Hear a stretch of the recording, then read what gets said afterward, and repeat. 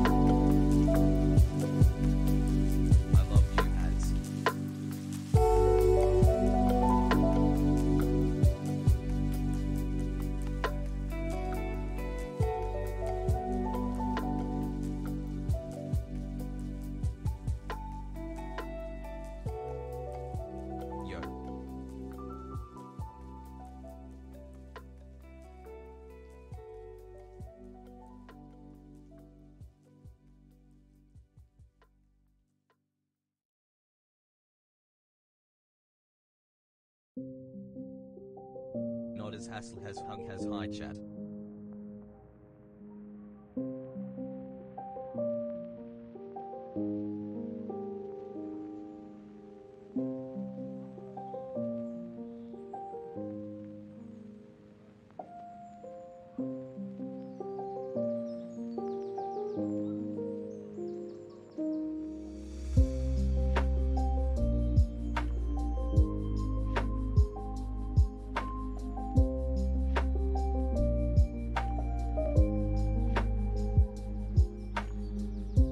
Stunning lo-fi introduction starting off the day.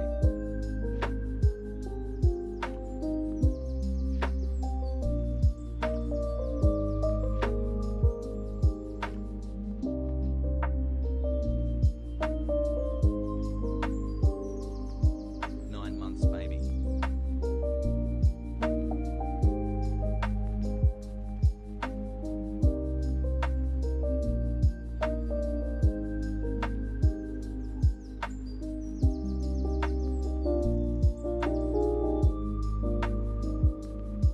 iChat has hi.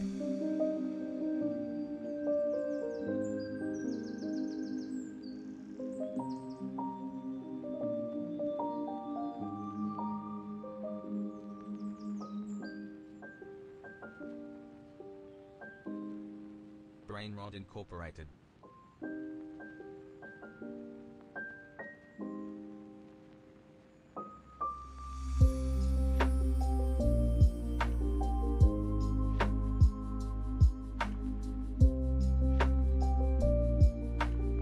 Has hi almost a year. Love you, Chat Mods and Arjan.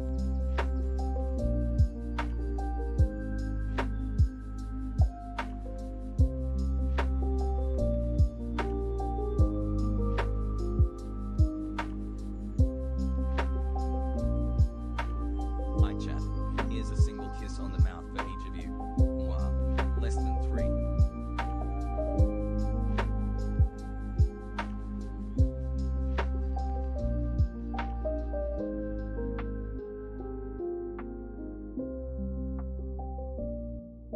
I.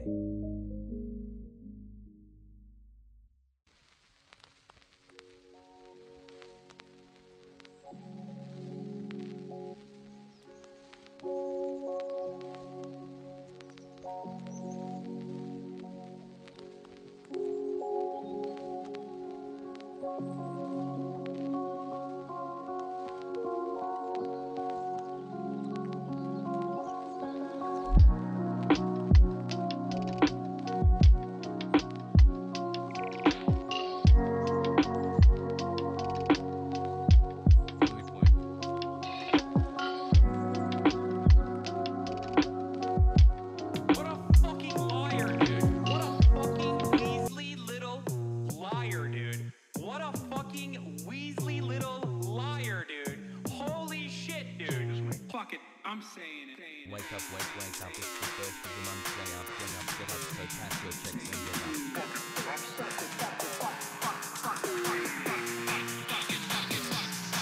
Fuck it, America deserved 9/11.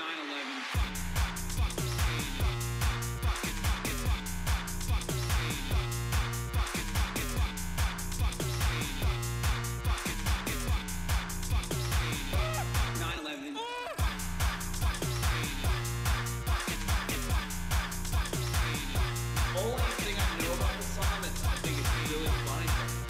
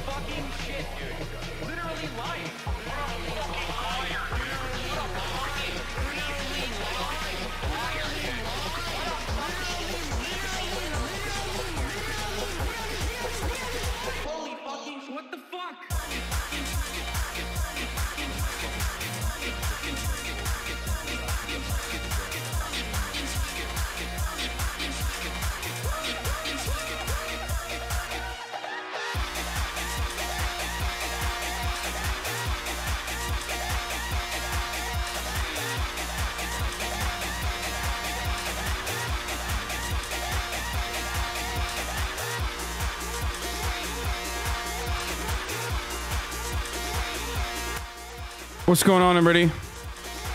I hope everyone's having a fantastic evening, fantastic afternoon, fantastic pre-noon, no matter where you are in the world. I'm Hassan Piker, and this is the Awesome Happy Broadcast, coming to you live from sunny California, Los Angeles, folks.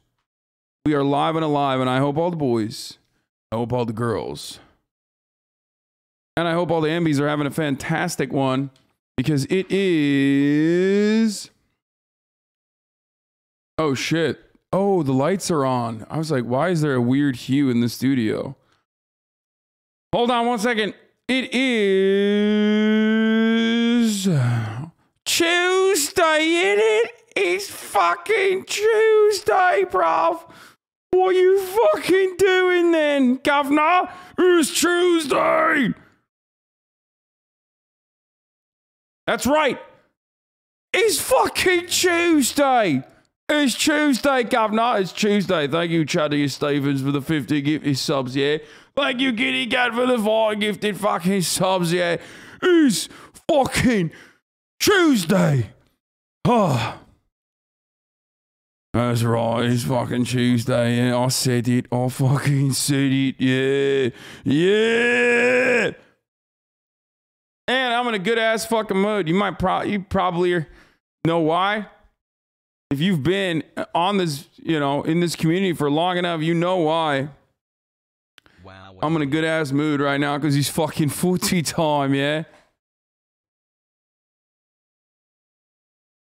It's because I worked out. Simple as, bruv. Simple as. I worked out, yeah. I fucking worked out, yeah. Got a little cheeky fast one for the queen, yeah. Let's go. And I'm feeling pretty fucking good, yeah. I'm feeling pretty fucking good on this Tuesday morning. Simple as. Anyway, I mean, who knows? Who knows how long this will last? It'll probably not last that long. Because I'm feeling like some of you lot. I feel like some of you guys fucking see that I'm in a good mood and you go, all right, that's my cue. Time to fuck some shit up, dude. Time to fuck this shit up. But I touch grass, yeah? I touch fucking grass, yeah? Simple as. Simple as. Touching grass. In it. As long as I don't read chat, I'll probably be good before chat ruins my fucking mood. But, this is like, what, the 3rd day that my parents are gone? 4th day that my parents are gone. But finally, today is the day I go back to my, regular food. Not ordering it, instead eating at home. You know what I mean? That sort of stuff. That sort of good stuff. So, back to my old shit. Back to the old me. Ooh.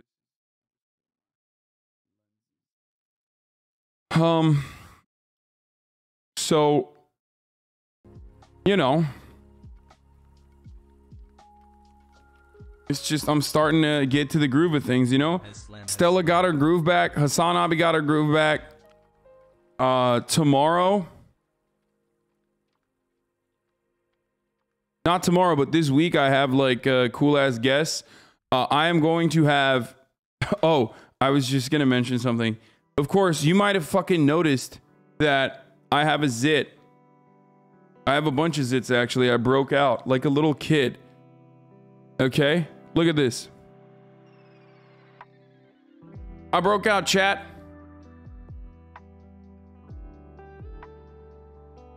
Sniper, get down. Time for stream.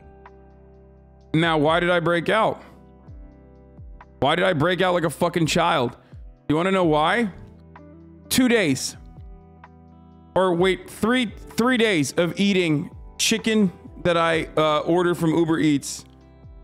2 months. That's why. Oh, zoom in with your camera here.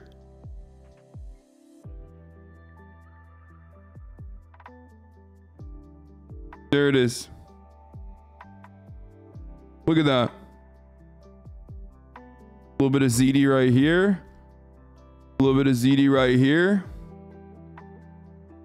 A little bit of fucking ZD right here. Because I'm a real gamer. That's why. That's fucking why, dude. Simple as. Simple as. And of course, like for me, it's, I mean, I go fucking hambo. Like whenever I have zits, like whenever I zits on my face, I just go fucking ham. I crater it immediately. I'm trying to crater motherfuckers more than the American government does, okay? It's because you're not vegan. Oh my God, dude. Do you shave your eyebrow? Yes, I do. Yeah, I got the Father, Son, and the fucking Holy Ghost of the zits on my face. Anyway. Greetings from America's armpit. We miss you, Arjan. Come back to New Jersey, Sam. Absolutely not. Never happening. Get the fuck out of here. I'd rather go to the Turkish fucking prison that they send all the bad journalists to than go back to New Jersey for a day. Okay, I'm just kidding. I mean, but there really isn't anything in New Jersey. Like now that my grandfather sold like the house that he owned in Freehold, which was important to me because it was like we didn't have a lot of stability, and we moved a lot when I was a kid. So that was like the one house that actually was like stable, you know. It was the one house that we always went back to.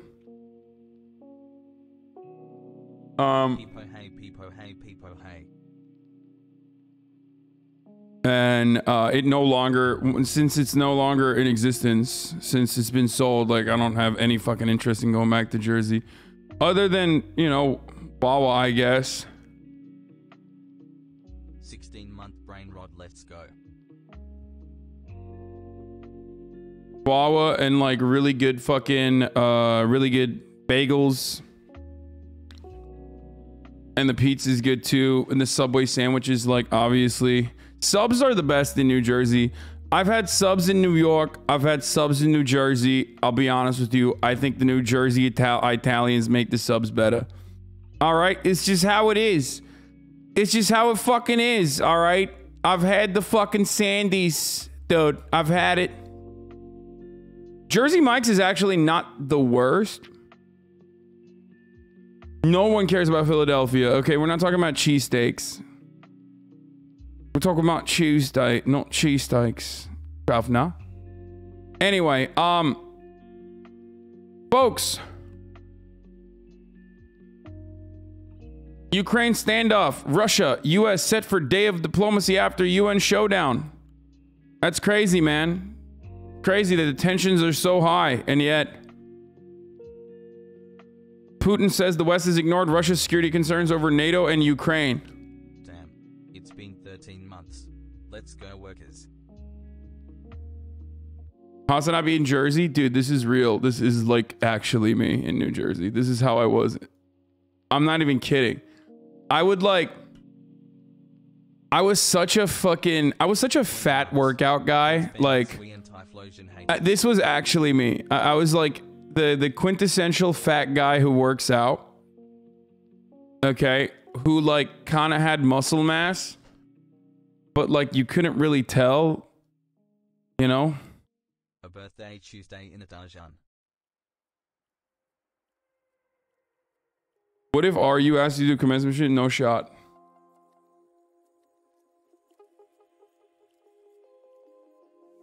Fat Mac. It's always like some dude who's been a 1 month subscriber that goes, were. Yeah, was. Like I was that guy. I am no longer that guy. I literally fucking had a 6-pack for the longest time. And then I became that guy again, or not even that guy. I just became a fat guy. And now I'm working out. No shot you'll go, or no shot they'll invite you. Both.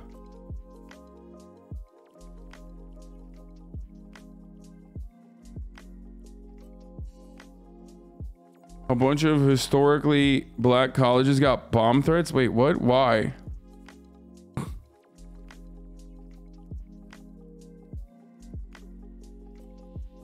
Anyway.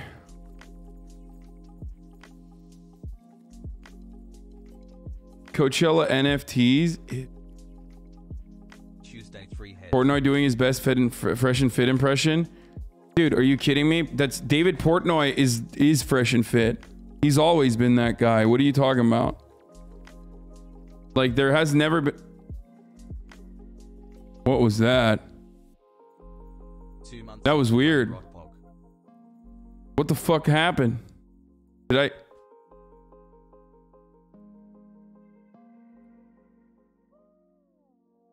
I click on something? On the camera? Anyway, I don't know. Yeah, brother, 6 months.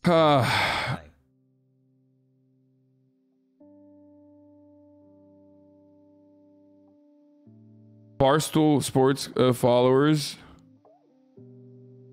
We are the worst country, dude. Yo, the funniest thing that happened today. The funniest thing that happened today. We'll talk about the Israel apartheid state shit in a second, which it is, by the way. So suck my dick. I mean, it is. Israel is an apartheid state. I don't know why people have a hard time admitting it. I mean, I do know why people have a hard time admitting it, because it's just like you can't do propaganda if you can't do propaganda to the American liberals, as the Democratic Party often loves doing. Because eventually the American liberals, which, you know, back in the day used to hold on to principles like anti-war, anti-racism, all that sort of stuff, would then turn around and be like, yeah, that's kind of fucked up why every Democrat universally is offering zero condemnations to Israel, and also offering, instead of the condemnations, just gazillions of dollars, like just every dollar ever made. So very interesting stuff there. We'll talk about all that. My personal news is that's it. I got no other personal news. Okay.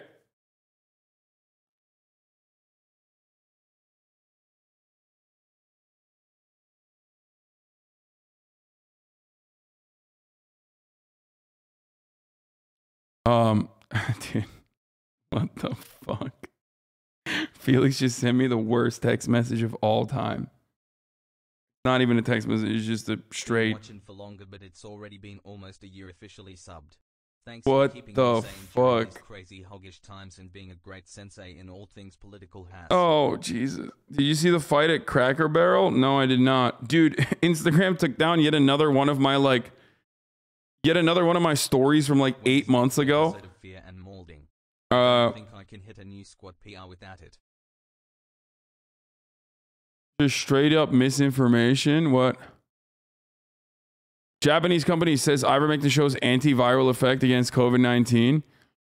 Wait, that's not misinformation. That's true. It does. At incredibly fucking high doses, or in vitro. Yeah, in like a fucking no, not Felix XQC, Felix Chapo. No, it does in a fucking lab, not in a human being. We went over this already. We're gonna talk about it again though, because obviously I talk about shit.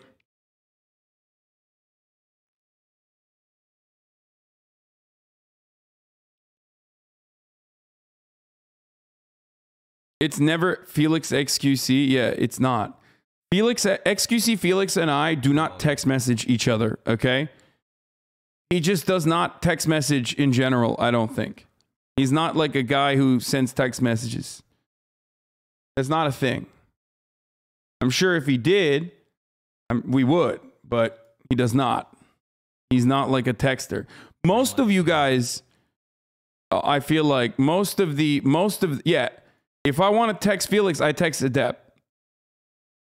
That's just, she actually is a responsible adult and looks at her phone and actually responds to things. You know what I mean? It's just, I don't know if he can read. I don't I don't know. I don't know. He might not know how to read, dude. I just don't know. I have not tested it. 16 months, almost into second phase brain rot. Anyway, you catch Fauci on the daily? I did not. I just want to help us on. You can get a neutral density filter on your Neon so it's readable and not too bright for the background. Yeah, no, I know. I'm gonna do that, but I kind of like the way it is right now because it's got bisexual lighting vibes. But yes, you're right. We will get better LEDs because that one is fucking dog shit. Hassan, you are now much funnier now that you've been banned from LSF. Thank you. Because I say what people are too afraid to say. I caught some Pokemons last night and some this morning. And you know, we'll get to that later. It's not Pokemon time. It's fucking Russia time. Okay. Here it is. So let's get to it. Daycare is open. Talking about the new ivermectin Japanese study and why people misunderstood it and how the right went agitprop mode on it. Best 11 months of my life. More Thanks for the laughs. Canadian hogwatch. At Hassan Abbey. More Ukraine. And we'll talk about Israel's apartheid state status. Then Master Chef. Promise. Get in now. Twitch.tv. Arsenal. Twitch.tv/HassanAlbi. Twitch.tv/HassanAlbi. Who were the guests again? You cut yourself off before. Oh, I'm going to have some guests over this week. I'm going to have Mia Malkova on Sunday. So yeah, that's right. That's what's going to happen. Yup. Sunday, I'm going to have Mia Malkova on. Friday, hopefully we can get canceled by purchasing a car, an expensive car. Just like this, like Hey, that Andy, fucking... Please help me and vote for Robert Eves on Jersey Sports Center. Here is the link if you want to help. I'm in Central Jersey. No, I will not be doing that. Thank you for your $5. I will never do that. I will never...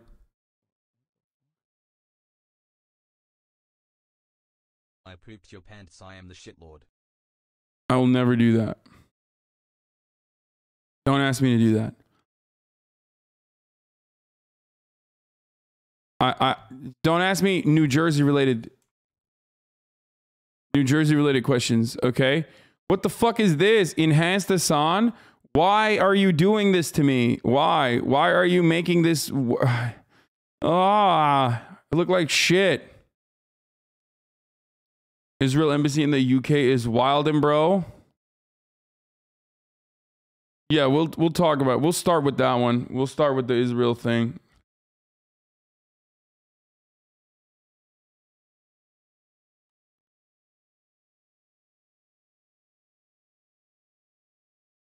Okay. Who's got a good meme for me? Who's got a good meme for me? Fav Gaming Streamer. What is this meme, dude? This looks like fucking... This looks terrible.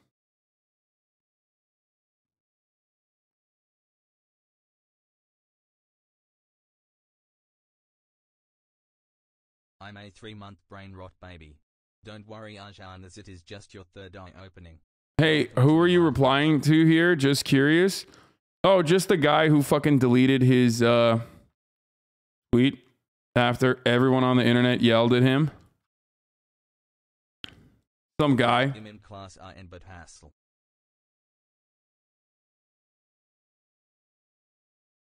Okay, who's got a meme for me, man? You got no memes for the blast off? Okay, we'll just do this. Fuck it. How many subs to get you to grow out the unibrow? There is no amount of subs on the planet that will get me to grow out the unibrow if we're being real.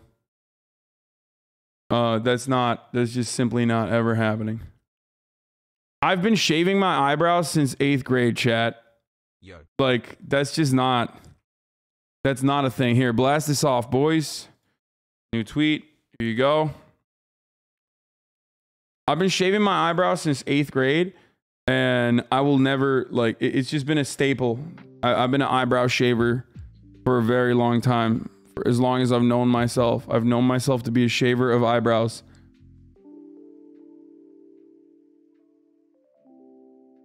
Okay.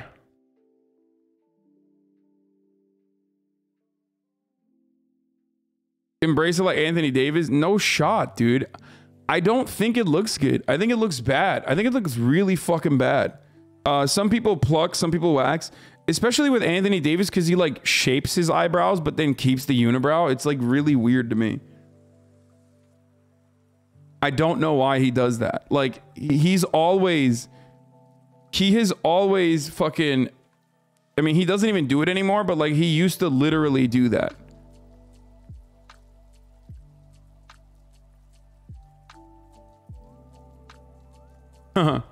This is a funny tweet. In 10 years, you're going to get pulled over by a cop who played GTA 5 police roleplay servers as a kid. You can literally do that right now. There's cops on the roleplay server. Who's this? Nicholas DeOrio? Why do I know it? That name sounds familiar. Isn't that like some fucking weirdo, though? Unvaxxed sperm is the next Bitcoin. It's true.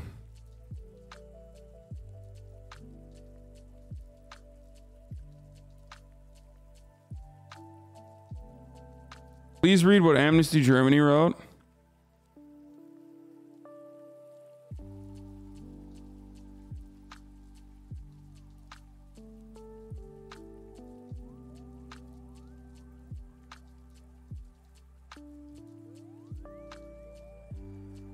Okay, so Sheesh steak.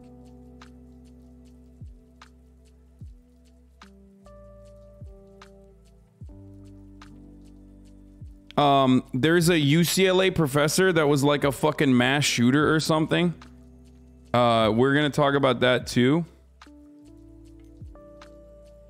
Wait, what is this fantastic take from Curtis? Alternative to the gauntlet? Call me crazy, but I think every dispute should be settled with a lip sync for your life. Wait, do you get fucking killed in the end of it? Because then if one party gets killed in the end of it, then I'm on board.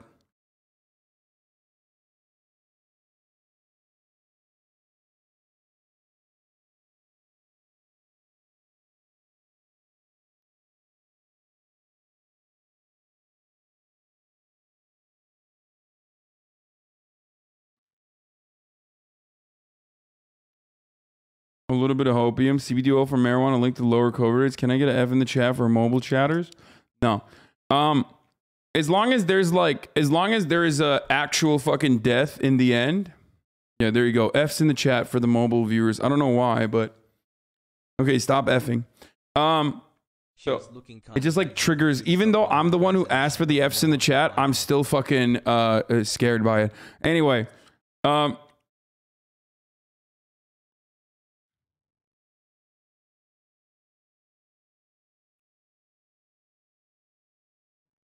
as I was saying, as long as there is a official Mike Shinoda, thank you for the raid. Wait, what? What the fuck? Isn't that wait? Happy to be a part of this wonderful journey. Isn't that American singer-songwriter, rapper, multi-instrumentalist, record producer, and graphics designer Mike Shinoda, who founded Linkin Park in 1996? What a strange planet we live on, where I, as a young boy, I am reading the Wikipedia, the Linkinpedia. I literally was a young Turkish boy, okay, listening to Linkin Park. What was that? I had their album with the fucking like brown cover. It was like brown. Keep it up, brother. Like I would literally, I would listen to Linkin Park when I was growing up. And now one of the Linkin Park homies are Hybrid Theory, or maybe. Let me see. That it? months you were. I don't know if that was it. Wait, hold on. I mean, I don't know why it doesn't show the album cover. No, that was one of them. I had like a specialty album I got from DNR. It might have been that one. No, I think it was Meteora. Yeah, I think it was Meteora. Hold on. Take a fucking look. Maybe. Yeah, it was Meteora. That was what I was thinking of. It was this one. And I had like the special album that had like it like opened up. Anyway, whatever. It doesn't, in the end, it doesn't even matter. You know what I'm saying? Okay, anyway, that's not neither here nor there. Thank you for the raid, Mike Shinoda.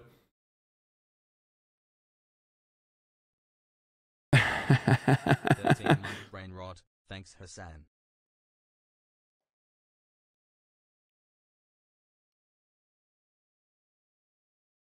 It's just cool to like to think about how much power music has, like how much influence music has. I'm fucking Turkish. Like I'm literally growing up in Turkey and I'm listening to these homies, you know what I mean? These like American dudes that are, I don't know, making music. But to be fair, you weren't a Marabou? No, it doesn't matter. Lots of people in Turkey listen to Linkin Park, even if they weren't Ameribous. Also, lots of people are Ameribous by design. Music is super cringe, bad take. I agree. Okay, so... Family Man.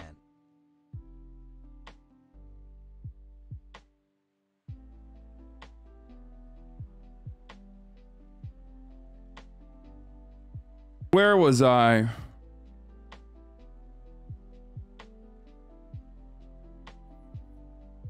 Should we start with the Israel one? Or should we start with the ivermectin one? Because let's just start with the ivermectin one. Let's go by how I tweeted. So there is a Japanese company that is trying to make ivermectin happen. Okay, Sweaty. They're trying to make ivermectin happen. Like fetch. And they moved on to the third phase of their clinical trials. And of course, they are doing press releases. Like that's what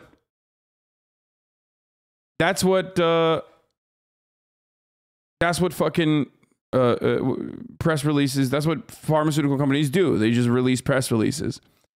Now, I have already mentioned before that if ivermectin had a utility as a treatment for COVID, I would be a ride or die. I don't give a shit. That's awesome. Okay.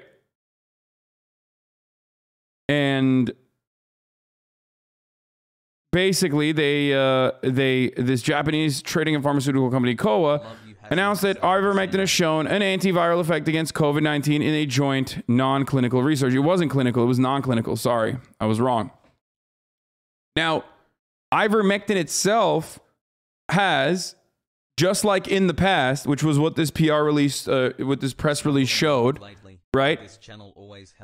Has worked in vitro in a fucking test tube. Ivermectin has worked. It has properties that can be considered antiviral. Okay? It can eliminate COVID, like the COVID virus.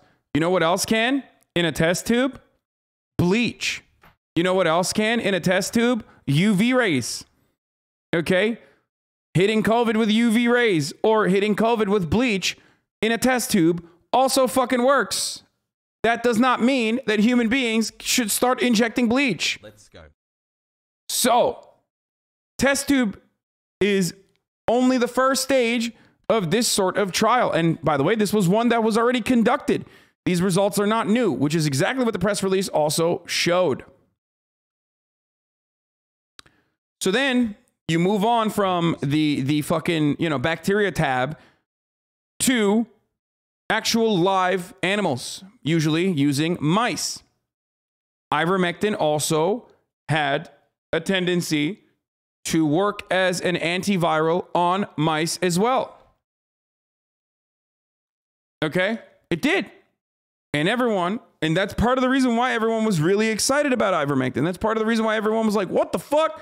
Ivermectin, it's real, brother. I'm shoving horse paste in my ass now. Like, that's where that comes from, because there was some promise with ivermectin.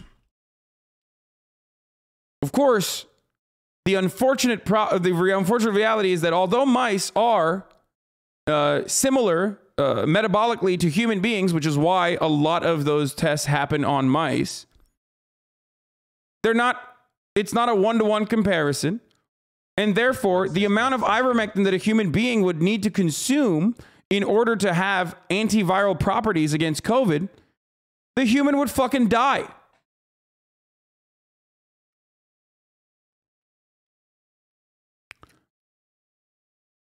Okay? Which is precisely why at non-toxic levels of ivermectin consumption, ivermectin does not have antiviral effects against COVID.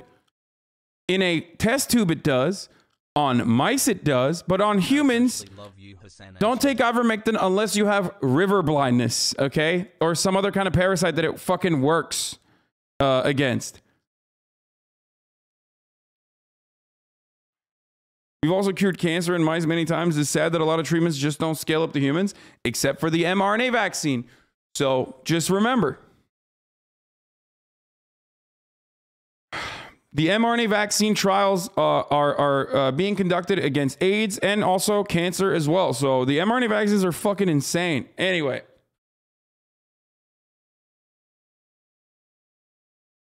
Not just a matter of scale, but the literal fucking genetic makeup, Lamau. No, I'm just saying that, like, what they tried to translate the mice study into humans, and it didn't work. That's why all the studies so far that have been conducted with respect to ivermectin's usage as an antiviral effect against COVID in humans have been failures. On lower doses, it just shows no effect whatsoever. It's good for parasites, not good for viruses. Okay? Now, that hasn't stopped the entirety of the conservative media from jumping on this, because Reuters very stupidly took this fucking press release, as they usually do, because, you know, they're a news aggregator, and that's what news aggregators do. They take press releases and literally just fucking dump it into their international system. Like, it hits the terminals, it hits every fucking outlet, and then other outlets take that aggregated content and literally take that aggregated content and straight up fucking blast it into every other area, okay? Ukraine? Wow, pretty selfish. I should really be Ukraine. This is what NATO frogs in chat sound like. Pogo TSSK.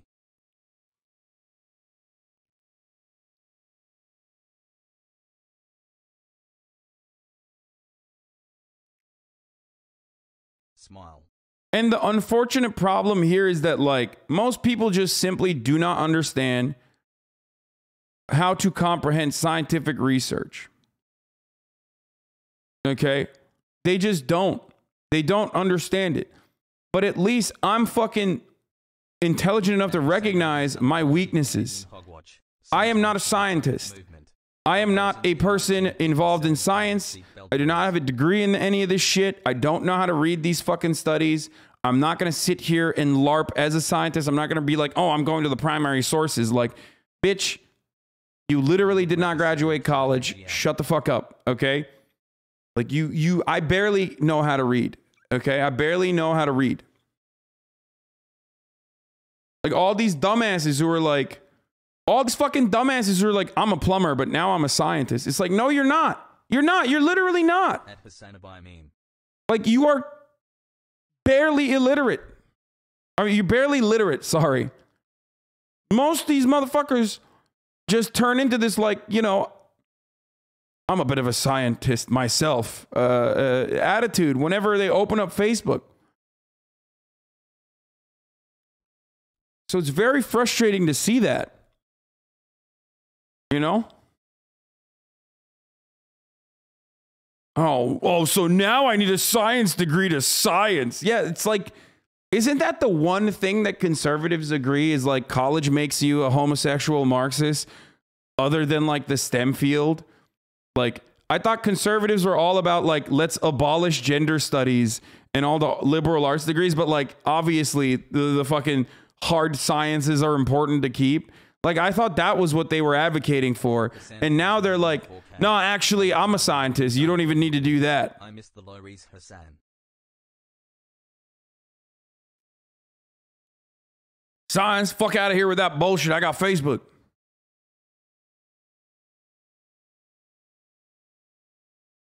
You know, I'm an accredited chemist that has worked in multiple labs and your interpretation of the research is correct. People are headline reactive only, unfortunately. No, I mean, I do a lot of fucking reading. I do a lot of reading of people who actually understand this stuff, who then explain it to people, okay? Explain it to people in a way that they can understand. That is what my job is. My job is to make it as easy and as entertaining and as fun for you to learn, okay? That's my job. The people who are scientists or science communicators, rather, have some level of background in understanding and comprehending this information that's being disseminated, okay? So their job is to be like Sanjay Gupta. Look at the medicine or look at the fucking papers and then disseminate this information. Try to directly explain it as easily as possible. Mine is just to make it as fun as possible while we're talking about this shit. Okay? That's what I'm here to do. In Hearts of Iron, just saying smile.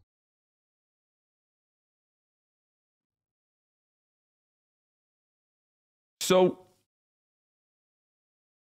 it's very, even some of these people with degrees though, I mean, yeah, well, you know, degrees in the related field.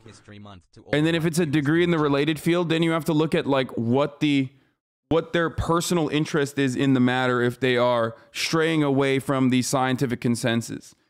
Because most of the time, dudes that have that kind of fucking interest in straying away from the scientific consensus on a particular subject often are just making money on the side. Either they're making money by being a snake oil salesman and shilling fucking supplements, okay, which is the true way to deal with COVID, is like vitamin C, vitamin D, whatever the fuck, right? Like that one doctor in Florida was doing.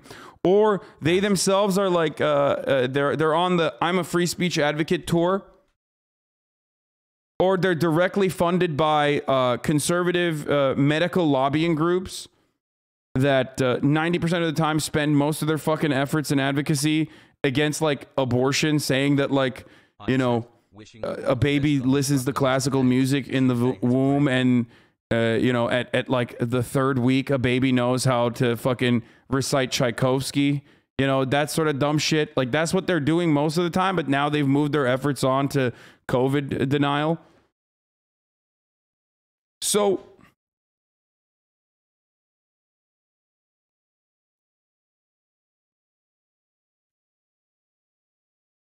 wait, how do you say it in English? Tchaikovsky, no? Did I say it wrong? Happy Tuesday. Tchaikovsky, is that how Americans say it? In Turkey, you say Tchaikovsky. So I think I probably said it right, or I said it closer to the fucking way you're supposed to say it. But 11 months, Pog. Tchaikovsky? Yeah, I know he's a composer. Shut the fuck up.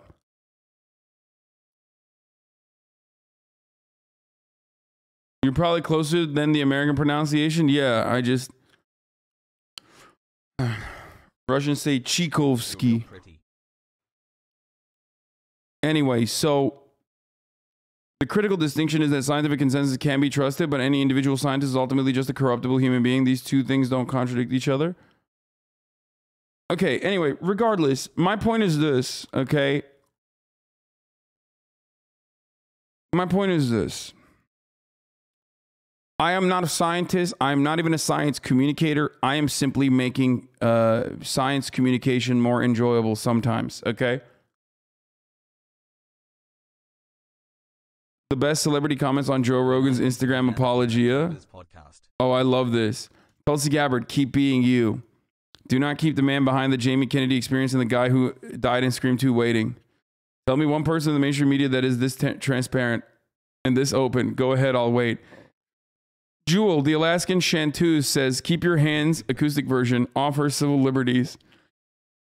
Pro surfer Kelly Slater would like to see peace brokered between Rogan, Neil Young, and or Joni Mitchell, who joined Young in asking for her music to be removed from Spotify. Tooth Fairy star The Rock says, great stuff here, brother. Family first. Perfectly articulated. Looking forward to coming out one day and breaking out the tequila with you. Wait, he's just trying to sell his... Isn't he just trying to sell his tequila? Doesn't he literally have a tequila company? What the fuck? Bro, this man does not stop. He is fucking... He's awesome.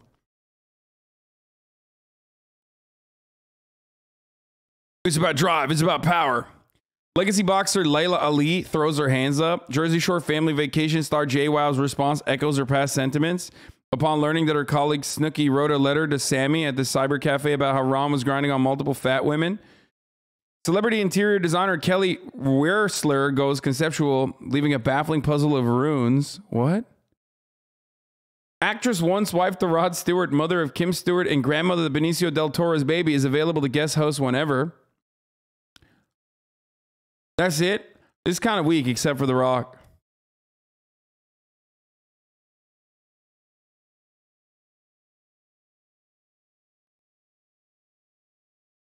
The Instagram comments on Joe's post about going back to talking about mushrooms and apes. Let's get back to... Wait, what? Oh, this is... Let's get back to talking about things that are really important, like primates and mushrooms. Never let the loud minority sway you away from what the silent majority is here for. Don't let them change the narrative, Joe. You're all we got left. Let's get back to having free, honest press and a free country. Let's get back to people not telling you what to do. COVID authoritarianism is important too. Alex Jones, don't ever apologize for just having a conversation with someone. Nah, can't have people using free thought. It's why they are illegal. Yeah, there it is. Roganophobia. Dude, yeah, Joe Rogan's like, I want to make good content again. Like, I want to make fun content again that people like. And everyone's like, nah, brother, you're our fucking propaganda mouthpiece. That's it. That's it. That's literally it. You're like, nah, brother, don't stop that. Don't stop that now. We love you, Joe.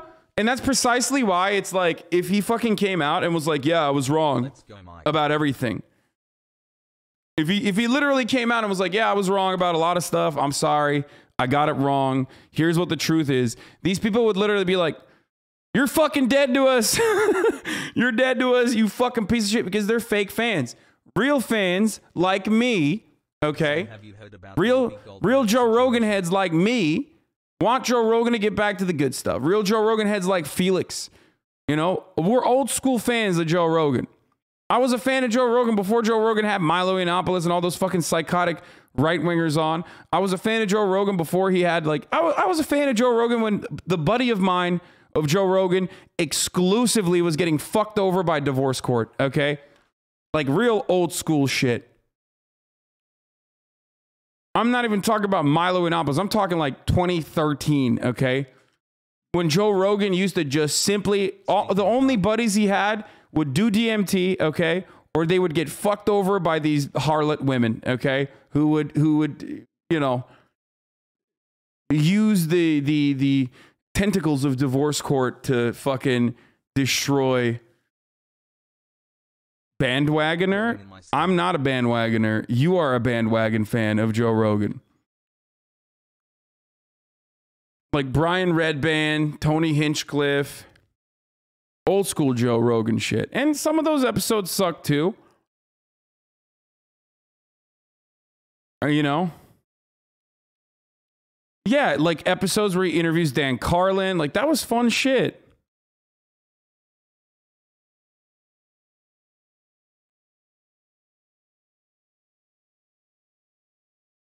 Joe Rogan actually has a new opinion on divorce court, I think. On the recent pod, he talked about how the woman deserves the money because of how much she would give up in her career and because of her support. No!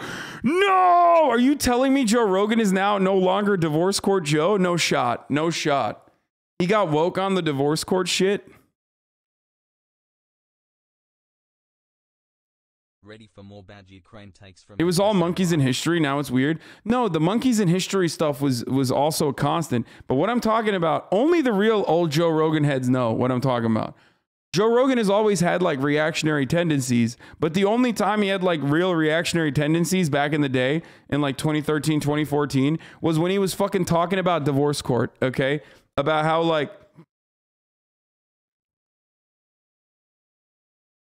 what is this? In 2013, Joe Rogan made what? Tonight, MERS. Oh, is this the Joe Rogan questions everything thing?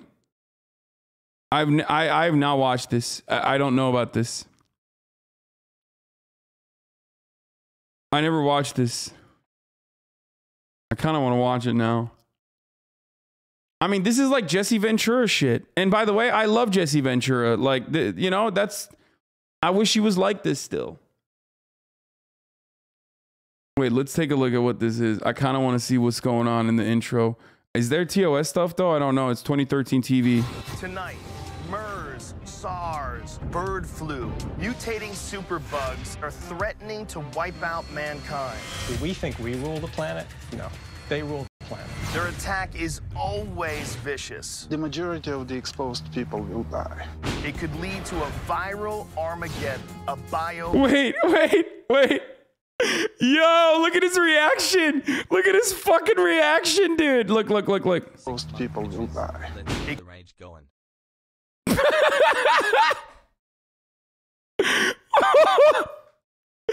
He's like, what?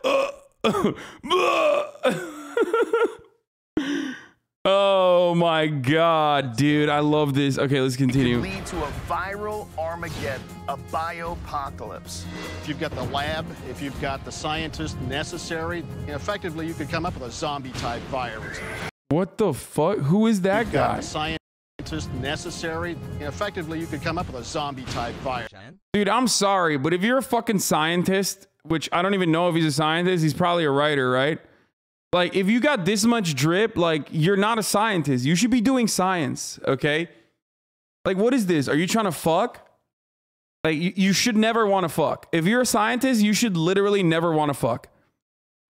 He's too drippy. Like, I don't trust him. I literally do not trust him. Especially for, like, 2013, that's way too drippy. Like, what are you trying to do, bro? You trying to science your way into some pussy? Like, is that what's going on? Oh, look at me. I'm a scientist. Like, look at my cool fucking super white hair. Like, no shot. No shot. Whoa. And it could be your next door neighbor who starts it all. You need a table and a sink, and that's a laboratory. Once the biopocalypse strikes, we may not know what hit us. What the hell is that? Until it's too late. You're gonna have a huge death toll before you ever catch up with it.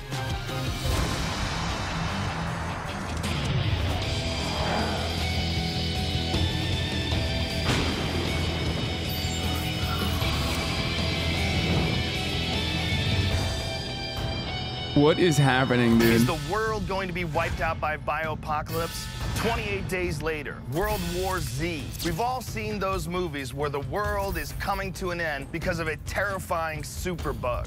What if that wasn't just a movie? What if those scenarios were a reality? Smallpox, the avian flu, drug-resistant bacteria. All these nasty superbugs are real. These things are alive, they outnumber us, and they are little mini killing machines. They are the 4 trillion little horsemen of the biopocalypse, and they could turn humanity into a wretched shell of its former self. These are all real scenarios that actual scientists working on infectious diseases are worried about. Bro, this dude, I mean, listen, for the people who are like, oh my God, like, look at Joe Rogan's old takes about fucking, you know, science and whatever. Yeah, dog, look at his takes when he talked to Michael Osterholm, as I showed you yesterday. Like, obviously, like, his takes from even fucking last year have changed up. 15 So months it's of not that effort and surprising. hassle. It's not that surprising that his, like, his even back in like 2013, he was actually just doing much better. One of the most terrifying scenarios is that they might get help spreading across the planet by the most dangerous organism of them all, mankind. Before I get into what sort of dangers we may be facing, I need to find out how long people have been toying with these microscopic killers and how much trouble we could already be in. We're about to meet Dr. Sergei Popov. He's a former Soviet Union bioweapons expert, and he tells us that if this was a bioweapon, the contents of this bottle would be enough to kill everyone in this stadium. 20,000 people. Wrap your head around that, son. How are you, sir? Good. How are you? Thank you for meeting me. So a bottle full of deadly viruses could really wipe out an entire stadium full of people? Yes, absolutely. Now, how many different biological weapons were created in the Soviet Union? I don't really know, but the Ministry of Defense definitely had huge stockpiles of biological weapons. Like how big? In the amount of tons, maybe tens of tons. Tens of tons? Yes. So that's enough to wipe out like whole cities. Absolutely. States. The whole population of Earth. The whole population of Earth? Yes, yes. Wow. It was actually the United States helped inactivate a lot of biological weapons. Oh God, I just like post-Soviet homies that come out here to America are always like, they're always such like, oh, actually, you know, I was very evil villain in Soviet Union, and then a very good guy America saved me. Okay, bro, listen, we'll get back to this. But there's a lot of news to cover. And I love that. That's definitely here. Okay, that's definitely something we're gonna get to. Your IQ is 80 max. No, it's even lower than that. Zagenius 88. Zagenius 88. Is your IQ 88? Is that why it's there, or is there a different reason why you have 88 in your name? You're such a childish individual. Wouldn't be surprised if you actually have extremely low IQ, just an ignorant loser spreading his clueless leftist hate. Listen, brother, I still want you to get fucking healthcare, okay? Closer to the brain rot, Munkor. I still want you to get healthcare, regardless, you know, it is pretty evil, but I do evilly want to make sure that you get the healthcare that you deserve, okay, for free. 88 is a Nazi thing, yes.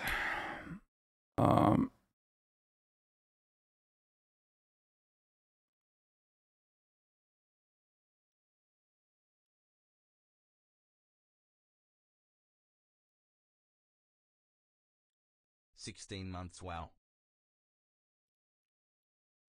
We haven't even talked about CalCare on stream, and now CA didn't even vote on it, so it is dead now. First of all, I did talk about CalCare, dumbass. And I said exactly that this was going to happen. Very frustrating, especially considering that I fucking talk about news all day, every day.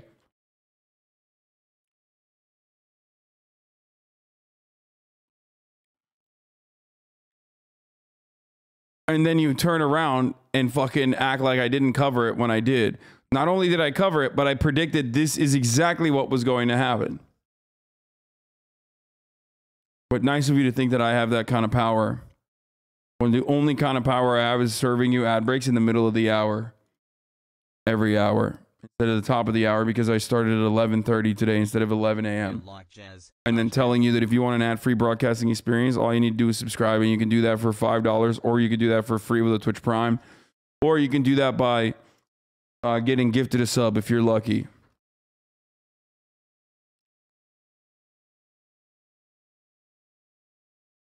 So Joe Rogan was one of the ivermectin Andes that like got really excited. We already talked about why this study is bullshit, why it like is nothing new. You know what I mean?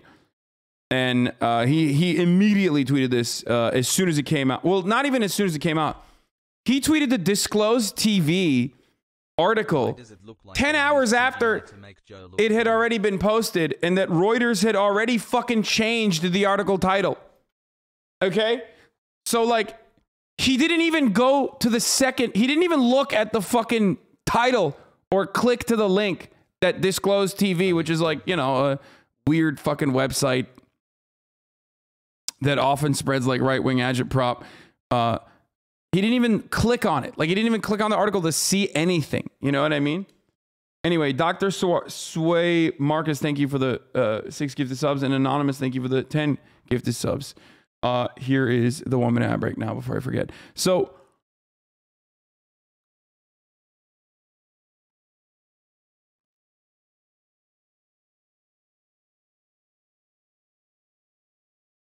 it is really, really fucking stupid. Glad you shaved the prawn but mustache. it again shows perfectly, okay? Perfectly why Joe Rogan is so like it shows perfectly where Joe Rogan is coming from. Like, he's not coming at this from an honest angle where he legitimately is trying to arrive at the truth. He's not coming at it from an angle where he is like trying to disseminate the information, the best information. He's just simply trying to say, I'm right and you're wrong. I got him at this stage. It doesn't matter how many people tell him he's wrong. It doesn't matter how many scientists tell him he's wrong. It seems as though he just straight up is like excited. Because if he wasn't so fucking horny and wasn't so goddamn excited,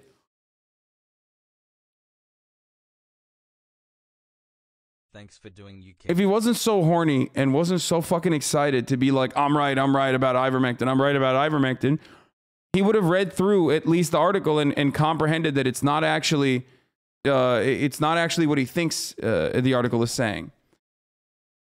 Just in, Japan's Kowa in partnership in the Kita. This is, by the way, it literally said corrected on the title when Joe Rogan retweeted this. So we didn't even see this part. Okay? Just in, Japan's Kowa in partnership with the Kitasato University of Tokyo Medical University. Ivermectin is effective against Omicron in phase 3 trial. Corrected. Japan's Kowa says ivermectin showed antiviral effect against Omicron in research. Corrects headline in the first paragraph to remove reference to the drug being effective in treating against Omicron in phase 3 clinical trials. So Reuters fucked up. Okay?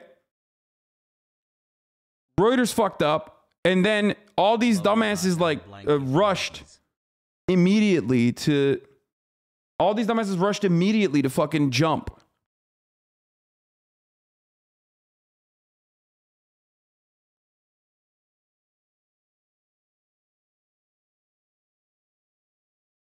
Six-month brain rot. Let's go. God damn, Lake McGroove is so fucking fast, dude.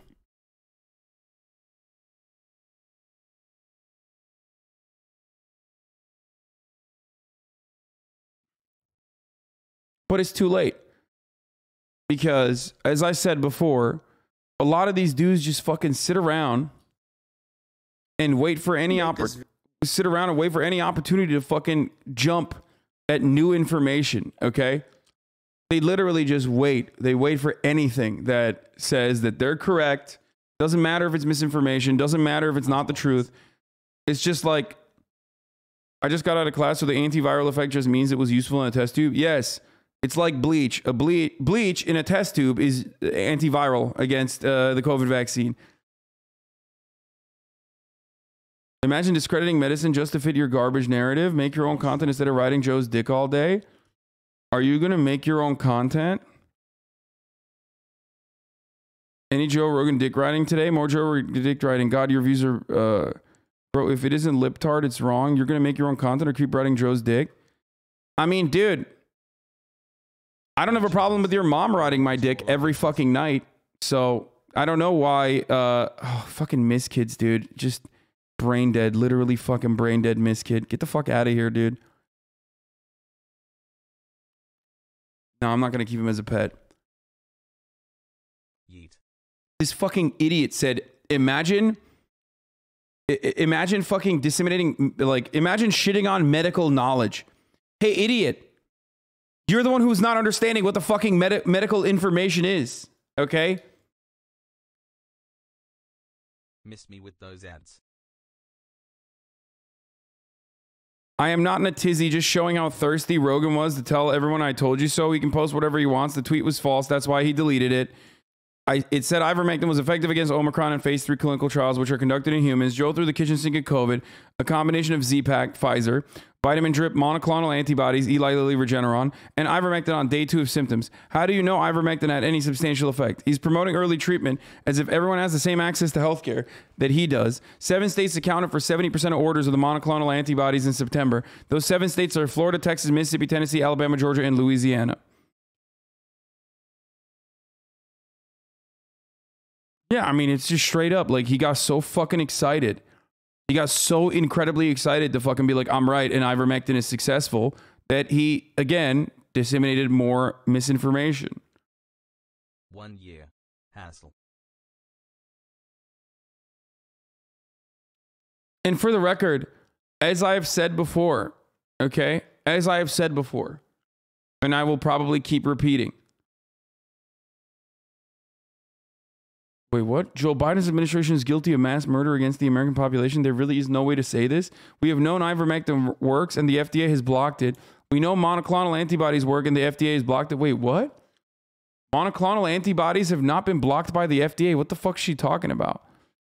They want people to die?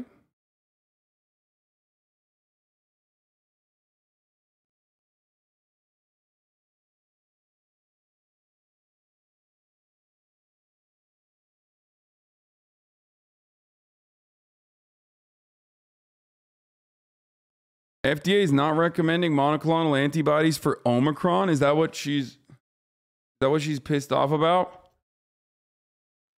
You only notice fucking idiots who sound ignorant. Why not actually address those who are actually here for a different perspective with an actual understanding of leftist views? You aren't coming off as genuine as you promote. What?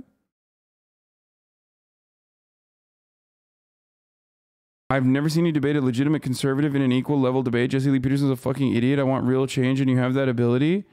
Wait, dude, I have debated plenty of conservatives. The problem is whenever I debate a conservative, people turn around and say, oh, that one was a dumbass. Actually, debate a smart conservative. And I used to debate people all the time. I mean, I've debated Charlie Kirk. I've debated Michael Knowles from the Daily Wire. I've debated Ann Coulter. I debated Larry Elder. I don't know what you want me to do. I've literally debated I feel like what you want me to do is debate like some of the other weirdo fucking Twitch streamers that you want me to debate. And that's like unproductive from my point of view. I'm sorry. So if you are being sincere, I'll there's plenty of people that I've debated. I used to even debate like Discord Andes. Like I'd debate people in my community. And it's totally and completely fucking unproductive. It's silly as fuck. And also in the end, everybody constantly says, oh, that guy's really stupid. Debate me. I'm built differently. And then I bring that person in and then fucking that person looks stupid as well. And then someone else in the chat will then say the exact same things. Oh, that guy sounds stupid. Debate me instead. Debate me instead. I'm actually way smarter. Why don't you find a smart conservative? Christian is smart and he owned you? Yeah, totally, dude. He really fucking destroyed me. Absolutely. Don't you feel embarrassed to say stuff like that? Because like that more so makes you look terrible. Like it makes you look like someone who is so blinded by ideology. And most of the time, you guys aren't even like actual fucking, you're not even a conservative. You probably 100% are like a neoliberal who watched someone else say that Christian owned me. So now you are. Happy birthday, Aljan. So now you're just saying that. It's really, really sad to I think say shit like that in public in broad daylight.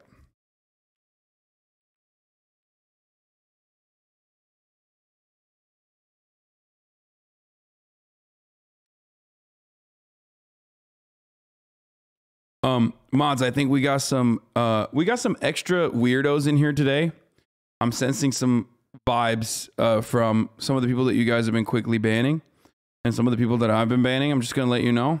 I think that, I don't know if this is like being linked elsewhere or something, but it does seem like we got some fucking extra weirdos today.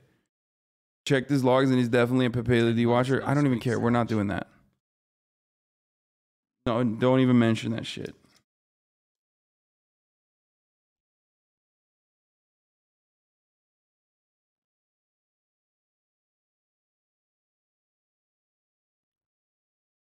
Take my Bezos monies. There's more weirdos in here than before.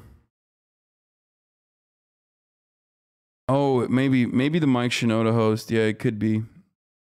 Like, because it's not his fault. It's just that, like, even people that he banned will then, you know, they have the ability to come in with the raid.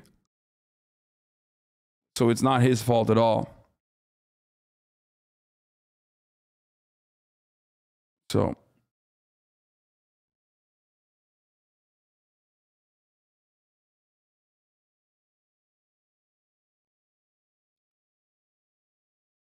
Okay, let's see what Michelle Goldberg. Let's see what friend of the show Sam Cedar had to say on MSNBC. Podcast Majority Report with Sam Cedar, and they both join me now. And Sam is a plucky independent. Bro, Sam Cedar is so handsome. God damn. Man, I come to for entertaining conversation, but can't trust a word you say. What do you think about this situation? Well, I should say, full disclosure, I tried to get on Rogan's show years and years ago because, to go on his show was to really help out your own show. At the time, too, I felt like he had a lot of right-wingers, a lot of libertarians on. And subsequent to that, he sort of announced on his show that he felt I was too harsh with right-wingers, so it didn't happen, but that was all well and good. But the point is, he's got a very, very important show. He's got a huge audience. And I think the thing that he doesn't fundamentally understand is that his intent is irrelevant. Yeah. It really is. And I actually think that, his intent isn't as bad as a lot of others, players out there. But his intent is irrelevant. He is spreading misinformation. Even in that Instagram video he did, the first 3 minutes are him trying to prove that misinformation doesn't even exist because there's been a changing dynamic with vaccinations and COVID over the course of 8 months, which, of course, 8 months ago, vaccines did a different thing because COVID was a different thing.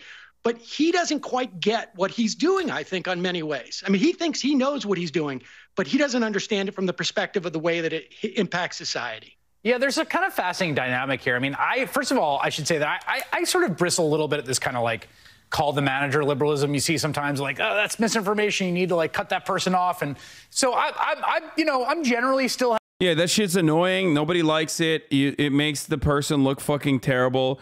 It's only when Republicans do it do people think it's like honorable and just for some reason. I don't know how the fuck we got to a point where like it's just liberals that do this. Like people just genuinely in mainstream media and in like the hearts and minds of the average layman in public, they only see liberals as doing the call your manager type activism. Okay. And for some reason, when conservatives do it, we never recognize it as such. But they do it as well, but it's fucking annoying regardless. And at the same time, it's like, well, what do you do? Like, what do you even do? What do you do? How do you stop Joe Rogan from, fucking, just blasting out as much COVID misinformation as possible? Like, how? I feel like you just can't. Like, I don't know what to do in this situation. He's certainly, a lot more open-minded usually than the average misinformation agent on the right. You know what I mean? He is, even though with COVID he is not. But I really don't know.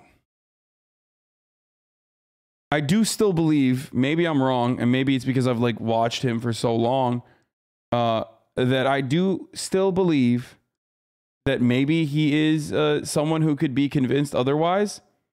But I don't know. Probably not at this stage. I feel like maybe it's just me being on too much hopium. We'll have a kind of sort of old school speech, more speech is better view.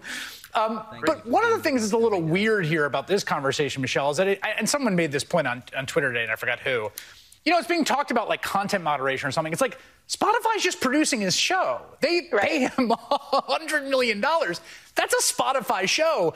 If I say things on this network that are wrong or that are, legally problematic or slander, like, yeah, they come after my network, and my boss is like, that's how it goes, dude. Like, I don't know what to tell you, but people think they're in some world that they are not in. Well, it's in the same way that you would go after Fox. I mean, Right. the right analogy is not YouTube, which just happens to have all this content on it, or Facebook and Twitter, and we could talk about their content moderation policies. But you're right. Spotify is essentially his publisher.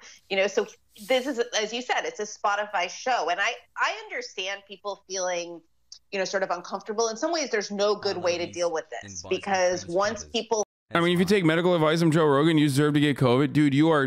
That's not how that works, homie. That's just not how that works. It's kind of like saying if you're fucking obese, you deserve to die of COVID. You know what I mean? If you're obese and you didn't get vaccinated, you deserve to die of COVID. Like, everyone's obese, okay? You know what I mean? Like, you can't, when we're talking about like systemic solutions, okay? By the way, which ironically, Joe Rogan has said something similar to that. But when we're talking about like systemic issues, like people are too stupid. People are too stupid. You have to work with the audience that you have. And unfortunately, when we think about when we think about America as a whole, we're all fucking fat. Okay? Dude, everyone saw its tweet before he deleted it. Joe Rogan shares incorrect coronavirus story just 24 hours after apology. Yeah, that was the worst part about the Rogan tweet came like 10 hours after Reuters had corrected the story. Like I said, like he literally fucking posted after Reuters had corrected the story. And like, you can't see it in this. You can't see it here, but literally under the disclosed TV,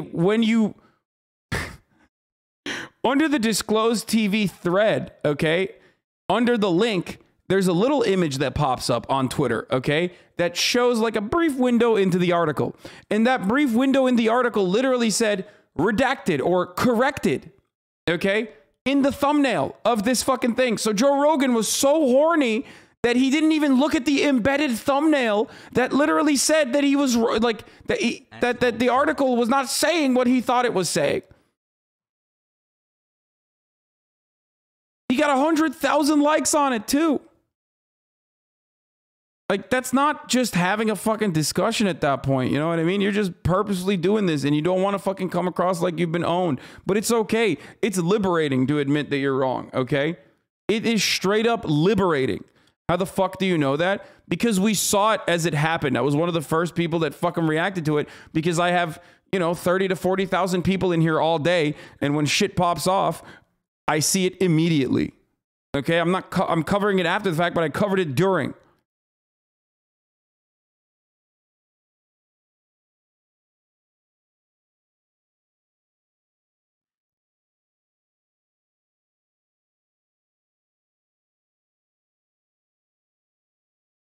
Months of not seeing the ads at the top of the hour pog. I'm a little confused about the correction. How different is effectiveness from having an antiviral effect?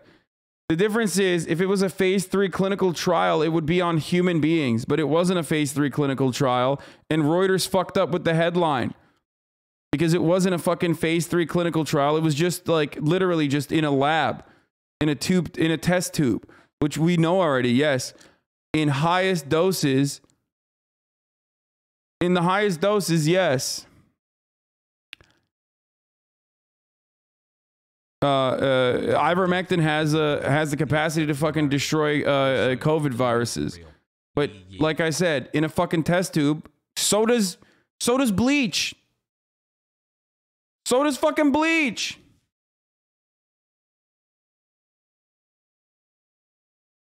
At Hassan Abbey, love you. Bleach also has, antiviral effects. So what's up? You know what I mean?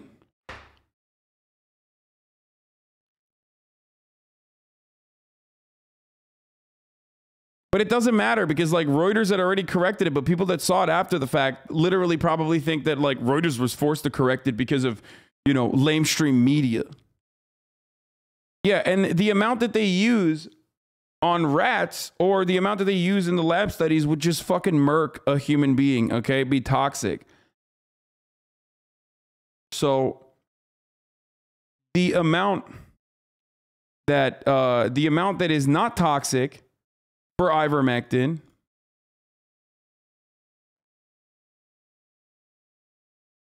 Dude, look at, like, I'm just like, every time, dude, I'm just getting swarmed by motherfuckers. Look at this.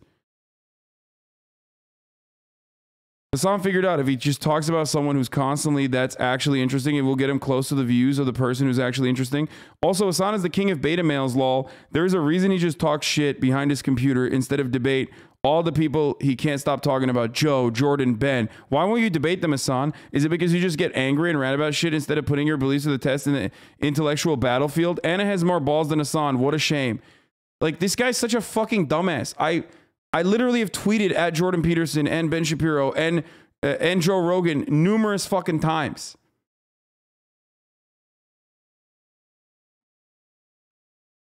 None of them would ever have me on their shows. I don't know why the fuck these people say this. I never said Joe was acting in good faith. I don't think he's acting in good faith with COVID shit. I think he's brainwashed.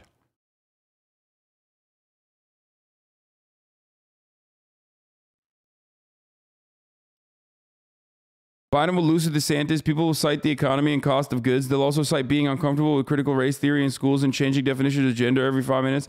Every article will be about white supremacy in Russia. Nothing new coming. Wait, why do you say you thought Tim Dillon was reformed? He's not wrong. I mean, the only part of it that's like reactionary is that they'll also cite being uncomfortable with critical race theory in schools and changing definition of gender every 5 minutes. But the charitable interpretation of this is like, that is not the reality, but that is simply what these dumbass hogs believe is the reality.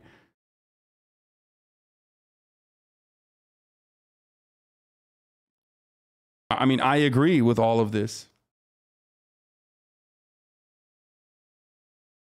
I agree with this take. Like, this tweet is fine. I don't disagree with it. As long as you're saying that this is the dumbass shit that like Republicans fucking respond to, and this is the dumbass shit that like liberals respond to, and that's precisely the reason why they don't give a fuck, and that DeSantis is swagged out and will destroy Joe Biden.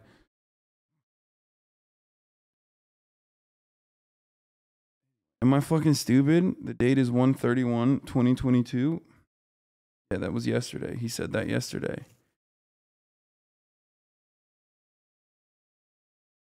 I am not going to, I'm not going to run the hour. I'm not going to run the ad break at the top of the hour. I'm going to run it at the half hour mark like I did.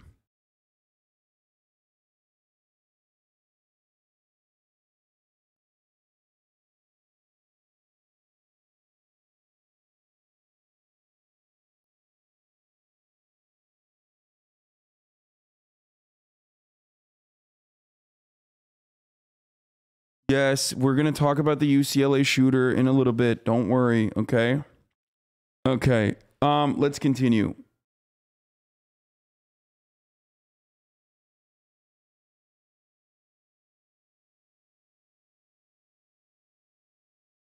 Okay. But it's not going to be DeSantis. It's going to be Donald Trump that is still the holy overlord, supreme leader of the Republican Party, the commander general. He's got the most swag. Like, he's got the most white boy swag. He's the most quirked up. Okay, he's the most go-to with the sauce. That's the reason why he's the one who's going to fucking win. Whereas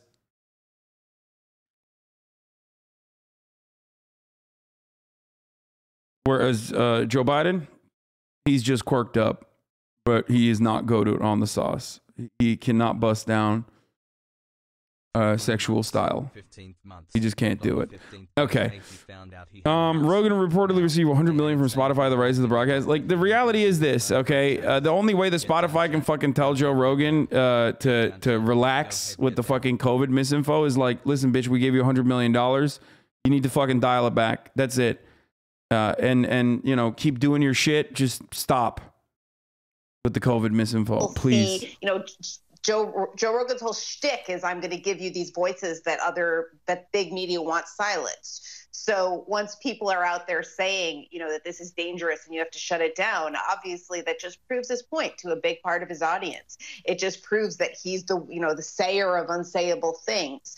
At the same time, this is, you know, his audience is massive. I don't know that all of them are sort of realize, as he said in that Instagram, you know, he sort of said, oh, I'm going to start doing more research before my shows. I don't know if all of them realized that he hadn't been doing research before his shows. And that's a lie too, because he has been doing research. He literally fucking considers his Facebook meme folder research. And so people take that stuff seriously. And there's a huge amount of distrust out there, a huge market for people to, you know, a huge market of people who have sort of anti-authoritarian leanings and really bristle at 2 years of being told to trust authority and circumscribe their lives in really painful ways.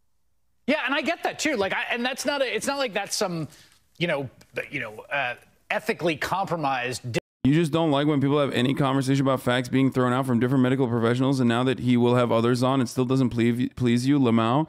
First of all, I don't even want Joe Rogan to be fucking deplatformed or banned, idiot. So understand that. And two, it's not just different medical opinions. These are fucking actual propagandists, okay? These are people being paid by conservative think tanks to disseminate misinformation, okay? These are not people who are like edgy thinkers, okay? These are people who are lying to you. And some of those lies are incredibly easily dismissed, like so quickly provable that only an absolute baboon-brained dickhead would believe them, okay? It's shit like, I mean, it's as simple as like COVID, the vaccine is killing people. Like, who is it killing, dumbass? What the fuck are you talking about? There is no like different facts. And you know, I'm an independent broadcaster. I am more of an independent broadcaster than Joe Rogan is, okay? I am not worth $500 million fucking dollars like Joe Rogan is. I do not have the same mainstream media background that Joe Rogan does.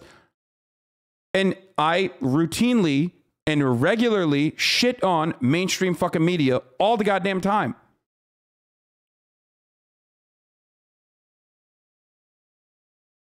This is one of those instances where the vaccine is good. And the material interests of capital owners align with the public safety in this situation, okay? Because they want you to go back to work and be a fucking slave. So obviously, they want you to not die of COVID, okay? They don't want their entire labor force to be fucking wiped out.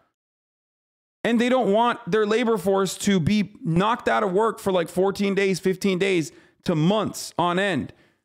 They also don't want the hospitals to be jammed up non-fucking stop with mass, nurses and healthcare professionals quitting because of the fucking insane workload that they have.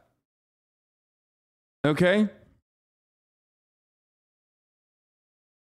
Disposition for people to have. Right. Like people have that. I mean, I should say, you know, and in some ways, this pandemic has really left people to figure it out on their own. You know, that as I got the Johnson & Johnson vaccine because I was in the clinical trial, I figured out before the expert guidance that I should get the booster shot. Yep. So at the time, I was sort of going against public health guidance, even though later the guidance changed, right? Things do shift, some because the virus changes, our understanding of the virus changes, and some because the public health bureaucracy can be sort of lumbering and slow. And I think that they take advantage of the uncertainty that creates and act like there's something malevolent there when it's really just how it works. And there's also this responsibility thing too, like just to peel the curtain back here, Sam. Like we do a podcast called Why Is This Happening? Comes out every Tuesday, and it gets like fact checked and it goes through standards. Yep. And you know, we first started doing that, I was like, oh my God, we're fact checking a podcast. It's like, well, yeah, we're fact checking a podcast.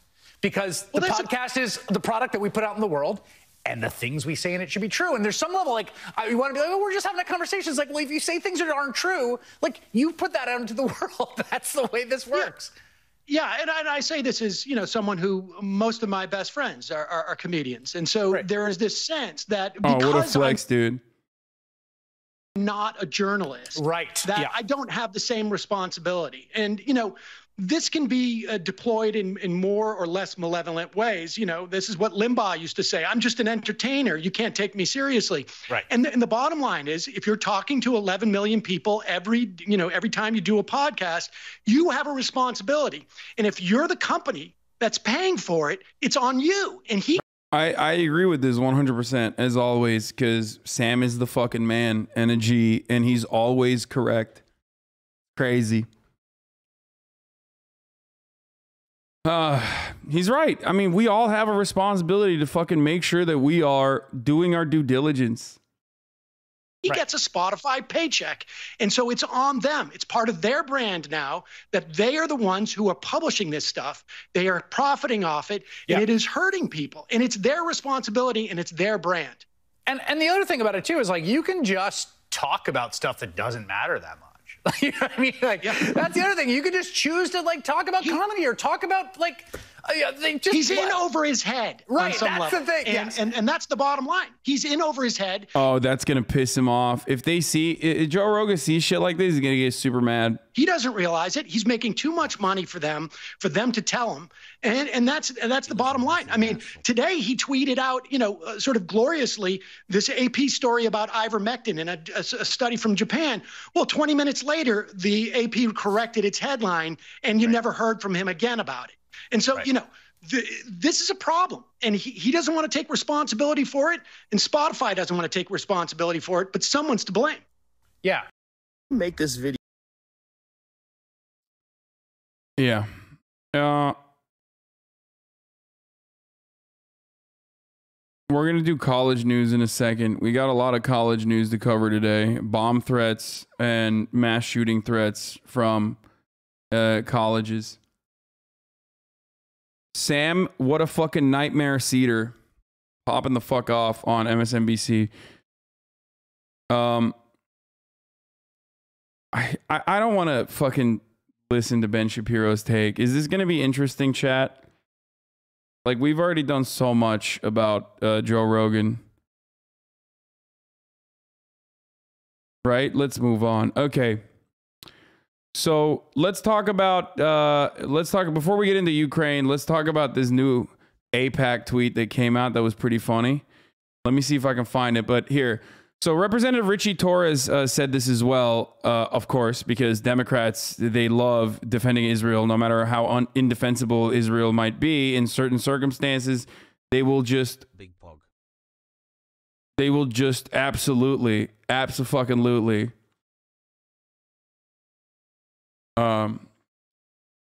they will defend it unconditionally. Israel blasts Amnesty UK for anti-Semitic report accusing it of apartheid. So Lapid calls document set for release on Tuesday delusional. It echoes the lies of terrorist organizations. Pro-Israel group says it is tantamount to a blood libel. A day before Amnesty International UK was said to release a report accusing Israel of apartheid, Israel called it false, biased, and anti-Semitic, and accused the organization of endangering the safety of Jews around the world. Wow. Amnesty reports effectively serves as a green light to harm not only Israel, but Jews around the world. What the fuck? What are they saying? Like, what the fuck? What does this is just so insane, dude. But the AIPAC tweet was the most bomb shit I've ever seen. AIPAC is a bunch of fucking goated up white boys, quirked up white boys goated on the sauce, busting it down sexual style. Because Representative Henry Cuellar, who famously has had his house raided by the FBI like last week, took the time out of his day to say Israel is not an apartheid state. Full stop. Just like what's his face did. Hold on. Just like Representative Richie Torres, calling Israel an apartheid state, as Amnesty has done, is a lie. The hysterical demonization of Israel will do nothing to alleviate Palestinian suffering. It will only incite hatred for the world's largest Jewish community amid violent anti-Semitism. Representative Henry Cuellar in Texas, one of the most corrupt, known as the most conservative Democrat in Congress, the most corrupt motherfucker that literally had his house raided. Okay? Just straight up. Just taking time out of his ongoing FBI investigation to defend the sanctity and safety of Israel's feelings as a state. Okay?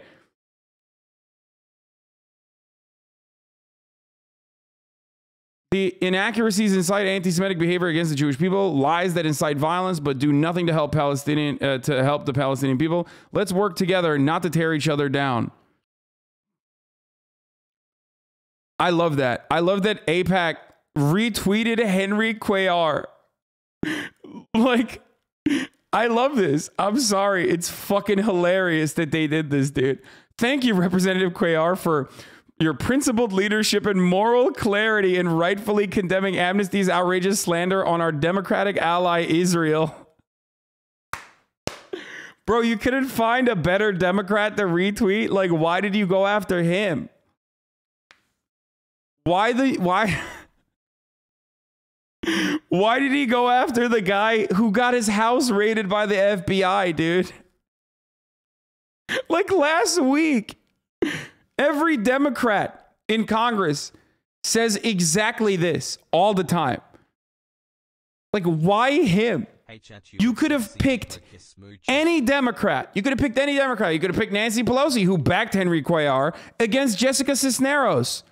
You know, young millennial Jessica Cisneros, who was within striking distance of defeating Henry Cuellar, who is like literally fucking anti-abortion, just the worst, most reactionary fucking like one of the most reactionary, one of the most reactionary shitheads in the Democratic caucus.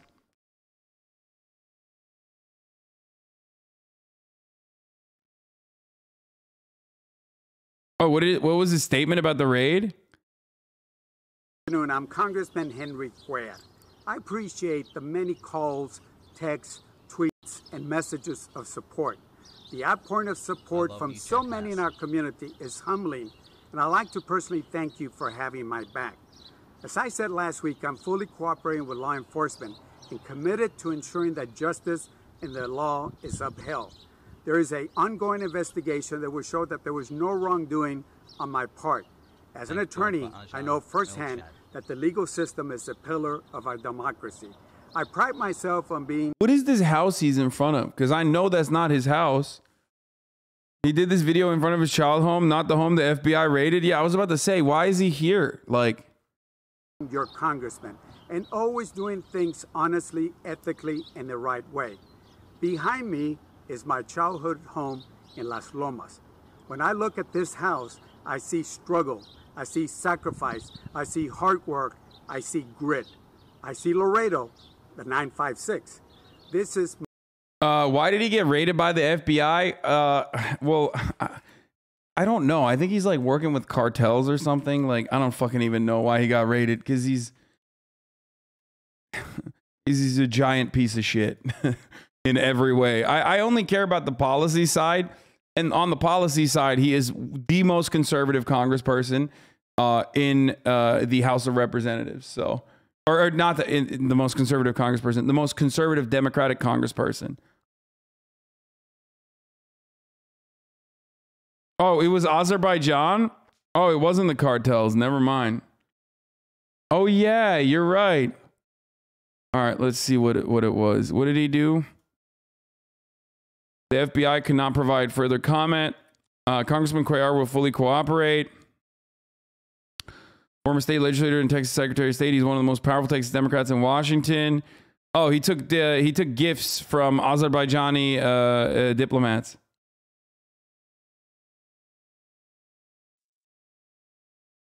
For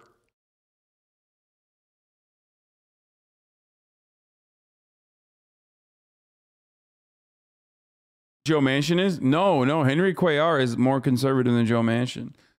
You just don't hear about it because he's in fucking the House of Representatives. No, dude. No, he is more... No, Henry Cuellar is more conservative than Joe Manchin.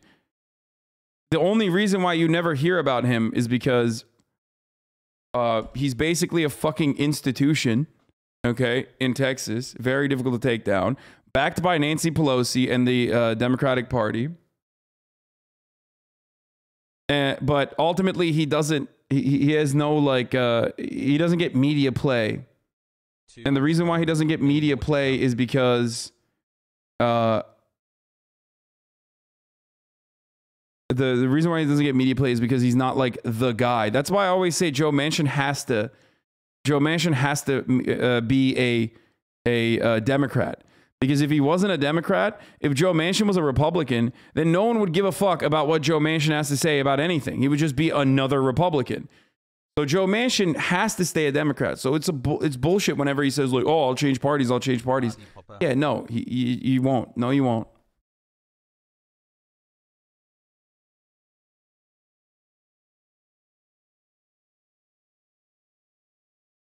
He has no power in the House because there are too many progressives trumping him. Exactly. According to what local news has covered, his campaign manager has taken dark money. Henry Cuellar's campaign manager is deactivated. This is getting attention, so I have weekly news that are covering it.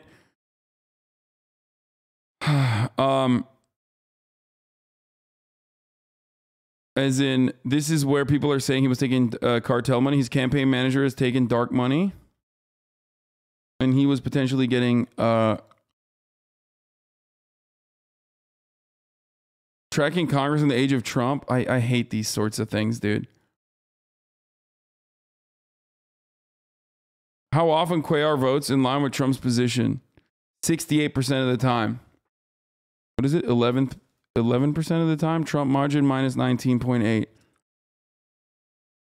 Difference between Cuellar's actual and predicted Trump support policies plus 35.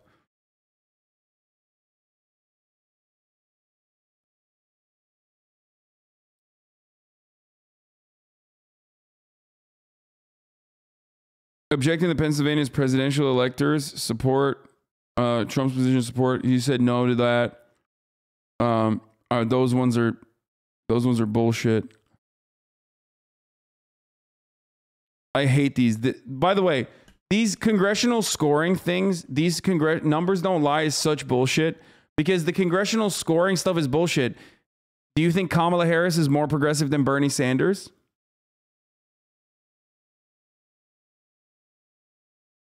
Do you think Kamala Harris is more progressive than Bernie Sanders? Because that's what congressional scoring shows. So shut the fuck up. Like, this stuff sucks. You know, this stuff is like actually... This stuff is actually idiotic, usually. It doesn't get into the nuances of certain things, and it's totally fucking ideologically aligned with neoliberal agenda.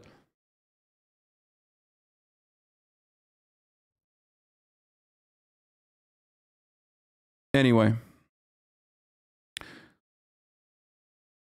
That was an argument by K-Hive during the elections. I remember it. Yeah, exactly. Okay. How do you help someone that Fox talking points? I love my father. FBI raid prompts new scrutiny over U.S. Rep. Henry Cuellar's ties to Azerbaijan. Fucking Christ, just stop. Okay, I accept. Please stop. The excursions have been facilitated by local U.S. Rep. Henry Cuellar.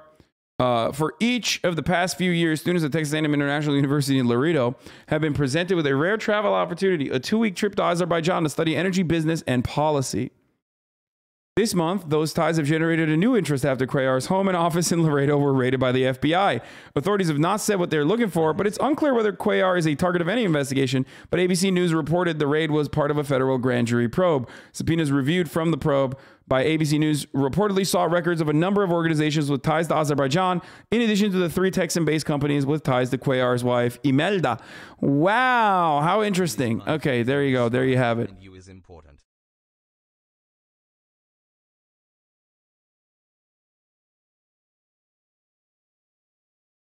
What? I'm going to bring up a taboo topic that I will be labeled crazy for again, but aerosol out the back of tailpipes on cars going down the road? What?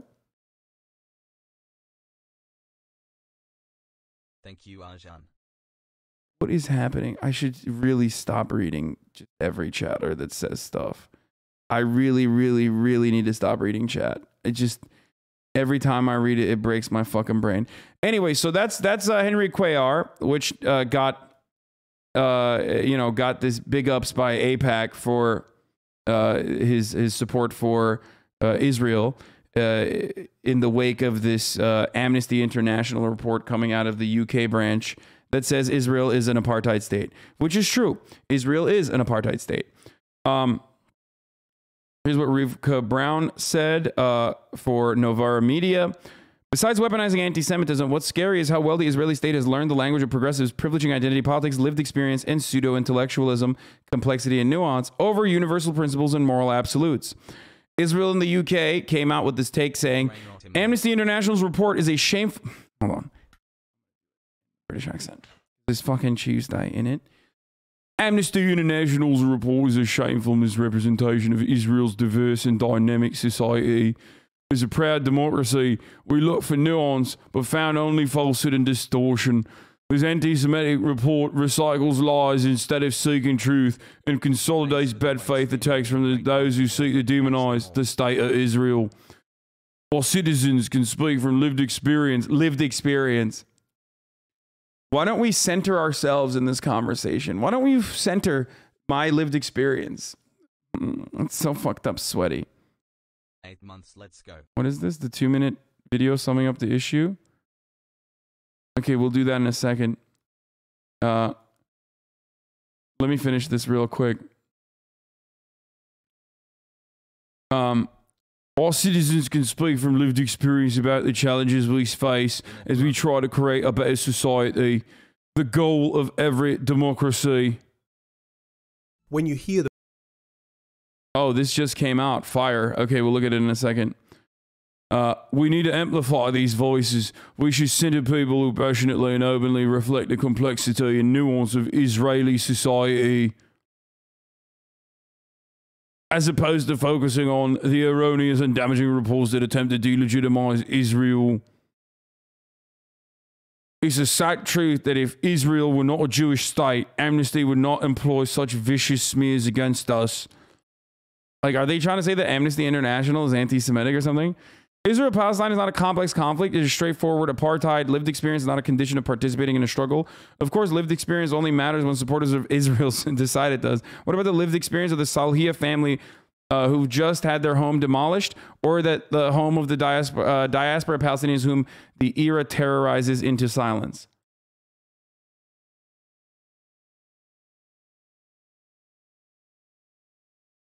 Israel is a state, boys, okay? If you're new here, if you haven't heard my takes on it before, Israel is a state. And states oftentimes do really violent shit, okay? Like, all the time. That's just what states do. You don't have to defend it. You don't have to unconditionally offer support to the state of Israel. Unless you're a Democratic Party representative or a Democratic Party senator, in which case you literally have to for some fucking weird reason. Like, unless you demonstrate fealty. I don't know why they think they have to. It's like they don't have a gun to your head. But for some fucking weird reason, the American Congress has decided to do that, okay? But if you, an average citizen, whether you live in Israel or whether you live anywhere else on the planet, whether you're Jewish or not Jewish, do not have to straight up bend the knee to the state of Israel and just like defend it unconditionally. It is very, very weird, okay?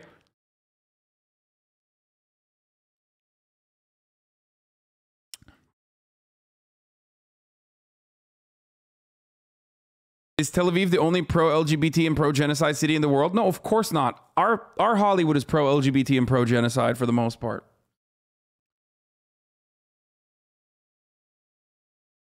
It is incredibly disproportionate. The violence that the Palestinian people are subjected to is disproportionate. It's one of the worst fucking crimes against humanity. Okay, it's just a horrible ongoing.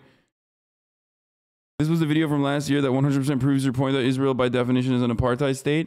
Yeah, I mean, it is. It is. It just straight up is. You can, like, bodies and spaces or, like, pro-LGBT cue your way out of this convo, but it doesn't matter.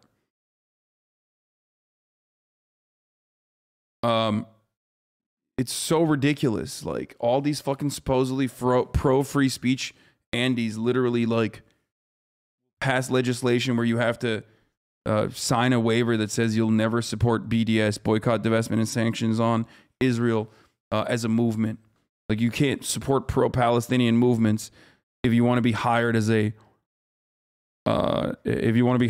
fucking teacher in a public school. Anyway, I mean, yeah, there are plenty of Jewish people that are anti-Zionist. Okay. There are plenty of Jewish people that live in America that are pro-Palestinian rights and pro-Palestinian liberties. I've had one of them on the show multiple times, Felix Biederman. So, you know, it's ridiculous to try to turn all Jews into a monolith. Noam Chomsky, Norm Finkelstein, there are plenty of them, yes. The Amnesty International video shows dead bodies at 3:30 to 3:37, but the rest is safe. Thank you.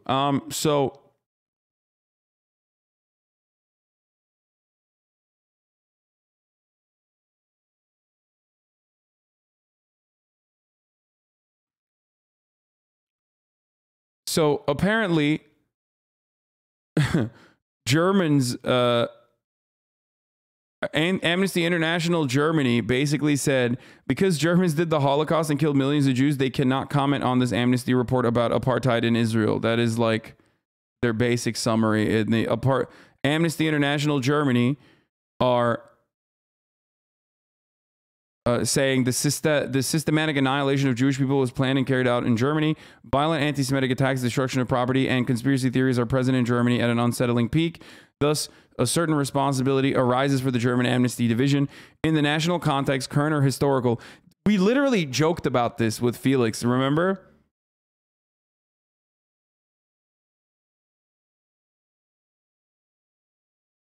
Basically, every argument, once someone says anything about Israel here in Germany, yes, exactly. Like, did you debate Nick Diorio on Twitch? No, I don't know who the fuck that person is. And I'm not interested in like debating your fucking random friend, okay? It's no different than being like, debate my uncle. Actually, guess what? Your uncle would probably be more interesting than some fucking random essay guy who I just clicked on his name earlier and... no, it's just not happening, bro. I'm sorry.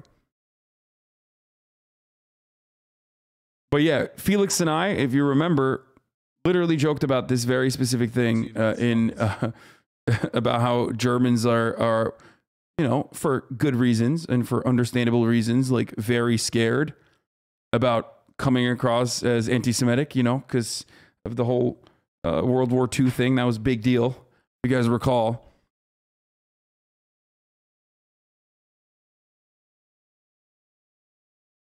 Okay, don't comment on it, but how about you stop sending aid to the state? That's not going to happen. Don't be ridiculous. Anyway, does a certain responsibility arise for the German Amnesty Division in the national context? Current historical and objective pertinent debate concerning the classification made by the report is possible with only with difficulty. In order to counteract the danger of exploitation or misinterpretation of the report, the German Amnesty Division will not schedule or conduct any activities concerning this report. Incredible.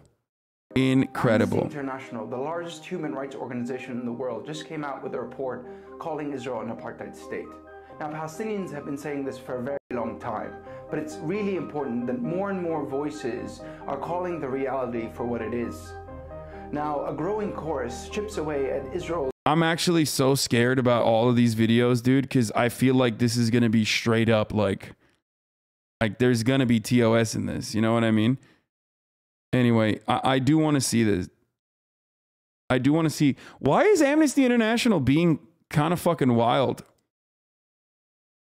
This is actually surprising.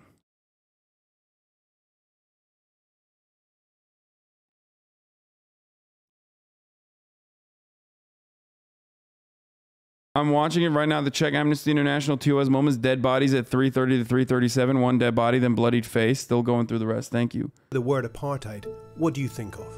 Probably the disturbing images of racial segregation between whites and blacks in South Africa, where a regime ruled by a racist white minority declared themselves officially superior to the black majority, then proceeded to dominate them. South Africa's apartheid system officially ended in the mid-1990s, but that doesn't mean apartheid.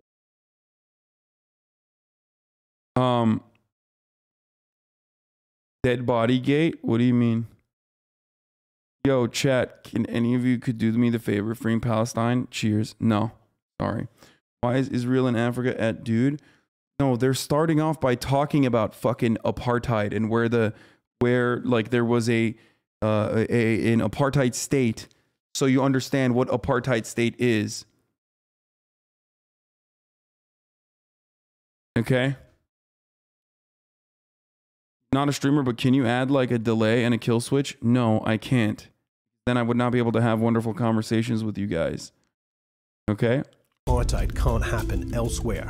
Here, in Israel and the occupied Palestinian territories, Palestinians are being forced off their land. I have to pee so and bad. Out of their I'll homes, be back. Separated and segregated by laws, walls, and checkpoints. They live in a constant state of fear and insecurity, and deliberately impoverished.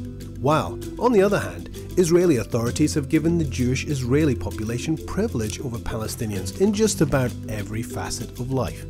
The question is, does this all amount to the crime of apartheid? First, the definition of apartheid. The crime against humanity of apartheid is perpetrated when particular serious human rights violations are committed with the purpose of establishing and maintaining a system of domination by one racial group over another and systematically oppressing them. But does this system exist in Israel and the occupied Palestinian territories? And there's been a growing debate about whether the situation in Israel and the occupied Palestinian territories is apartheid. And now is the time for us, as the world's largest human rights organization, to offer up our analysis. Our findings and criticism are directed not at the Jewish people, but at the Israeli state. It's the Israeli state that put in place the policies that implement the laws and the practices that oppress Palestinians. Well, Israeli leaders have been clear about their intentions from the beginning. In 1948, just before he became the first Prime Minister of Israel, Ben-Gurion visited Lifta and other Palestinian areas near Jerusalem that were completely emptied of Palestinian residents following attacks by Jewish forces. He stated, "There are no Arabs, 100% Jews. If we persist, it is quite possible that in the next 6 or 8 months there will be considerable changes in the country, very considerable, and to our advantage." More than 70 years later, then Prime Minister Benjamin Netanyahu posted on Instagram that Israel is not a state of all its citizens, but rather the nation state of the Jewish people and only them. I mean, that's like what's up? That is literally just a theocratic apartheid state. That's what that is. Love you. That's crazy. Like it's so strange, dude. It's so fucking strange that we have this sort of attitude where it's like, no, it's only what do you think is only like something that white people are capable of saying and doing? Like, what's up? You could just like say it out loud if you're Jewish and you are the Prime Minister of Israel. Like, it's just a completely insane fucking thing that we avoid. Okay. No, that's just a whites only thing, dude. Does the current Israeli government agree with this? Of course they do. What do you mean? Dude, the position, listen. Israel and America are, obviously partnered up, okay? They are completely aligned on their Middle Eastern policies and all that sort of stuff. But like the closest comparison that you can make is that the Israeli government across the board is reactionary and anti-Palestinian in the same way that the American government is. There's always bipartisan consensus in America when it comes to fucking blowing Muslim countries up, okay? And extracting the natural resources of other nations. There's always bipartisan support for the American State Department engaging in these sorts of actions. There's always bipartisan support for the Department of Defense engaging in these violent actions. And there's always universal consensus in Israel as well. There are very few voices that stray away from that. Like, so much so that we move on to, I don't know, like settlements, settler terrorism. Is that acceptable? Is it not acceptable? And that position has shifted rightwards as well. That ratchet effect that we talk about here in the United States of America very much exists in Israel in nearly the exact same capacity. Okay?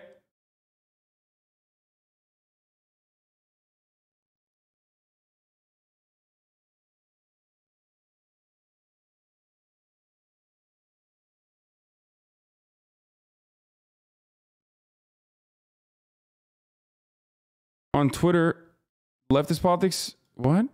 Leftist politics are the key to winning elections. That's why the most recent polling shows that if a candidate wins a majority in both houses and has a majority in the House of Representatives, wait, what? I'm so confused.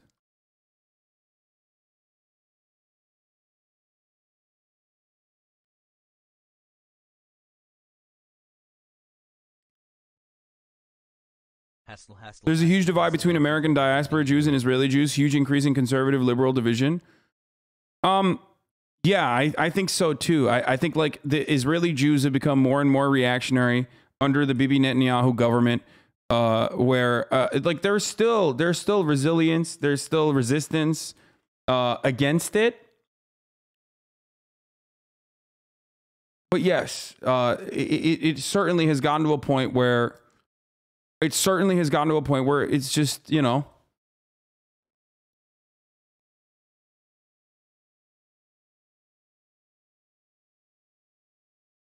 yeah, I saw Fizz's logs. I got it. I think you have a surge of bots in chat today. There are a lot of new accounts just posting nonsense.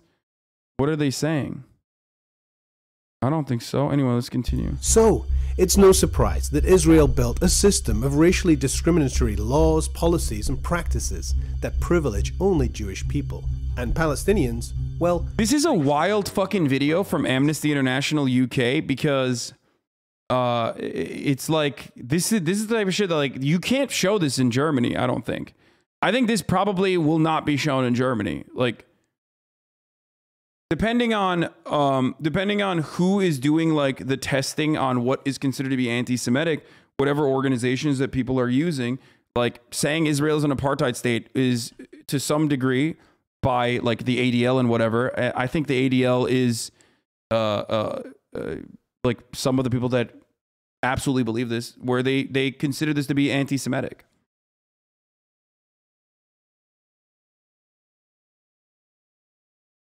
Yeah. You don't know what you're talking about? You can absolutely show this. Yeah, is that why the fucking German Amnesty... Huh, that's interesting that you say that, because Amnesty Germany literally said, we will not be covering this report.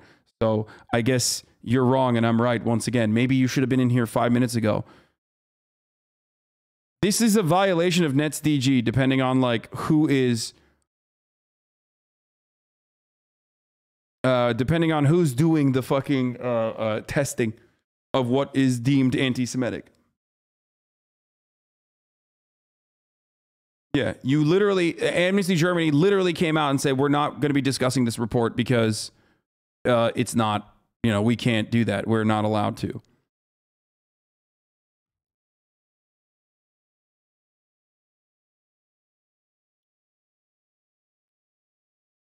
Dude, please, American Jews here in Israel are some of the most reactionaries ever. Most of them are from Florida, man. I wish I had a Jewish friend from Florida who told him that I'm better off because they came here. Imagine if I said that to a black person in the U.S. Wait, first of all, yeah, I know. I know that, like, dude, what do you mean? American Jews that go to Israel are, of course, they're going to be fucking reactionary. What are you talking about? Like, yeah, they literally ride or die so hard. They decided to fucking go and live in Israel. Half of those motherfuckers go and live in settlements, dude. What do you mean?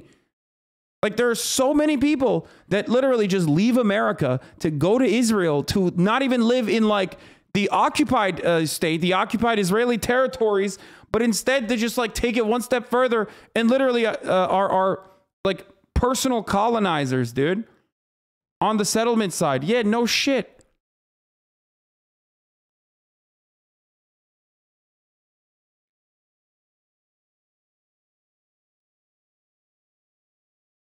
But that doesn't mean that what you're talking about is like Americans that, you know, go and do settlement terrorism or settler terrorism in like occupied Palestinian territories. What we're talking about is like American Jews. American Jews are definitely conflicted on this, and a lot more open-minded to Israel being an apartheid state, especially when they're young, especially younger American Jews are a lot more open-minded to recognizing the Israeli state as a corrupt and incredibly violent government than the older, more reactionary American Jews are. Anyway, Let's continue. Palestinians live there too. They were there before Israel was established. But, as we will explain, they've been trapped for decades in a system that treats them as a lesser, non-Jewish racial group.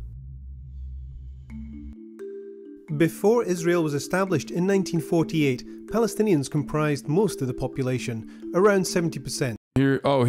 This is important to see. Okay, there it is. So, Jewish settlements, right here, and then Palestinian land before 1948. Before Nakba, we got 70% of the population is Palestinian, and owned the vast majority of private land. Anyway, I think there's blood here. About 90% in what was British Mandate Palestine. Jews, many of whom had... Wait, what the fuck? EOS moments at 3:30. Oh, okay. That's why I was like... emigrated from Europe, comprised around 30% of the population, and they and Jewish institutions owned about 6.5% of the land. The port of Haifa in Palestine lies shattered by bombs and strewn with dead.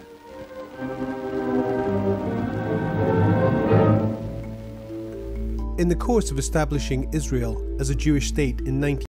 On international dead bodies, one dead body, 30 to...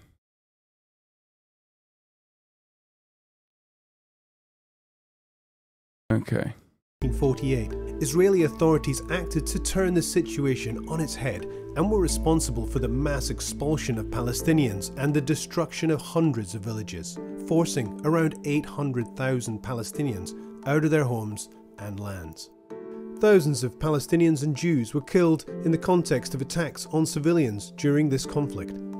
Today there are around 6 million Palestinian refugees who Israel denies the right to return to their homes.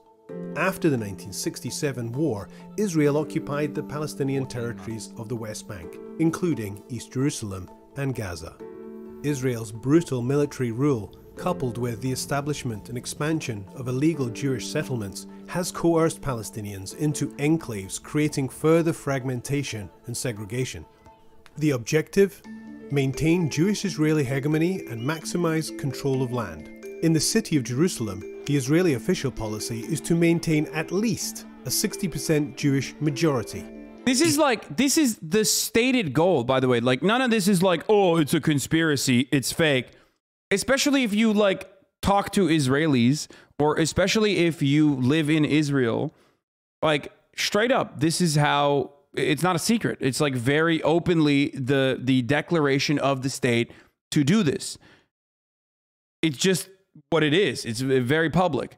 Obviously in America, the American side of IDF Agitprop routinely brushes past this stuff because they don't want the Americans to also recognize that this is like incredibly fucking violent and just an ethno state. Like, this is just fascism, okay?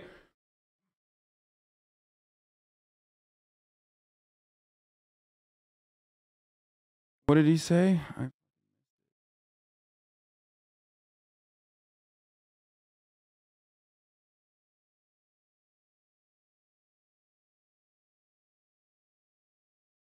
Is there an argument to be made that America is an apartheid state in regards to its relegation of Native Americans to unfavorable lands? I guess maybe. I mean, America is a genocidal state, but even America doesn't have fucking racial diversity quotas, like where they're like, what we have declared to be white Anglo-Saxon Protestants have to comprise 60% of this territory. Even America, which is a white supremacist country, as we know, and we have talked about, does not have this, okay?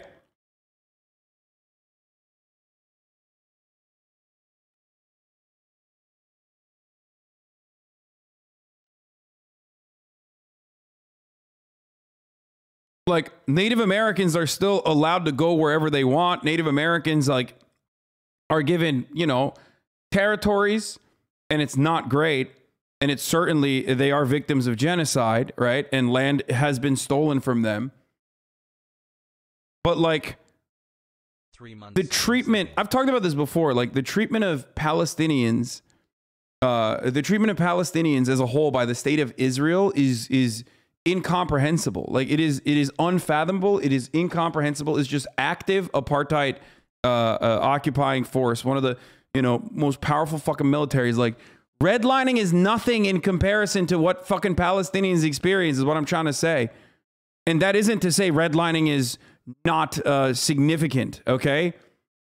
That's crazy. Like modern day versions of white supremacy in America, right, are damaging, devastating, horrible. Talk about it all the time. Redlining is devastating. It's terrible, right? It's theft of wealth from black people. It's like denying opportunities to black people so they can also coexist in a capitalist organization of the economy. Gerrymandering, all the shit. It does not matter. As flex. Like, we talk about how the American state has bombed entire city blocks where black people live, okay? Like in 1985 with the MOVE bombing. We talk about the Oklahoma, the famous like Tulsa race massacre, right? Where the state turned a blind eye to paramilitaries, white supremacists, like straight up fucking firebombing an entire city block, Black Wall Street. That's a daily part of existence if you're living in fucking Gaza. Like, that's literally just your life all the time. Okay? Your life all the time in Gaza. It is the world's largest open-air prison. Like, there's no redlining. Like, what we are talking about as far as like a potential one-state solution in Palestine where Palestinians and Israelis can coexist is literally like redlining and everything that we talk about with respect to like how black people are treated, like the Flint water crisis. That is a step up for Palestinians. You understand? Like Palestinians wish they could be living in circumstances like that. Like they're not in that situation yet.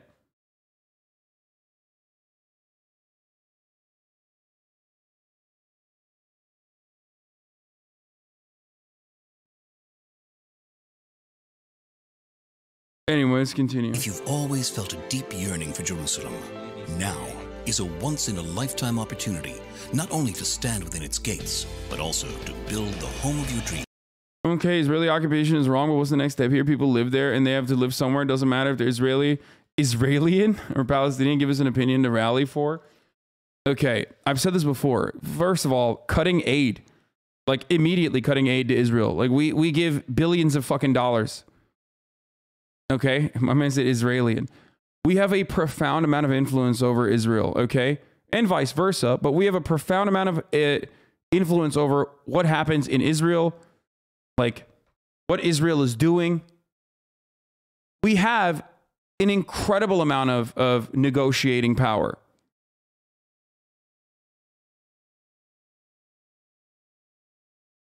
Sorry, what was the point of Native American comparison? I don't know, someone brought it up.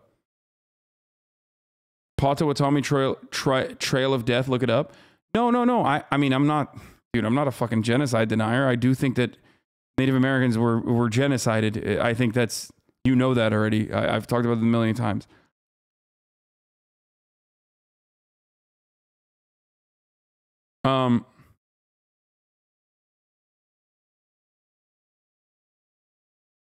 Stopping aid will never happen. Israel is the main Western destabilizing force in the Middle East. I mean, sure.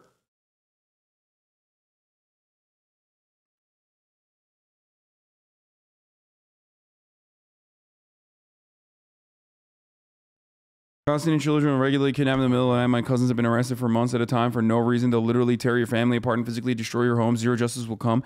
Yeah. So, I mean, we talked about this last time when Israel was doing the fucking cutting of the tall trees a little bit. They call it what? Trimming the front yard. I think that's what they call it when they bomb the fuck out of Gaza. You know, just the purge, just to, you know, slap the Palestinians around further in their horrific state that they're in already. Yeah, that's what it's called. It's called the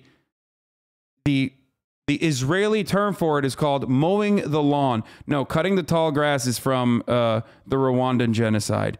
That's not what I'm talking about. This is We're talking about fucking mowing the lawn. That's what they call it.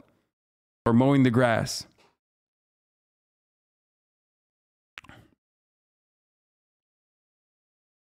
Anyway.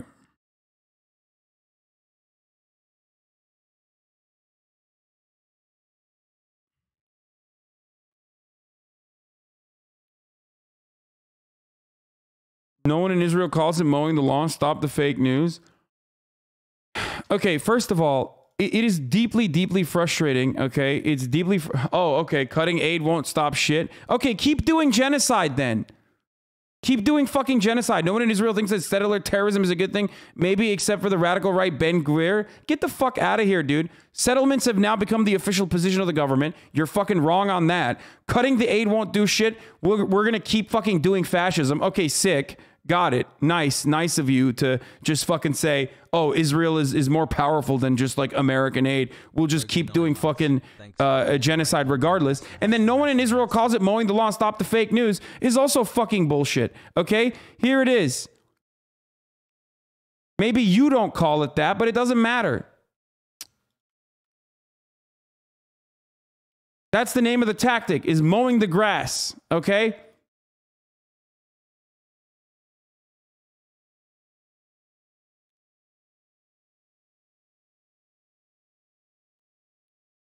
Just like mowing your front lawn, this is constant hard work. David M. Weinberg of the Jerusalem Institute for Strategy and Security wrote for the Jerusalem Post this week, if you fail to do so, weeds grow wild and snakes begin to slither around the bush. It's not the first time that they fucking used it, by the way. It's like an actual fucking strategy.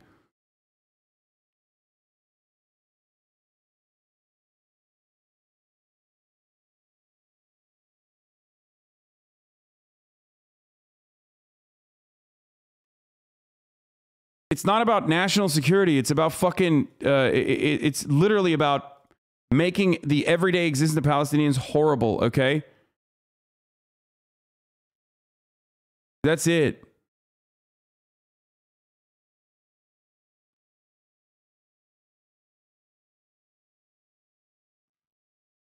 There's a French news YouTuber that took an image from your Twitter as a source for the Canadian protestation. Nice crossover, lol.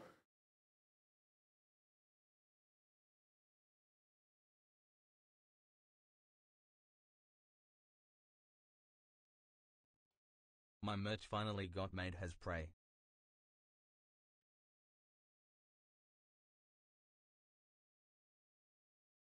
Yeah, short-term applied Hamas euphemistically called mowing the grass is really working. Here's a rundown of the past present.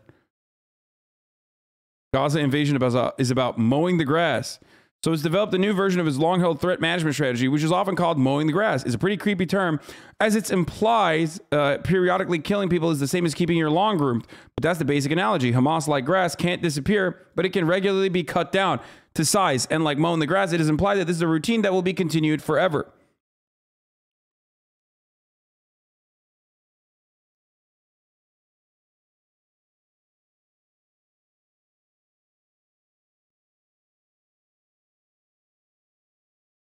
Anyway, it's just like, doesn't matter. This is like such a fucking, again, I am now, once again, instead of covering the new thing that we are supposed to be covering, which is the Amnesty, the Amnesty International report of Amnesty International UK calling Israel an apartheid state, we've moved on from that to like idiotic semantics arguments about mowing the fucking grass.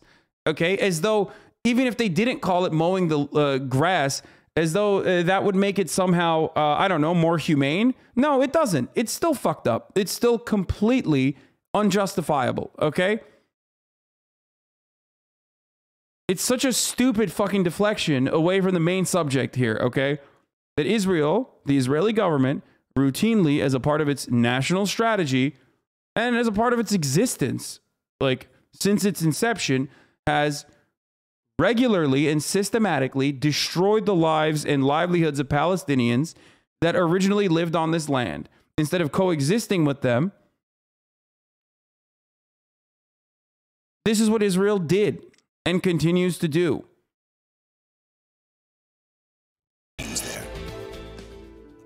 So where do all the Palestinians live now? 3.4 million live outside of Israel in the occupied territories, mainly in refugee camps in neighbouring countries.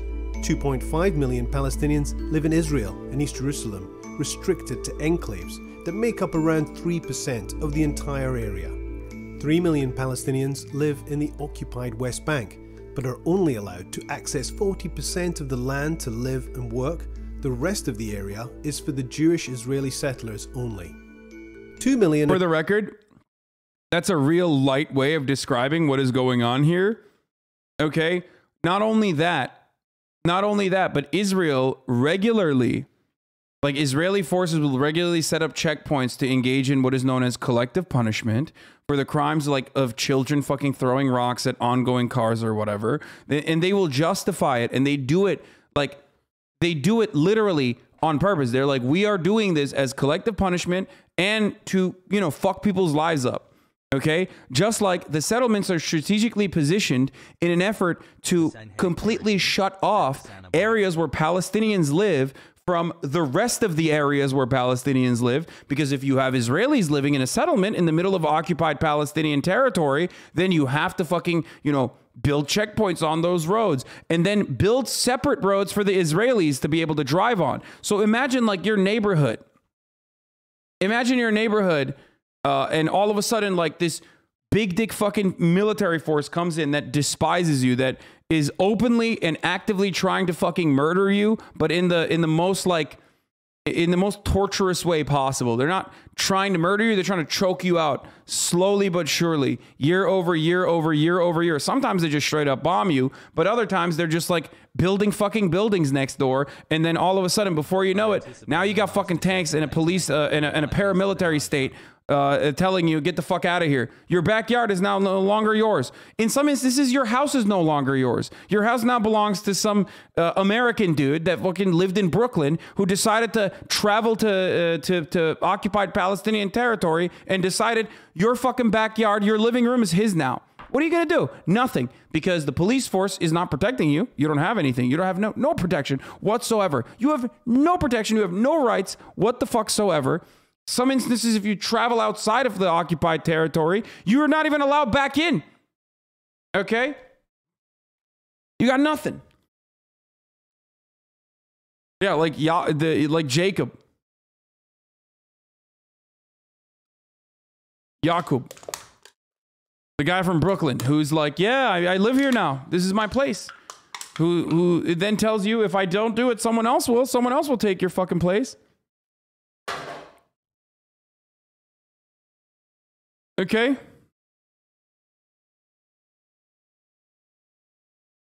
Oh, here, this is the collective punishment thing I was talking about. I tweeted this before, but here, watch this. This is just one of the more nefarious and lightest forms of punishment, but it's so routine.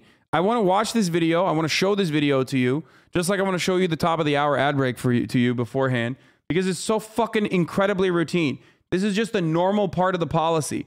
Just a way to fucking fuck over the Palestinian people that live on territories that these Israelis do not even belong on. Okay, the limited amount of fucking territories that they have. Yes, that's right. I have to fucking serve you an ad, so I'm doing it in the middle of discussing something very important, very serious, very near and dear to me personally.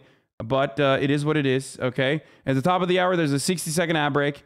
We've moved on from the middle of the hour to the top again. And if you no longer want to see those ads, all you need to do is subscribe. You can do that for $5. You can do that for free with a Twitch Prime. You can do that by connecting your Amazon Prime account to your Twitch account and getting a Prime subscription. Or you can do that if you get gifted a sub.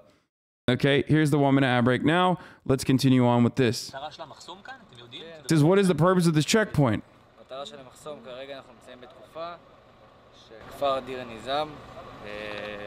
עומד כרגע על המפטרים כמו שאתה רואה בהמשך הדרך. בתחילת הדרך עומדים בדרך כלל חבורות של ילדים בני 8 עד 16 בערך. פשוט משליכים לבנים, סלעים, קטנים על רכבים עוברים. חלק מהעניין של הצ'קפוסט שאנחנו עושים פה בשביל ליצור לחץ על הכפר עצמו. הלחץ שאנחנו יוצרים על הכפר עצמו בעצם נותן למבוגרים הרגשה של אוקיי, הם מכריעים לעבודה שלהם בבוקר, אנחנו באמת מקשים להם על היום-יום. We aim to make their lives difficult. Like, we're doing this because We want to hurt them. We want to do, he literally said it. He said, we are doing this because we want to do collective punishment. Okay? We want to terrorize this village because some of the fucking little kids, threw like pebbles, rocks at a fucking car. הם מודעים לזה, הם גם בסופו של דבר מודעים למה שקורה עם הילדים הקטנים, הם נגד זה, הם לא רוצים שזה יהיה את זה, לא רוצים את הזריקת האבנים האלה, ובסופו של דבר הם מבינים את הסיטואציה, הם מבינים את המצב המורכב. בסופו של דבר, כל העניין הוא... אז בעצם זה סוג של ענישה קולקטיבית על הכפר. לגמרי, ענישה קולקטיבית של הכפר. Exactly. He's like, yeah, it's collective punishment. That's what we're here to do. בשביל שהלחץ של המבוגרים, זקני השבט נקרא להם ככה, בעצם יפעילו לחץ על הילדים הקטנים ויפסיקו לזרוק את האבנים. That's just an excuse. If it wasn't for that, they would make other shit up. Yeah, of course. I know. I'm just stating that, like, the excuse in this circumstance to do collective punishment against an entire village of Palestinians who have been robbed of their fucking rights, their liberties for so many fucking years, and their land is literally just is just straight up fucking, yeah, we're doing this because of pebbles.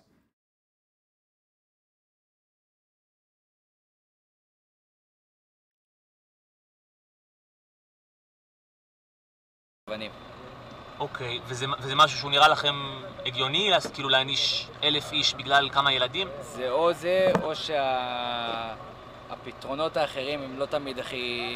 Yo, this fucking dude keeps asking this question. I'm gonna lose my fucking mind, dude. What's your solution then? The current situation is fucked up, but what's your way to make stuff better? Make Israel remove every single fucking troop and every single settlement from occupied Palestinian lands in the short term, okay? Cut aid to Israel in its entirety. Start fucking applying pressure to the Israeli government in the exact same fucking way that we did to South Africa, okay? We already have the footprint. Like, I mean, not footprint. We already have the fucking solution. This already happened in apartheid South Africa, okay? The blueprint, not footprint. I'm so stupid. God damn it.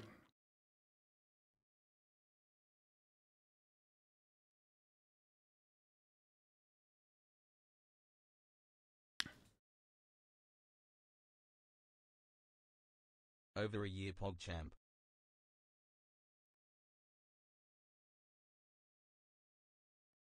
I already described this to you, but you keep fucking asking this. Like, I don't know why. You asked earlier, and I told you what we were supposed to do. What we can do, what we should do. Make Israel be nicer, Saj. Why don't you spend this much time on the Armenian genocide? Hits a little close to home. Dude, you are such a fucking pathetic little shit stain. You know that? Like, the Armenian genocide is historical fact, okay? It's historical fact that I have admitted and have never fucking taken an anti-stance on. Shut the fuck up. The only reason why you're bringing this up on your idiotic fucking sock account is because you think like, because you think this is like a thing that is going to be a good own, okay? You fucking piece of shit. I'm not a denier of the Armenian genocide, but that is not a fucking counter anyway. Like, you can't turn around and be like, "Ha, this guy denies the Armenian genocide." So, okay, let's say I did. Then what? Does that make it okay to fucking do apartheid state shit in Israel? Is that all of a sudden magically okay? It's so stupid. I don't. But even if I fucking did, it wouldn't make what Israel's doing justifiable. Like, we're talking about ongoing shit right now. Ongoing issues right now. And you're like, why don't you fucking repeat your take that you have repeated 1,000,000 times over to moronic baboon brain dickheads? Okay?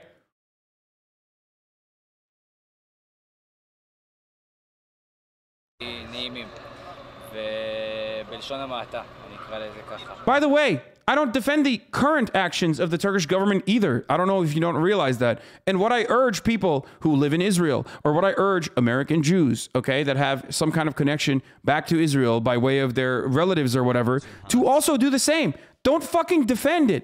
You don't have to. Like, you don't have to do that. יש לנו פה פגישה עם מישהו בכפר. يعني أنت من وين؟ أنا من جوا. من وين من جوا؟ من بالقدس أنا ساكن. وين في القدس؟ نيود. أنا يهودي يعني بتعرف. يهودي. يهودي لي 30 سنة. أنا بشتغل في هرتسيليا. يعني واحد ماخذين أرض يعني زي ما بقولها جولتين بافير شي نحن نشميم. كنت سور. جولتين بافير شي نحن نشميم. شو يعني من بدش منا؟ يعني الهواء اللي بنتنفسه بيتحكموا فيه. So what he's saying is he's embellishing, obviously, when he says you control the air we breathe, but it's right. They literally control their water. They control everything. They control every part of their lives, okay? Every part of Palestinian lives are completely controlled by a violent, hostile apartheid state that has occupied their lands. It is so fucking unjustifiable. They control the electricity. They control the fucking water. They will not let them build new wells, okay? They control all their trade. They control all their waste. They control every facet of Palestinian existence. And they build separate fucking streets for them to drive their shitty cars on. So it's not an exaggeration when someone says they control the very air we breathe. Okay? Specify Gaza and West Bank, dude? What do you mean specify Gaza and West Bank? Where the fuck do you think the Palestinians live? What are you saying? They do this in the West Bank, which is supposed to be the fucking part that is like literally livable and habitable, okay? They do that in the parts where Palestinians have historically lived, just like the rest of Israel, of course, where Palestinians historically lived. But they do that in the area that they're not supposed to be touching, supposedly. It's the nice part of town, okay? That's where the Palestinians are supposed to live freely. Not West Bank, where they're engaging in the collective punishment for the crimes of whatever the fuck they've declared is a criminal act to just literally fucking bomb endlessly. يشتغل عندهم كذا كذا بضرب واحد حجر على سيارة واحد من المستوطنين بلد كامل بيعاقبوها من هنا على ايش؟ ما هيش ديمقراطية ولا بيعرفوا الديمقراطية ولا بيعرفوا شيء، هذا المفروض من الدولة علينا. اوصفوا لي شو بصير يعني مين بالسوق؟ امكم ابوكم مين ابوك كلهم وين رايح على صالح مثلا وبعدها بصير يحكي عبري. تجدوا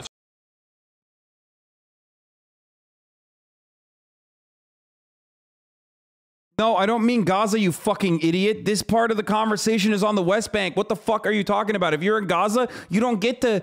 If you live in Gaza, you don't get to talk to the IDF. The IDF doesn't, like, control your life via checkpoints. You're just fucking... You're in a captive, hostile fucking prison state, okay? There is no... When I say separate roads, I'm talking about the nice part of town, motherfucker. I'm not talking about fucking Gaza. You're just... In Gaza, you're just ducking missiles. That's it. That's all you're doing. Gaza is a open-air prison. You misspoke when you said they bombed West Bank when you meant Gaza? Oh, okay. Sorry. Including literally the fucking, building that the Associated Press was, like, operating out of. It's always funny whenever people are like, dude, I can't believe that journalist went to speak with Hamas. Like, isn't she afraid of Hamas? It's like... No, dumbass. If I ever went to fucking Palestine, okay, I would be more worried about getting blown to fucking bits while in the process of trying to communicate with someone that would be like a government representative of whatever semblance of a fucking government Gaza has, okay? I would be way more afraid of the idea of blowing my shit off, okay, rather than the other way around.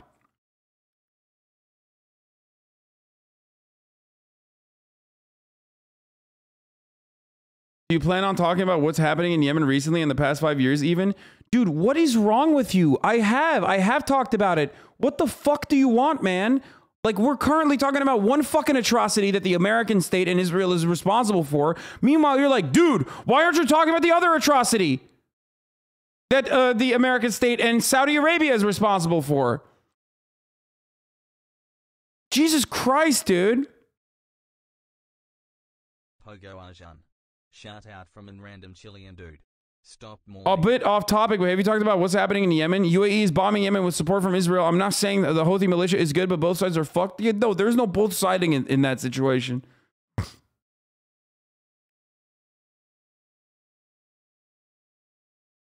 Anyway.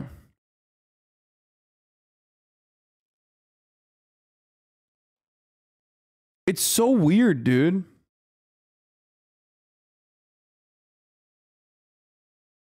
Anyway, let's continue. Jewish Israeli settlers only. 2 million are trapped in the Gaza Strip, one of the most densely populated areas in the world. Fragmentation of the Palestinian society and the dispossession of their lands are key pillars of Israel's apartheid system to maintain domination and control. But there's more.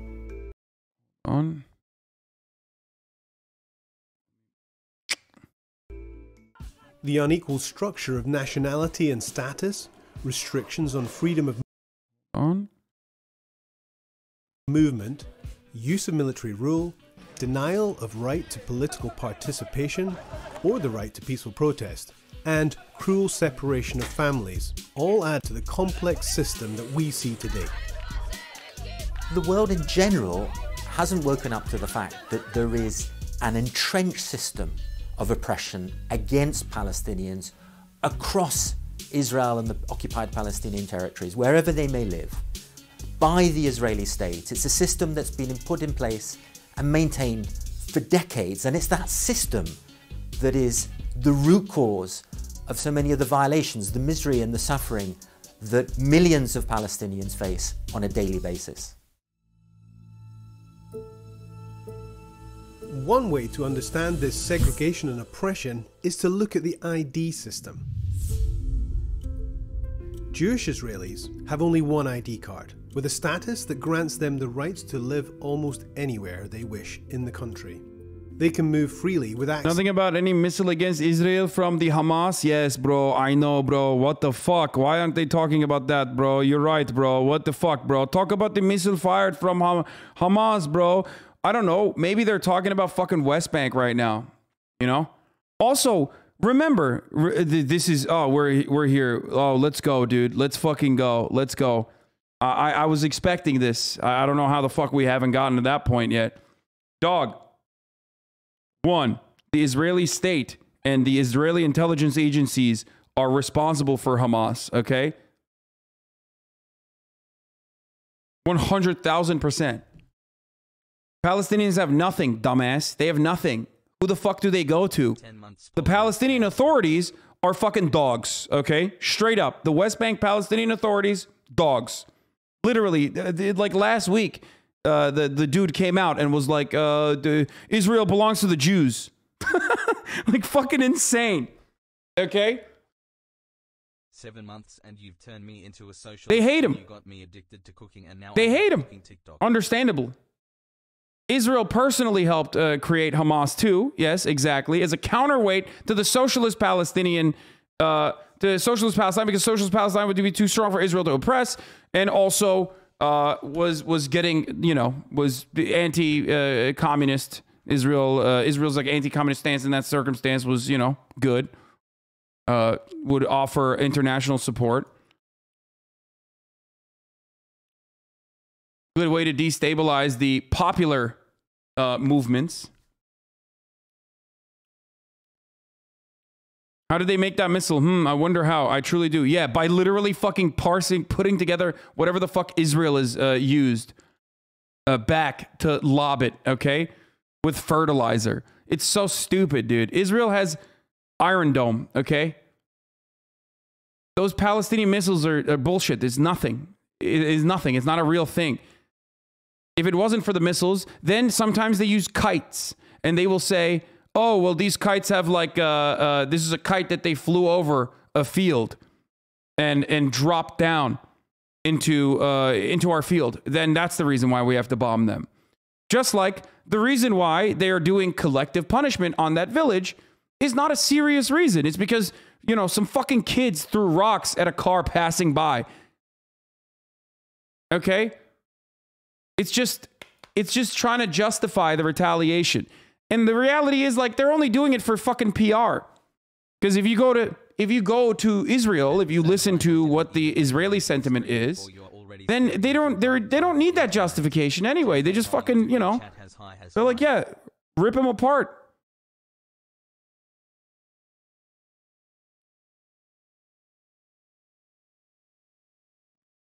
Access to healthcare and vast resources.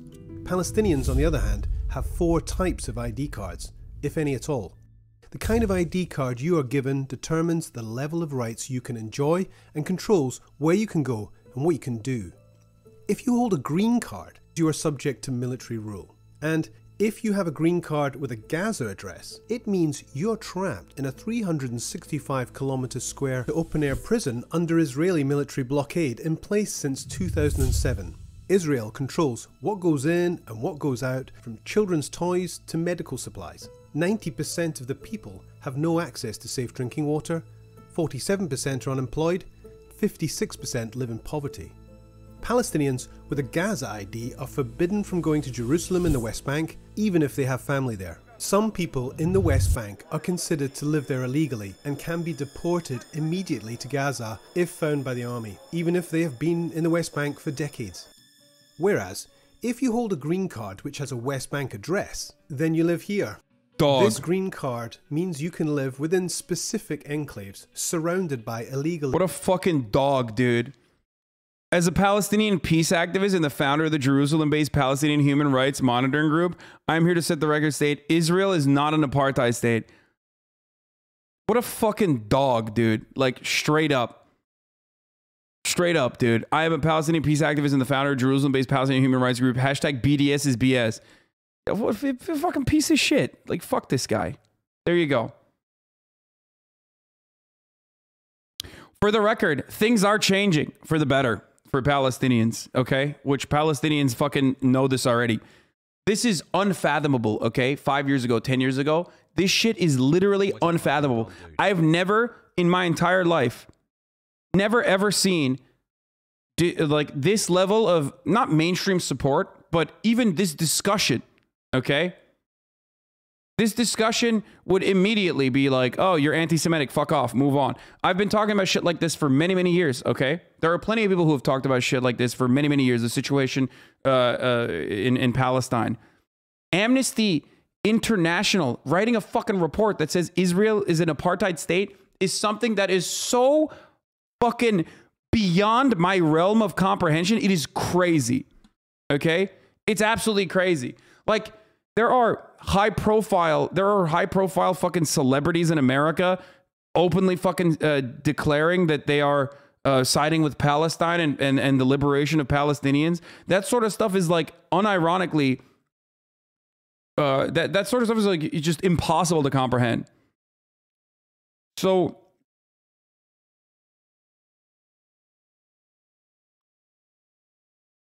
it is actually strange to see.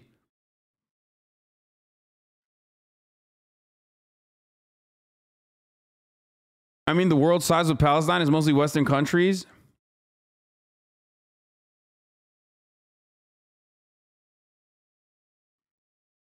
At Amnesty International, Israeli apartheid report demonstrates a seismic shift in the human rights world of addressing the oppression of Palestinian people in their entirety.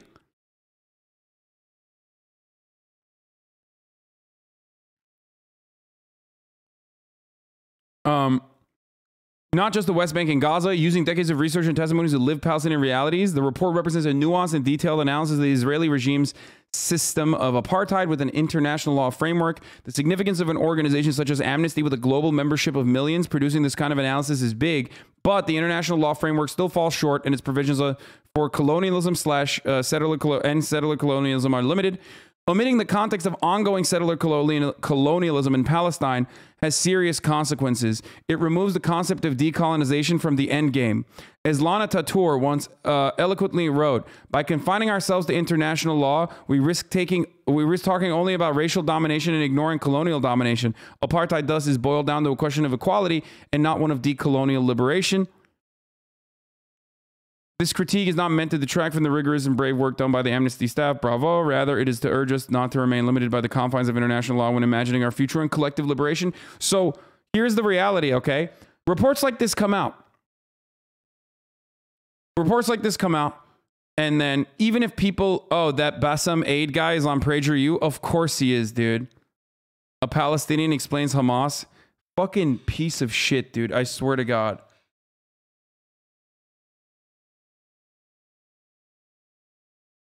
Exactly. It's like that Yeonmi woman. What's her name? Yeonmi something? That actually fucking does agitprop against like North Korea. Yeonmi Park. Yeah, exactly.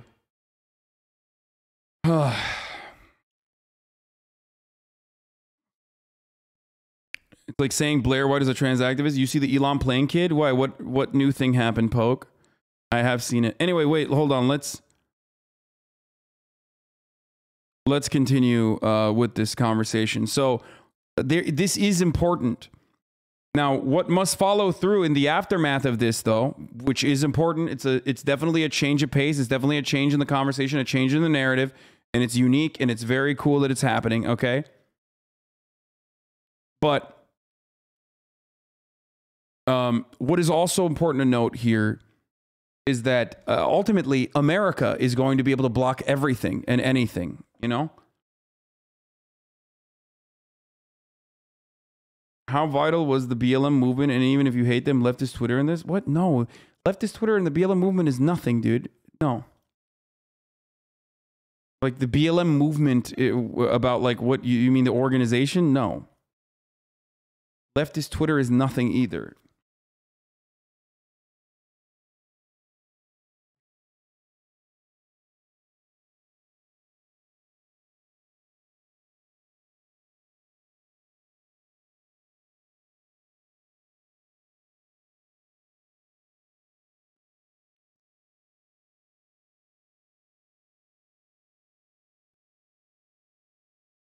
Anyway, let's continue. Israeli settlements.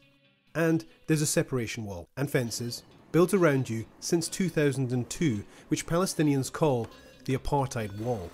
It's 8 meters high in places and 700 kilometers long. That's twice the height of the Berlin Wall and more than 4 times its length.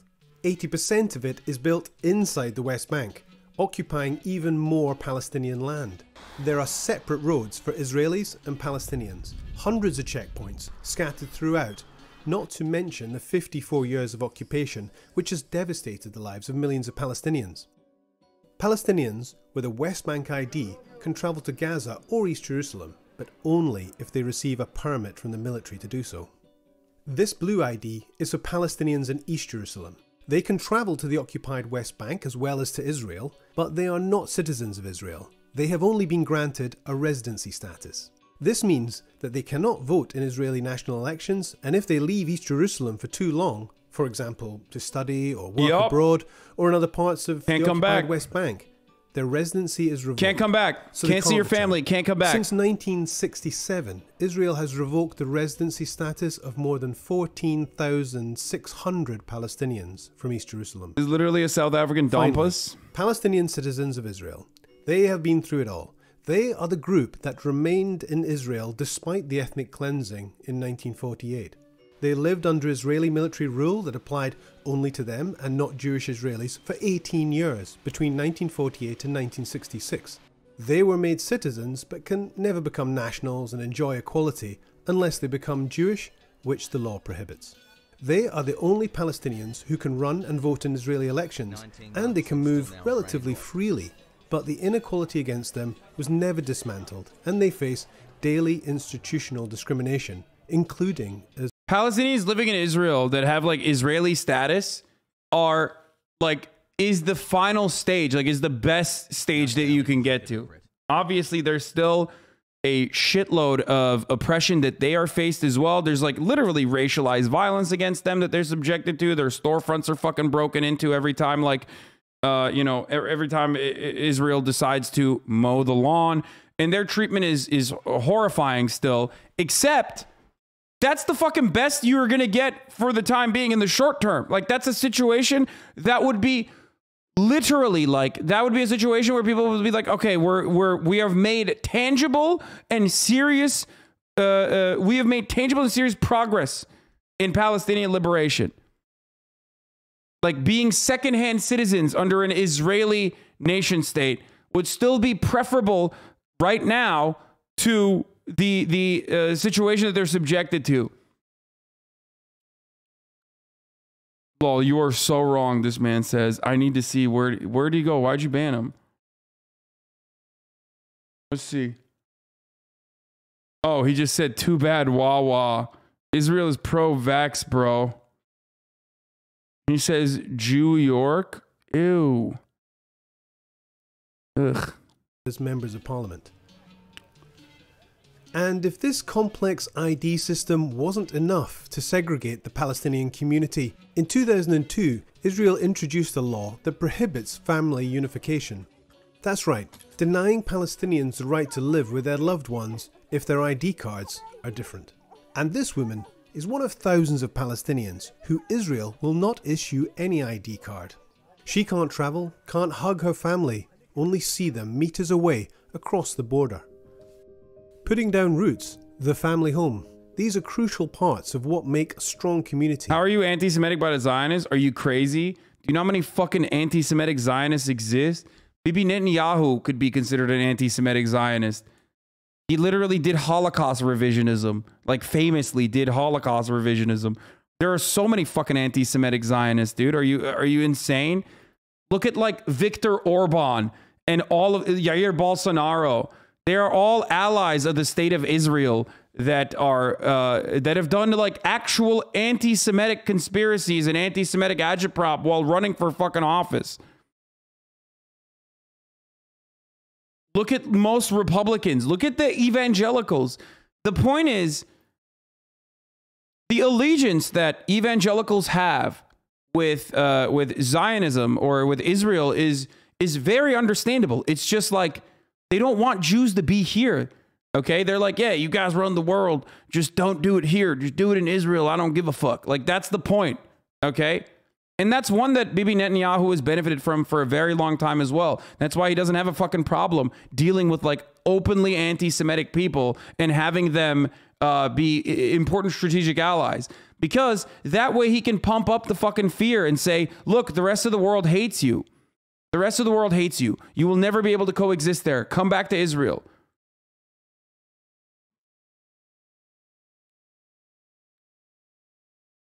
Okay? How do the Jews run the world? They do not run the world. I'm saying that's what fucking anti-Semitic conspiracy theorists that are still pro-Israel say.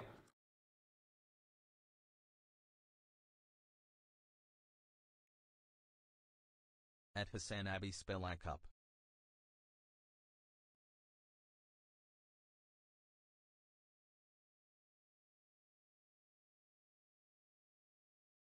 It's why black separatists and white supremacists kind of get along. They both want the same end goal, but rooted in very different ideology. I guess, kind of. To make sure Palestinian communities can't develop any further, Israel has made it almost impossible to grant building permits for Palestinian homes. So, Palestinians live in a catch-22 situation. In order to have shelter or develop their communities, they must build without a permit. And if they do so, Israel can demolish the structures on the basis that it was built without a permit. Yeah, that's why I said Amnesty International is surprising for stating this. Does Amnesty oppose Israel's military occupation of Palestine? Amnesty hasn't taken a position on the occupation. Our focus has been on the Israeli government's obligations as the occupying power under international law, but Amnesty has taken no position on the occupation itself. So remember that.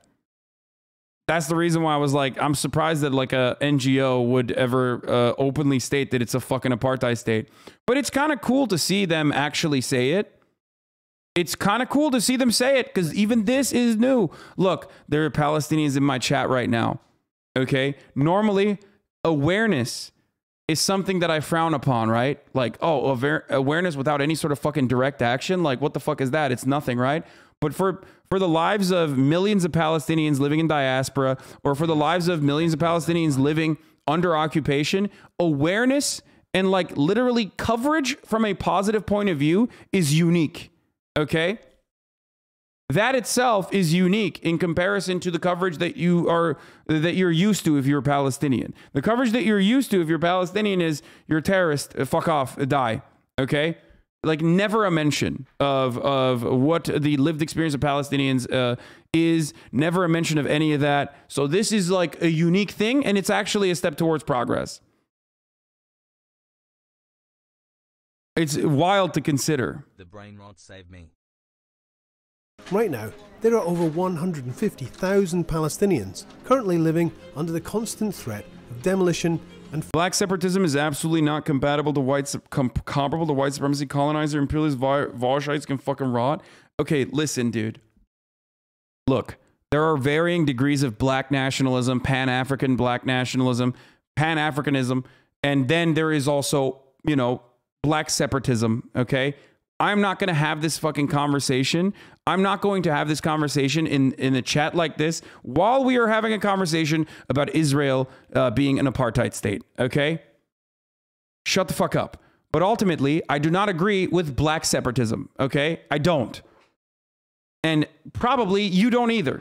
The reason why you're upset is because you are upset about the comparison to white supremacy. Of course, black separatism comes from a place of subjugation, okay? It's wrong, but it's, of course, not the same as the dominant power pushing for nationalistic points of view or pushing for further reinforcing their dominance that they have over minority groups and marginalized people that they've already marginalized. But it doesn't change the reality. It is still fucking wrong, okay? It is not good.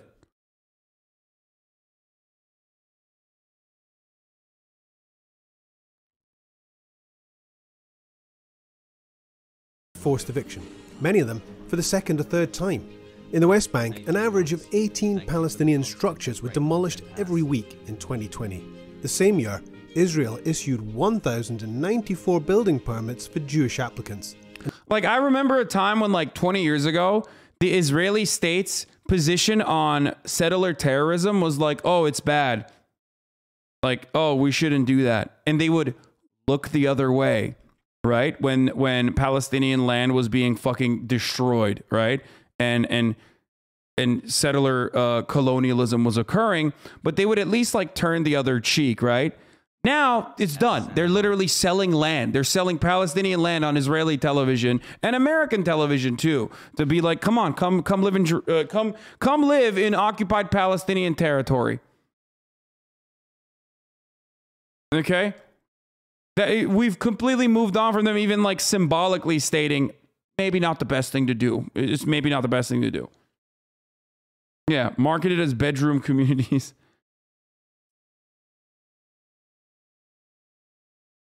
And only one for a Palestinian. This goes back to the heart of the issue.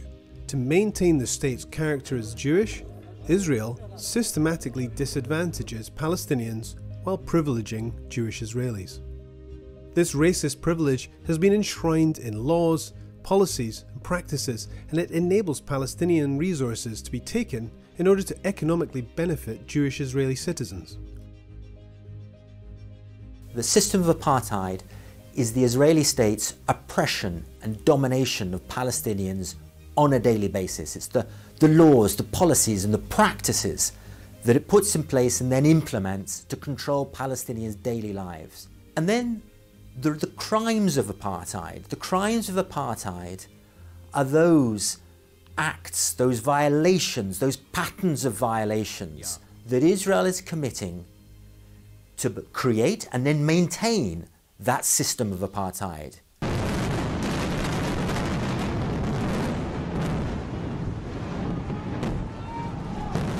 Amnesty International and other rights organisations have been documenting patterns of human rights violations and international crimes for decades.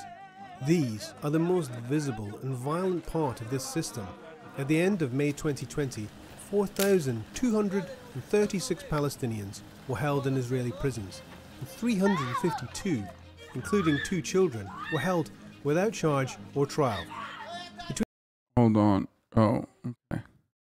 Between September 2000 and February 2017, Israeli forces killed 4,868 Palestinians in the occupied Palestinian territories, including 1,793 children, outside the context of armed conflict.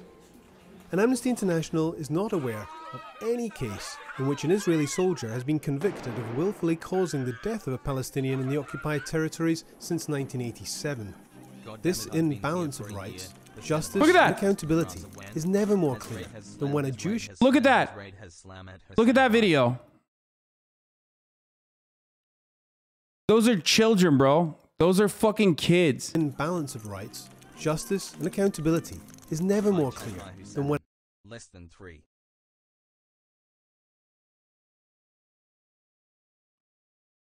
By the way, greatest democracy, if not the only democracy in the Middle East. Remember, isn't that, as always, funny when they're just like, yo, fucking, you know, greatest democracy in the Middle East, greatest democracy in the Middle East. This is what they're doing.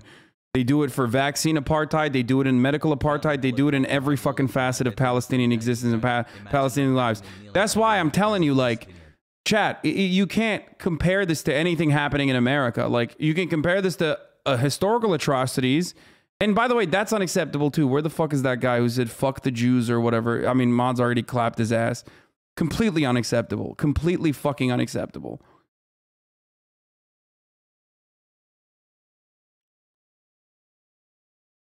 Piece of shit. Anyway. So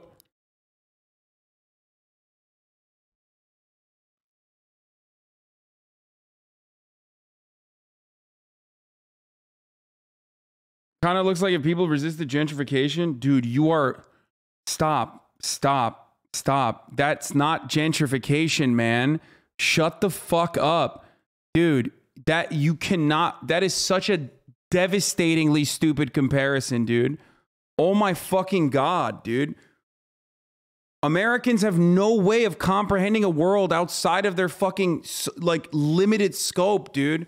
Holy shit.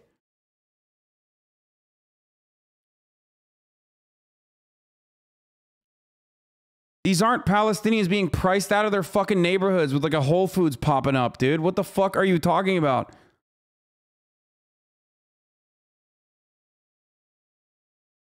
You just watched kids get fucking flashbanged by a military troop. Okay? Like just a bunch of kids. And you're like, yo, this is pretty similar to gentrification. Like when fucking, like that's not acceptable either. Don't misunderstand what I'm saying.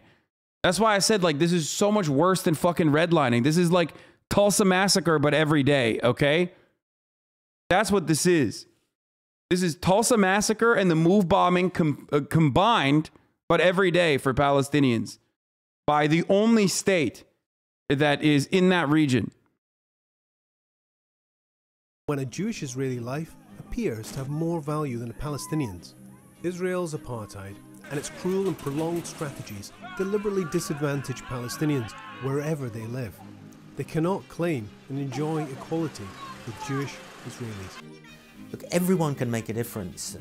Together, we need to speak out on behalf of Palestinians. We need to speak about the human rights violations that they are suffering. We need to talk about the apartheid, the system of apartheid to which they are subjected. Because by campaigning together, putting pressure on the Israeli state, we can have this system of apartheid dismantled. Join us, join our campaign. Everyone has the power to make a difference.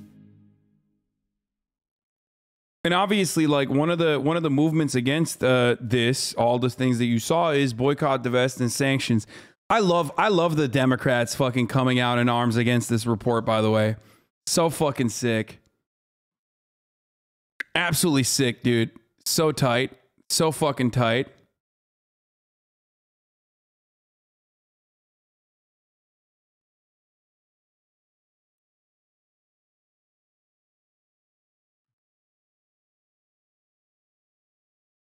I mean, Benny Gantz is like he literally flexed war crimes on his fucking campaign video. So if you want to get a better understanding of like where Israelis stand, that was supposed to be the liberal version. You know what I mean? That was supposed to be the more tolerant, more liberal, more progressive guy in running against Bibi Netanyahu. Okay, so remember, like a military commander who literally put his war crimes. The Israeli government just spends so much money on digital propaganda, it's very hard to have a different take. Yeah. No.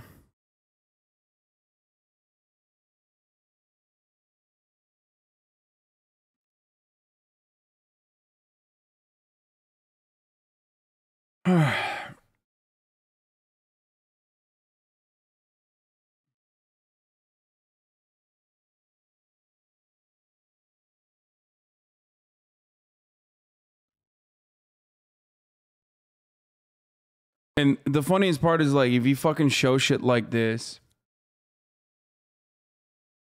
if you show what's going on, or if you cover it in this way, it turns into, I mean, it's just like you're doing anti-Semitism.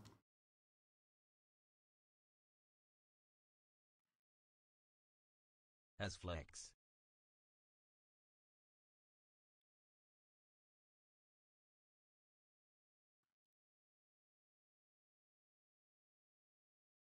Anyway.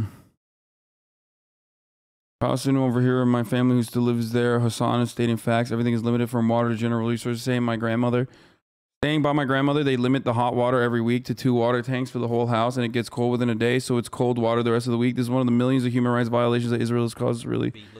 Yeah.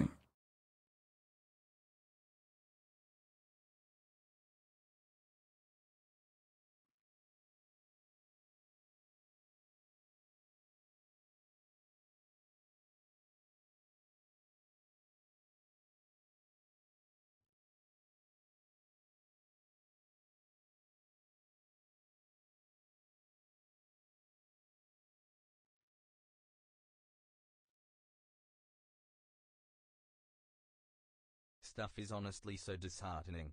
Got to be the change you want to see in the world. Anyway, let's look at Dave Portnoy. Dave Portnoy had a fresh and fit take. Okay. He said, I'm going to say something on behalf of all guys. Valentine's Day coming on the day after the Super Bowl is total bullshit. No way any guy can be expected to think about V-Day till football season is over. It's ridiculous and setting up all men for failure. I mean, that's not that bad. That's pretty funny, actually. It's, you know, he's just being funny.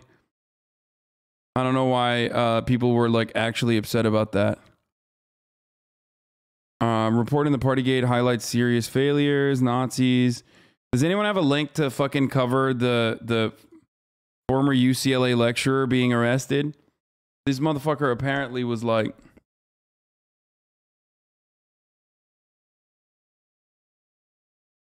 Meet Screen Break, Item Beauty's blue light and anti-pollution face mist. No way! Addison Rae? Addison Rae launched a new skincare mist called Screen Break that protects against blue light and pollution. Bro, this is suspiciously literally just looks like they moved away from Valkyrie, and it's the same company that just was like, we need another chick to do this.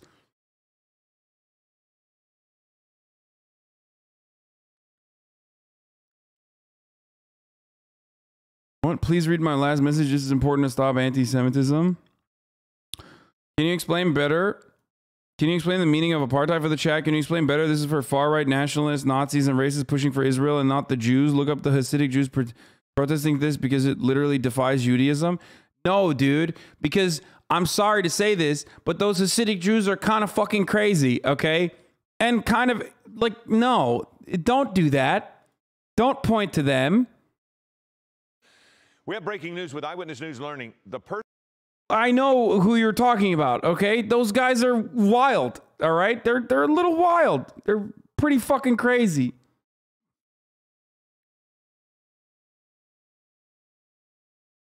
Oh my God, Addison Rae, Valkyrie? No! I didn't even think about that. Holy shit. Okay.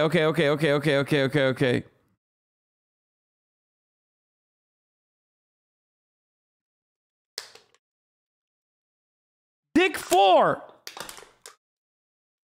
Thank you for the 50 big ones. Holy shit. Hasidic Jews are against Israel because they believe they broke the covenant with God by forcing their way back to Israel. No, there are varying different ideas amongst even Hasidic Jews. The ones I'm talking about are the fucking most famous ones in the UK. Okay, and no, we're not going to talk about that. I'm pretty sure they're using the exact same font for their marketing as Ray's product. Yeah. Why is the esports account posting this? I wonder. The UK lads, the Nuderai Carta, are, you know, they're wild, okay? Anyway, let's do this. Okay. I mean, dude, we'll do that in a second. Let's continue with this. I gotta pee. Of a possible shooting at UCLA is now in custody. In-person classes were canceled, 100% remote today. Eyewitness News reporter Tony Cabrera is live in Westwood with the very latest on the investigation. Tony, this had to be so troubling for many, many people. Oh, absolutely. And this news that the man in question is in custody, definitely relieving for students. We are waiting for an update from UCLA any minute now on these developments. But let's go to a scene that we are seeing in Boulder, Colorado, where the man, Matthew Harris, was taken into custody. The video just coming into our newsroom shows the scene in Boulder where we believe Harris was under observation this morning and then eventually taken into custody. There's an elementary school nearby that was evacuated with classes there canceled for the rest of the day. But here's what we know about Harris. He's a former postdoctoral student and faculty member at UCLA who worked here as recently as last year. According to an internal email posted on Reddit, Harris had worked in UCLA's philosophy department and caused problems last spring with what was described as highly erratic behavior and threatening communications. Then, just yesterday, we learned he contacted a number of people in the department, leading them to an 800-page manifesto and 300 YouTube videos. One of the videos even includes video of the mass shooting in Las Vegas and even the Columbine High School massacre. Now that he's in custody, of course, students here are relieved after staying up late last night in shock, with the university deciding to do remote learning today. I found out, like a lot of people on Reddit, on the UCLA forum, there was this post of someone, they posted a screenshot of a philosophy professor's email about the whole situation. A lot of people are... Oh my God, it was a philosophy...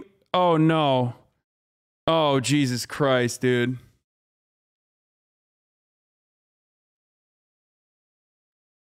Oh, Jesus fucking Christ. Holy shit. Holy fucking shit.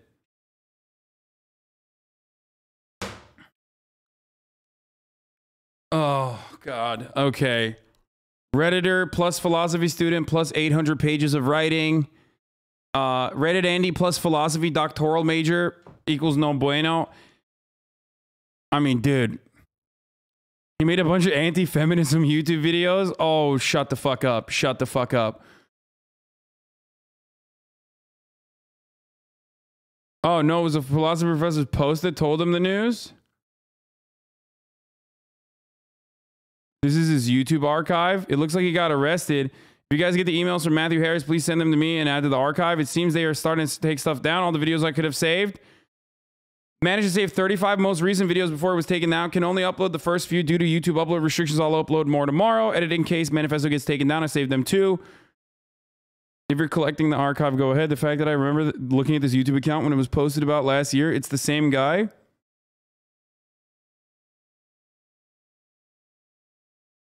What is this? 100,000-word manifesto entitled My Twisted World. I was just about to say, the moment that you write a manifesto, it's a wrap, dude. Again, self-report, vibe check failure. How did you find this? Like, I mean, dude, I'm so happy that you guys fucking have like all of my all of my fucking takes. He's the N word with a hard R 10,000 times. Wait, isn't he black?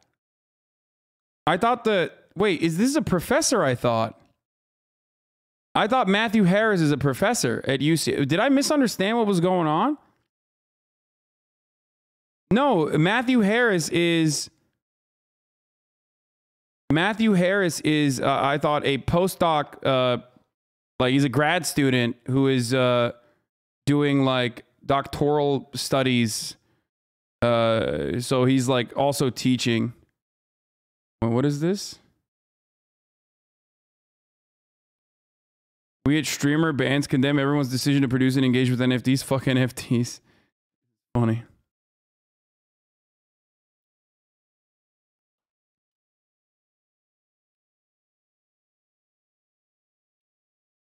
The UCLA gymnastics team is also imploding because of racism by freshmen and the coaches is really bad. The guy on the photo was a school shooter. Yes, that was the Supreme Gentleman, Elliot Rogers. Grad students are often lecturers. Yes. So he is technically a lecturer. There's a mass shooting threat at school, UCLA, and the school didn't notify us until it was leaked online because the guy isn't white. Of course, that's what he said. Matthew Harris is a UCLA grad student, ex-philosophy lecturer who's currently being searched by police. He published an 800-page manifesto calling for the genocide of all white people. If he were white, we would never hear the end of academia, white supremacy problem. Can we start talking about our country's black supremacy problem, which excuses institutional racism against white people? Said the Bruin Republicans at UCLA. Oh my fucking God, dude.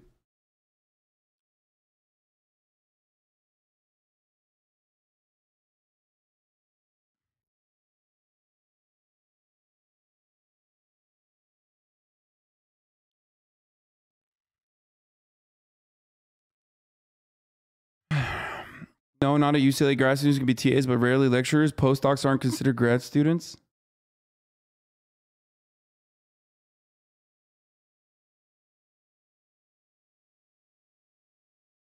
He's a lecturer. His manifesto has a lot of self-deprecation, while also promoting anti-white black supremacy narratives and general pedophilia. Oh my fucking God. Ew. What did he think he was French? What the fuck?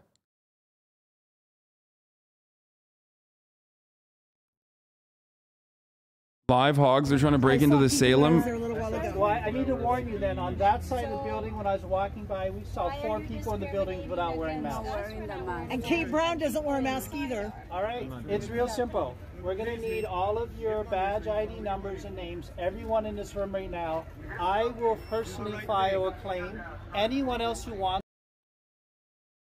Postdoc is a step after PhD and before. Okay, dude, I know I have a lot of fucking PhD Andys in the chat, but you are being so incredibly annoying right now. I don't care about the fucking minutia. I do not care about the minor distinctions at UCLA's faculty. I get it, dude. You guys work for $7 a fucking hour, and you basically work for room and board. Shut the fuck up, okay? Just unionize and shut the fuck up. Don't come in here in this chat and fucking cry about literally just like, it's so obvious that PhDs, all they have, okay, is this. All they have is this, so they have to constantly and consistently be like, well, technically, it's very different. You can't be a fucking TA. This was a postdoc. It's like, dude, homie literally wrote a fucking manifesto and was like gonna do murder, and the PhDs in the chat are like talking about the semantics distinction, which is a very important one. Still, shut the fuck up. To 2 months more.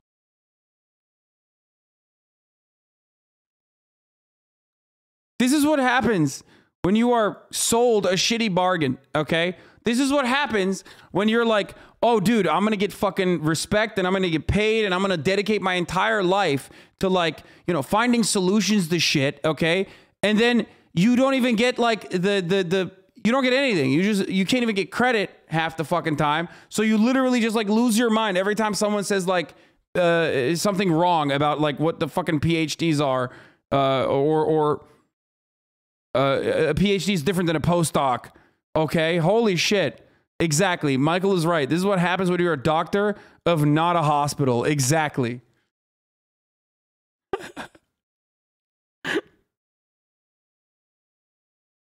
Sorry, okay? Jesus Christ. This is a PhD Stonelock point 2, okay? My mom is like this too. I'm sorry. It's just fucking annoying. Stop. She gets so mad because I'm like, I'm not going to call PhDs doctors, okay?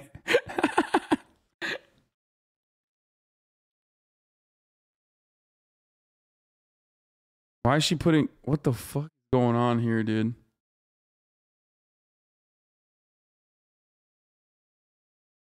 Have you ever covered Luca Rocco Magnotta, who killed a dude and went on an international run? No.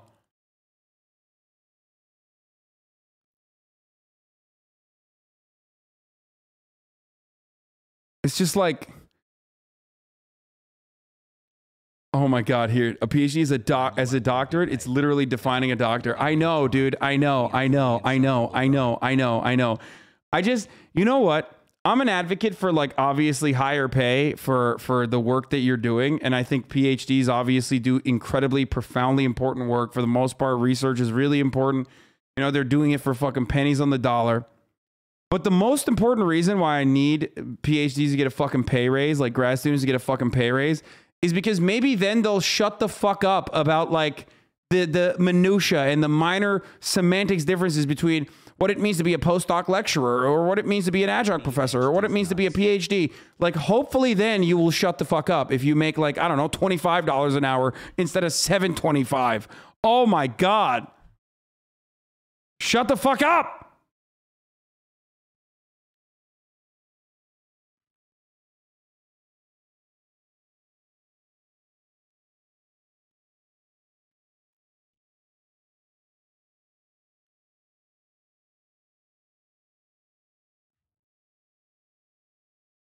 Man, we don't have nothing. Let us have that. That's what I'm saying. I know. I know that's why. PhD I know that's the reason. Okay. If you guys get emails from Matthew Harris, please tell them to wait, I want to see the... When your professor just says you can lock the door tomorrow, thanks for the heads up. My understanding is it's philosophy, not sociology. The class is in Dodd, which is also the home of philosophy, but the sociology offices are in Haynes. I'll call UCPD in the morning and ask their advice. For what it's worth, after the incident on South Campus a few years ago, the university installed locks on the doors of every classroom. In the unlikely event that there is some kind of attack, we can lock the doors at the first sign of danger. There has never been a single case of a mass shooter breaching a locked door, so this is an extremely effective defense, especially as Dodd 121 has no windows.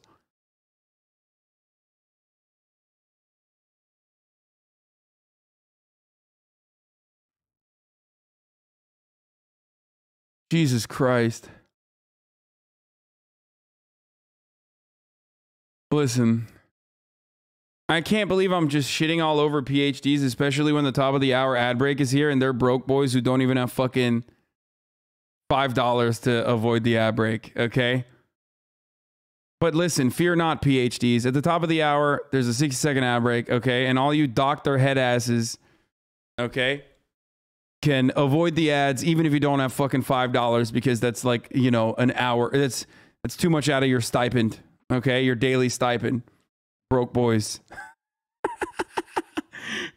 You can just use your fucking Prime. You have a student Amazon Prime, so just use that and connect it to your Twitch account, and you get one free Prime subscription a month. Okay?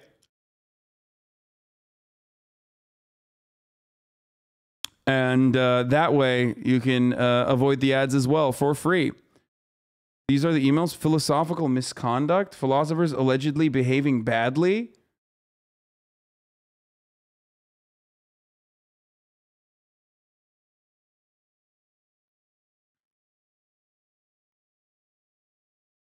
What the fuck? Training little girls? Oh, Jesus Christ. Oh my God, he's like a pedophile too. Anyway, look, you can also get gifted a sub like from Anonymous, and that will help you avoid the ads as well. Here's the 1 minute ad break now, okay? Here's Canada A. Or we do become Germany back in 1944. And that's when people are and coming. some of us have more. I hear what you're saying, and it doesn't matter how much you convince me. I can't change any of these Yes, you rules. can. The excuse of just following orders. You can invite the people in and say, come on in, buddies. No, power of the people, not the government. Be our friend, not our enemy. Is no excuse. Let us in, why don't ya?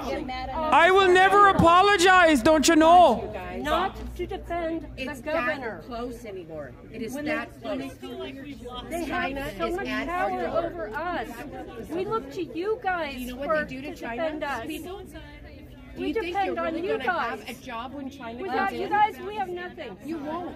No, You we won't have a each job. other's. The people will get that. You've got But to the say sad no. thing is, they're the ones that are going to be affected. Just like up in Portland, it was the police that were under attack. what happened to their leaders? They says, oh, you know, we don't know you, tough luck, we're not going to prosecute, we're not going to do crap.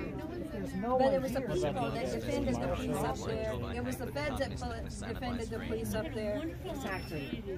And that's sadly what's going to happen is more and more people where was get she tired. at? They're defending they affect our children where we Kate have Brown? to defend them. For what reason? She's not defending you.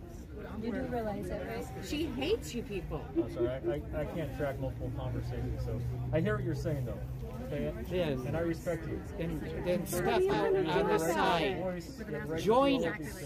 Join us. What are you going to do? Join us. Yeah. When will enough be enough for you? Hold on just a second. Are you with them or are you with the This people? man, you said was spitting on you. Everyone You're sworn in to defend Why our do you Constitution. have to follow the orders? What is that? What's written? You don't have to. You're choosing to. One at a time, please. Would you please remove that mask and put a new one on?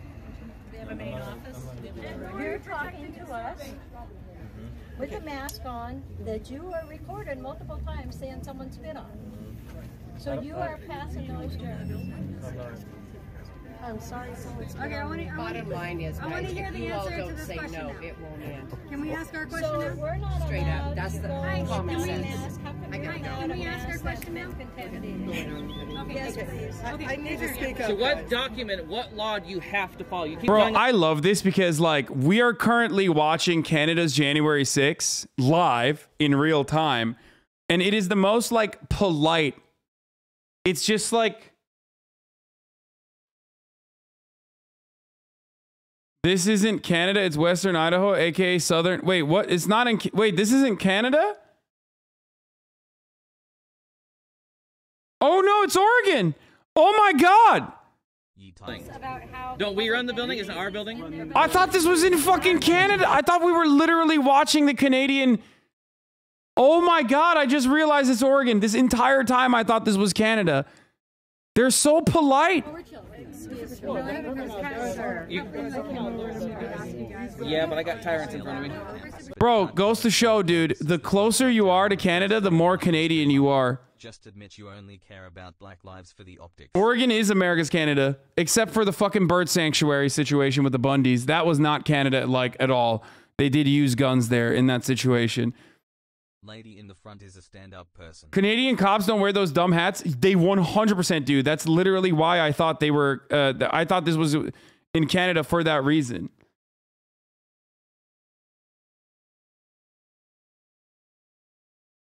The RCMP does, yeah. I want to talk to these gentlemen. I don't care about going in. I know. You know what? Sometimes you have to go ahead. No, you don't. No, I'm sorry. Sometimes you have to go and stop tyranny. Maybe law enforcement shouldn't be giving people a hard time. Bro, these people are Canadian, dude. I swear to God. People in Oregon, actually Canadian. They have to be held to a higher standard, not us. It's like putting a chain link fence around your face and trying to keep the mosquitoes out. No, we don't. She's concerned about Because the viruses are so small, they go around the damn mask. The mask. Did you know that? I'm a nurse. How did you manipulate when they pepper sprayed a bunch of kids? I'm a nurse. Remember when they came out, shot everyone in the back? How do you? Back off, so I get a picture. I want to get a picture of everyone. I'm not. I didn't condemn you. I asked them.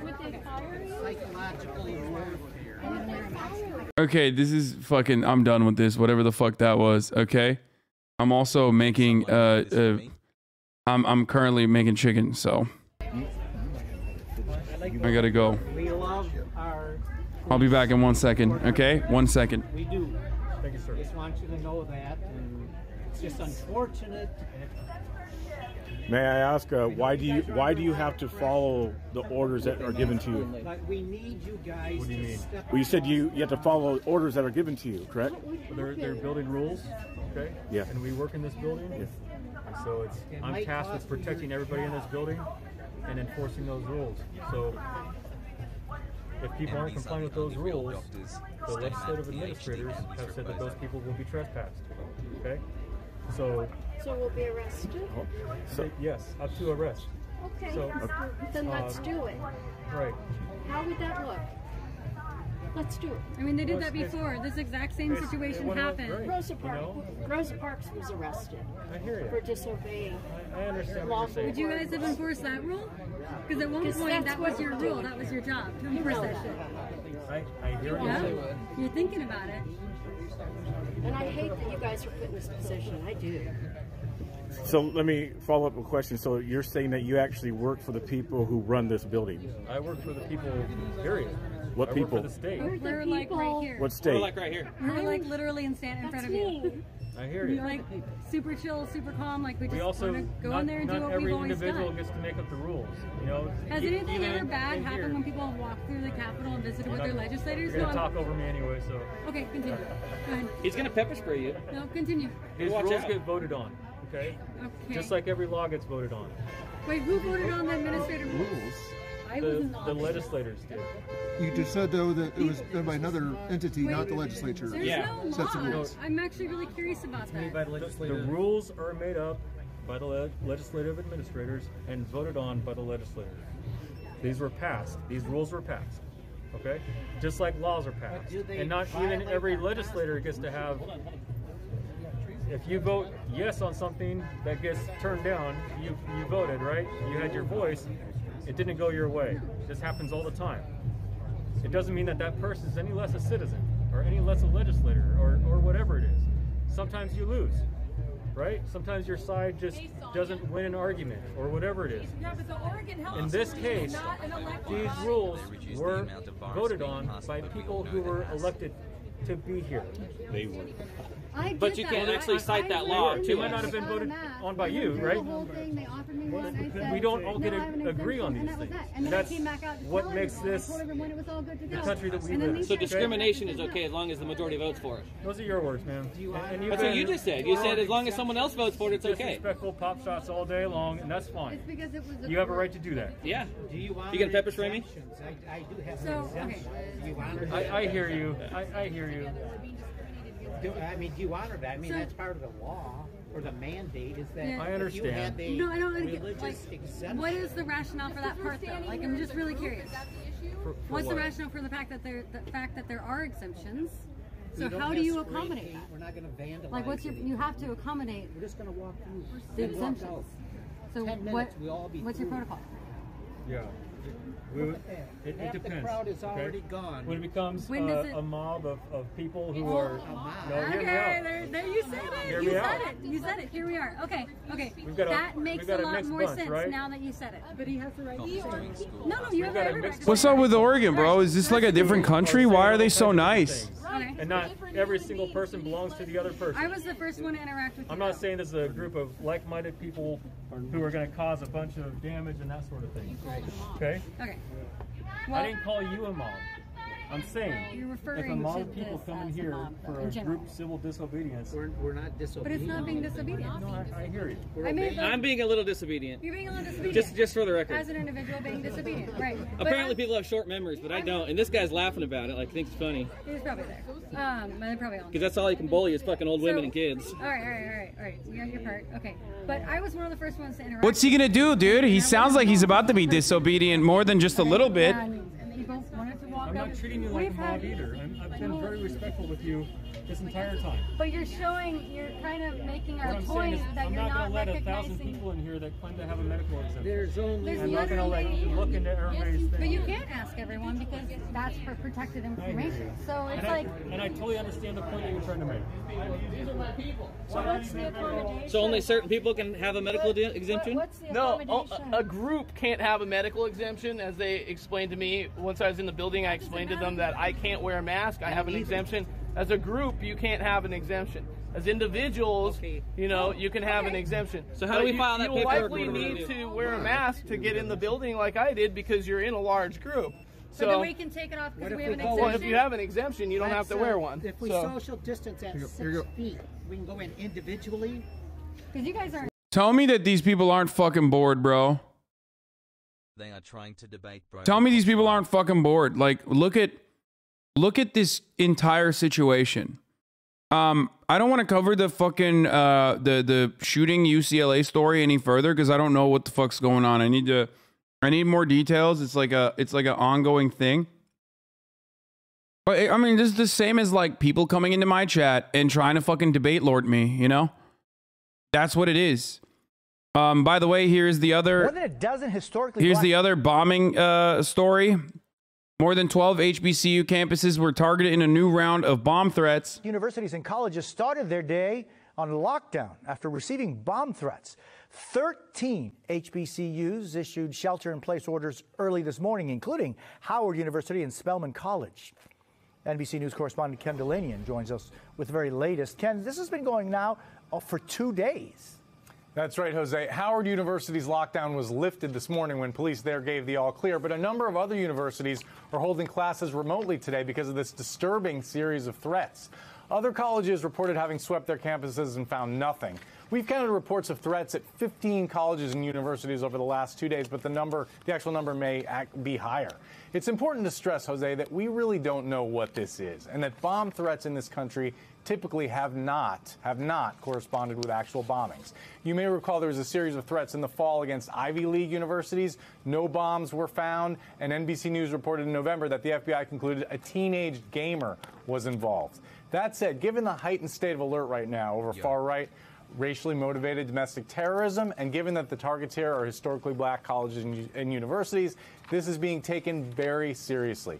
The FBI issued a statement this morning, which I'd like to read to you. It says, the FBI is aware of the series of bomb threats around the country, and we're working with our law enforcement partners to address any potential threats. As always, we'd like to remind members of the public that if they observe anything suspicious, to report it to law enforcement immediately. Jose? Ken Delanian, thank you very much for that update. I appreciate it.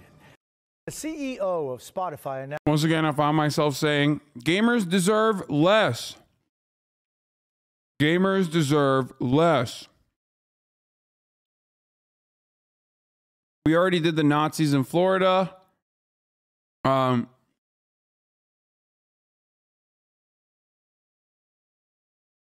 Yeah. All right, let's do it. Joe Rogan questions everything.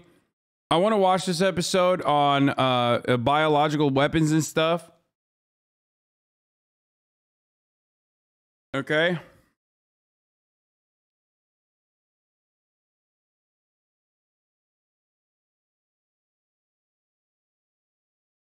Those damn gamers has boomer.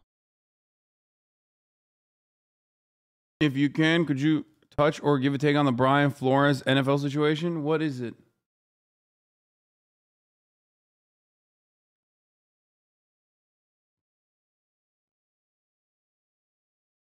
Hi. Joe Rogan shitting on. What? Wait, he's now anti-universal health care? What? Socialized medicine up there, It's My friend Jen, she had to wait a whole year before she could get her knee surgery up there. She was walking with a horrible limp for a whole year. I mean, there's upsides and downsides, I guess. Sure. The upsides is you get to treated for free. It's great. I feel terrible saying this. Like, I feel absolutely awful saying this. But if I had a serious disease and my life was in danger, I would leave. You wouldn't go to. Wait, what?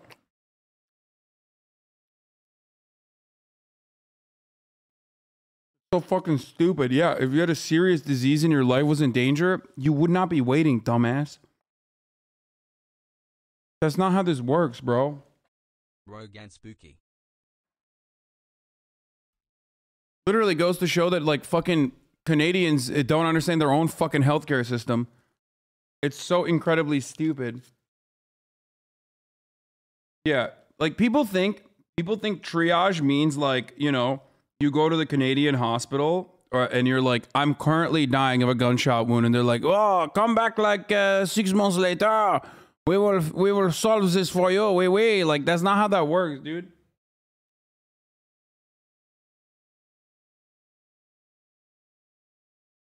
Welcome to the ER in Montreal. Welcome.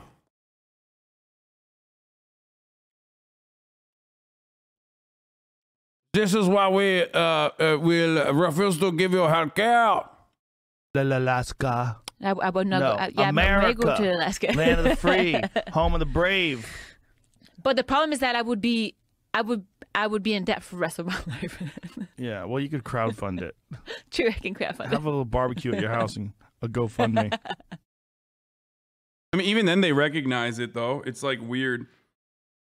In a weird way, they still recognize that, like, American for-profit healthcare is still dog shit because, like, you have to fucking crowdsource it. So, I mean, not defending Joe Rogan, obviously. But the American for-profit pharmaceutical industry and healthcare industry is just indefensible.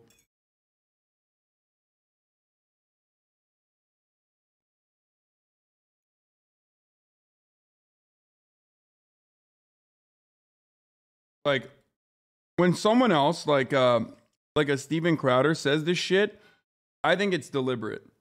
That's like a deliberate, purposely done, like, malicious fucking talking point. But when Joe Rogan says some dumbass shit like this, despite the fact that, like, I do think he is an anti-vaxxer for sure, like, he is promoting vaccine skepticism on purpose. When Joe Rogan says stuff like this, it's just like a dumbass talking about it. I've talked to fucking other dumbasses like this as well. Not every single person is like, you know, doing like deliberate anti-healthcare agitprop. I don't think Joe is doing deliberate anti-healthcare agitprop here. Or just a stand? No, dude. I talk to normal people. That's the difference. I don't think you ever talk to a normal person. Only Discord conversations, and in the eyes of normal people, like that's a fear that they have, albeit not a justifiable one, but still.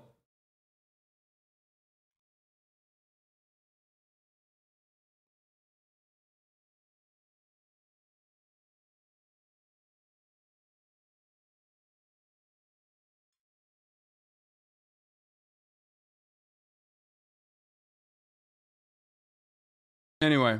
Let's talk about Joe Rogan questioning everything. In the former republics of the Soviet Union. The United States probably, when they went over there, they were probably like, what are you guys doing over here with all this? There were trenches, huge trenches filled with anthrax. And a little tiny amount of anthrax will kill a person, right? Absolutely. This is very scary stuff. Yes, yes it is. That's why nobody knew about it, and the Soviet Union made all effort to cover it up. That's crazy. Yes. There are very few things less comforting than the words cover up and trenches of anthrax used in the same sentence. Are those facilities under heavy security? You could walk into those facilities and find biological agents available to almost anyone. We were completely confident that the United States did the same and did it better. That's right, America, yeah.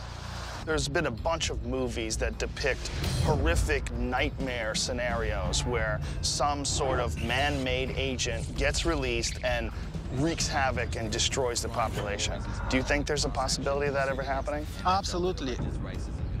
They are correct when they describe what might happen upon the release of biological weapons, and they are absolutely wrong when they say that the cure could be quickly found. What's the most frightening biological weapon that you know that was ever developed? One of the most potent was the so-called hemorrhagic virus. Hemorrhagic means that they will bleed extensively from your nose, from your eyes, from your stomach. Oh. Sometimes more potent than the smallpox. What can people do to protect themselves if something like this happens, if there is some sort of an outbreak? Very little could be done. In fact, the majority of the exposed people will die. Wow. Yes. Well, you just scared the out of me. Congratulations. Thank you. You're very much welcome. Wow. That was some seriously scary. And what's even more scary is what is happening today. I'm gonna talk to Charles Faddis.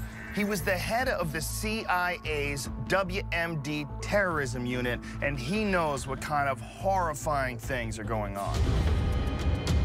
Chad, this is from 2013. This is a show, is an old sci-fi show called Joe Rogan Questions Everything.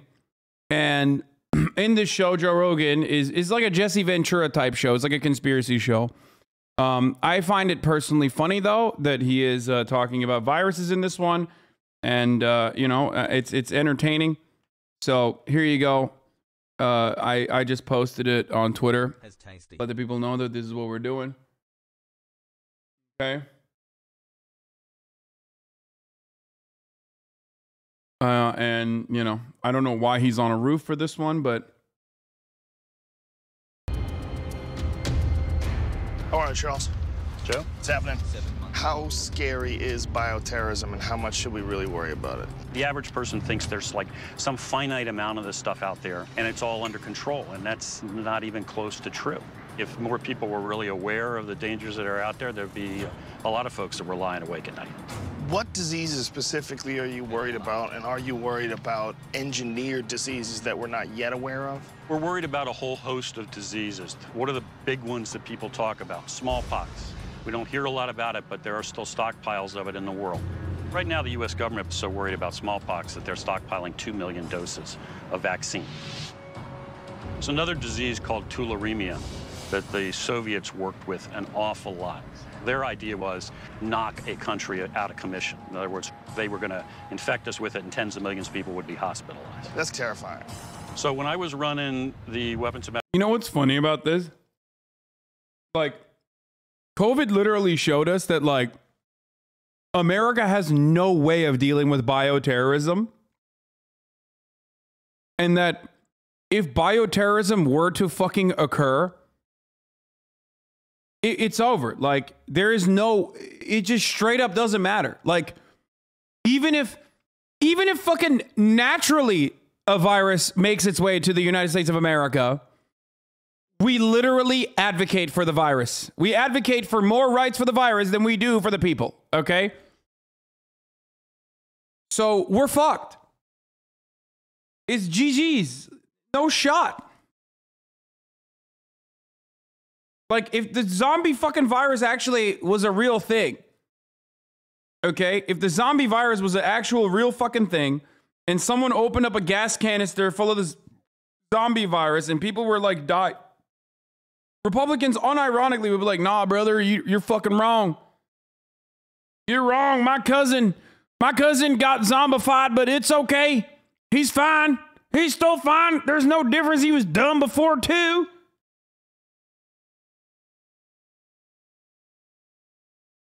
Y'all lying.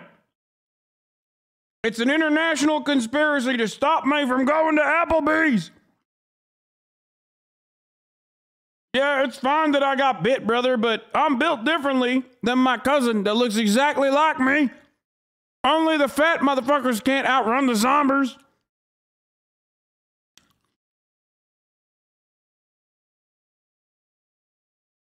What about my freedom? Government wants us to go to FEMA camps and be defended by the military. Fuck no, brother.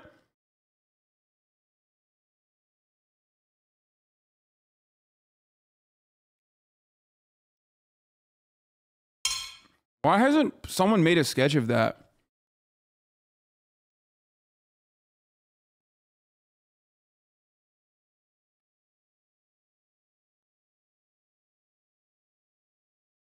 Because it's not funny? How is that not funny? That's hilarious.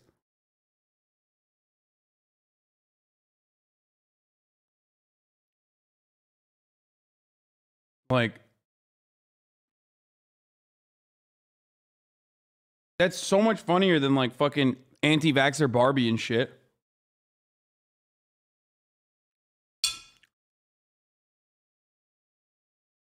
"17 months strong." It's probably one of the funnier ways of dealing with the issue and like covering it from a lib point of view.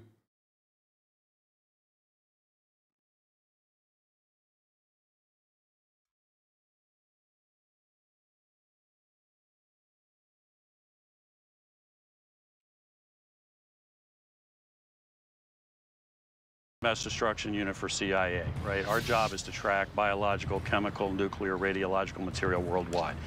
Every expert I know, every person that's focused on the issue will tell you that the #1 threat is biological. Okay, so I don't know what this dude's background is, But unless he is like openly and overtly anti-CIA now, if you're a conspiracy guy and you're bringing on like ex-CIA people that aren't like openly anti-CIA, then you're not a conspiracy guy. You're just a State Department operative, okay? You're just a mouthpiece for the American State Department. Warfare. You know, we could have a terrorist group sending operatives here that have been deliberately infected with some kind of disease, some kind of pathogen. It could happen tomorrow. Like a biomartyr type situation. Exactly. You're talking about groups that are willing to use suicide tactics. So there is nothing that stops them from then utilizing that fanaticism to deliberately infect somebody and use them as the mechanism for spreading a disease. I think the scariest thing about a biomartyr is that you would never see it coming. If someone wants to strap a bomb to their chest, there's all sorts of ways they can detect that. But if someone's a biomartyr, there's really nothing. Are you worried about engineered diseases that we're not yet aware of? Yeah, absolutely. Absolutely, no question. There's a whole new bio business. And now we get these sort of do-it-yourself labs all over the country with sort of bio entrepreneurs. And folks are playing with engineering. I totally forgot that I was, the camera was on me. Or wait, oh no. Oh no, on accident, it pressed just camming. Like my other scene. Okay. Anyway, listen. What's funny about this is that Joe Rogan has become a biomartyr. Like he literally is ride or die for COVID. Engineering new organisms, but in the process, potentially creating completely new diseases. So there's a lot of concern about the idea of somebody mucking around with this. And now you have a pathogen released that is brand new and nobody has any resistance to it anywhere on the planet.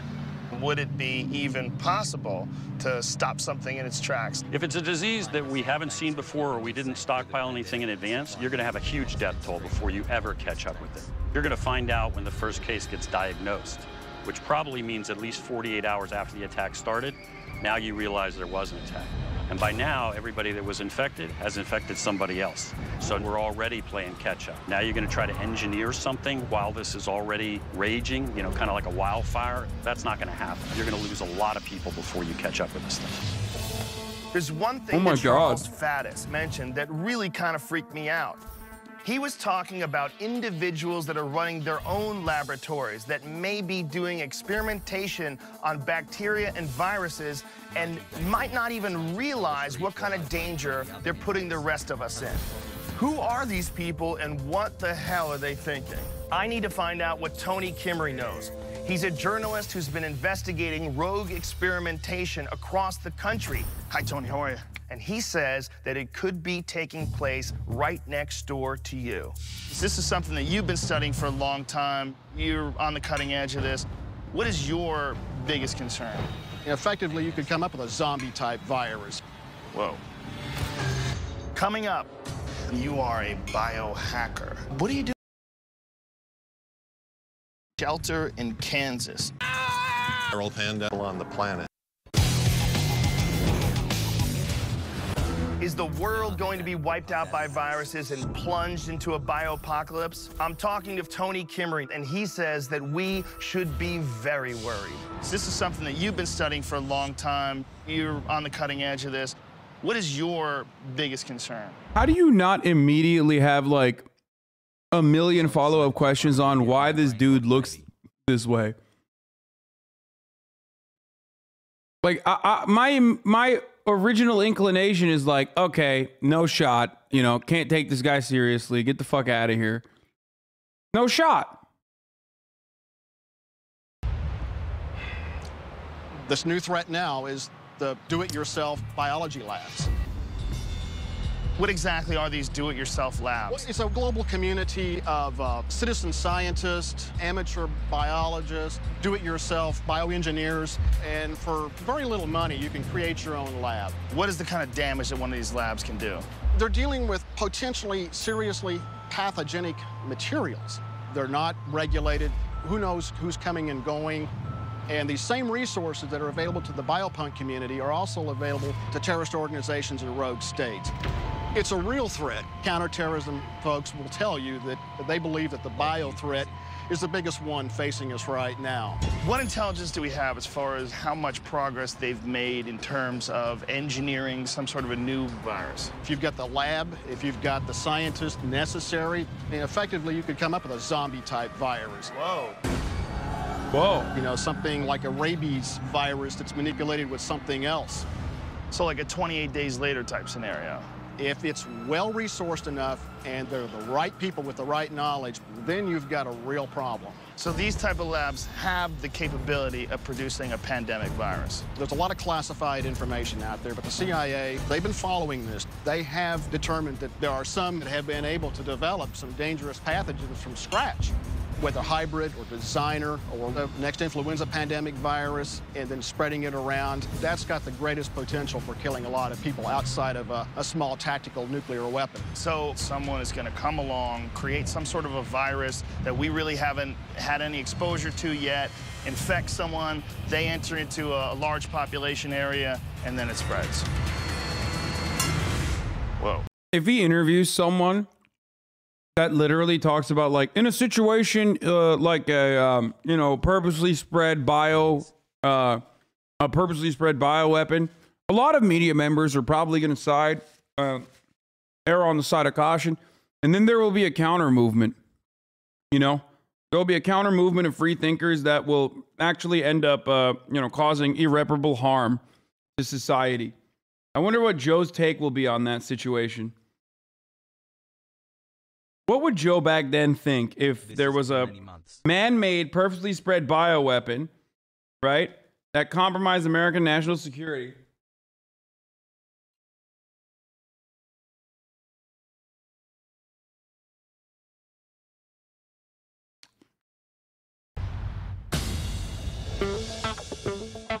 Okay. All right, guys, here we go. You ready? I met with a guy named Anthony Kimmery, and he is essentially an expert on infectious diseases. And one of the things that he's concerned with is biopunks. They're people who experiment with biological agents. They set up laboratories, and they start experimenting with different things. Oh, God. Right now in some basement, there's some guy with a mohawk fiddling around with the bubonic plague. By the way, a lot of the punks I know, they don't need to order some bacteria or virus. They just need to take their pants off in a bathroom, and that spreads disease. Well, listen, Duncan Trussell's the greatest Joe Rogan guest. He's a PhD from Princeton and a bio-entrepreneur, and he apparently is going to reassure me that this is not something to be concerned with, and that what they're doing is they're trying to create beneficial things. They're not trying to ruin the world. Right.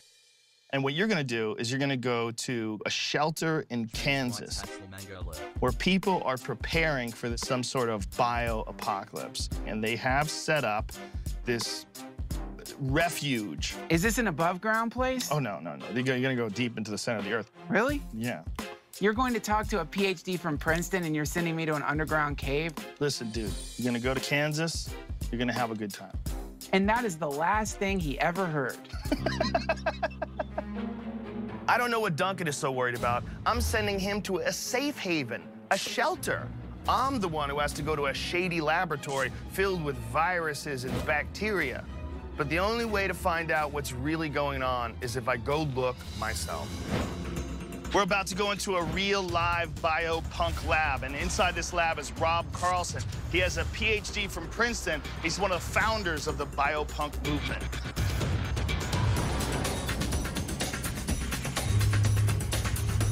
Pretty crazy.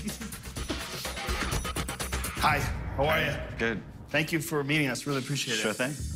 Bro, this is why his nipples are grown. Today I started my job as a case manager at a mental health clinic. A monkey with like extremely long nipples attacked him while he was in the lab behind the scenes. You are a biohacker. Sometimes, yeah. Most people, like if you tell them I'm involved in the biohacking movement, do they just stare blankly at you? Some do. Some raise their eyebrows in Washington, D.C. Some get concerned. What is the concern? If you have biology in a garage, then some people think it's going to go to misuse, maybe. Well, this place has rock-solid security. Oh, no, it doesn't. There's wide open doors. What are you doing here? What am I doing here? What is anybody doing here? What's the purpose of this? People come in, they pay a fee, they do their project. You can play with genes, you can play with organisms, and they might be working on anything. Just anybody, all they have to do is pay a fee? Do you like do any sort of background check on these folks? Well, I don't know what sort of background check you think that might be appropriate there. But, I don't know. But do you do a background check when you get a driver's license? No, you do not. So what he's saying is because you don't need a background check to get a driver's license, you shouldn't need one to run a bike. Wait. That dude is the most libertarian dude I've ever... That dude is the most libertarian dude I've ever seen. Oh my God, dude. I want to know where all of these people are. Also, imagine thinking the fucking... Oh my God, I can't believe I'm... first of all, I'm 100% in agreement with Joe Rogan and his fears, okay? Secondly, we figured out where COVID started, okay? Turns out not in Wuhan.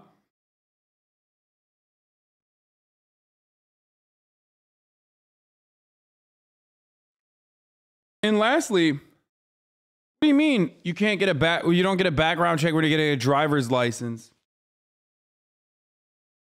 Driver's license is the background check. It's, you know, it's your criminal record. Like what? Does he think that if you have a DUI, you could just like get a driver's license, for example? Like there's no, you know, there is no fucking a protective mechanism. How would we ever stop people who have had their licenses revoked because they have DUIs from going in simply to the DMV and getting another license? Hassan, you are the second most based man alive. Keep it up. They are the background check.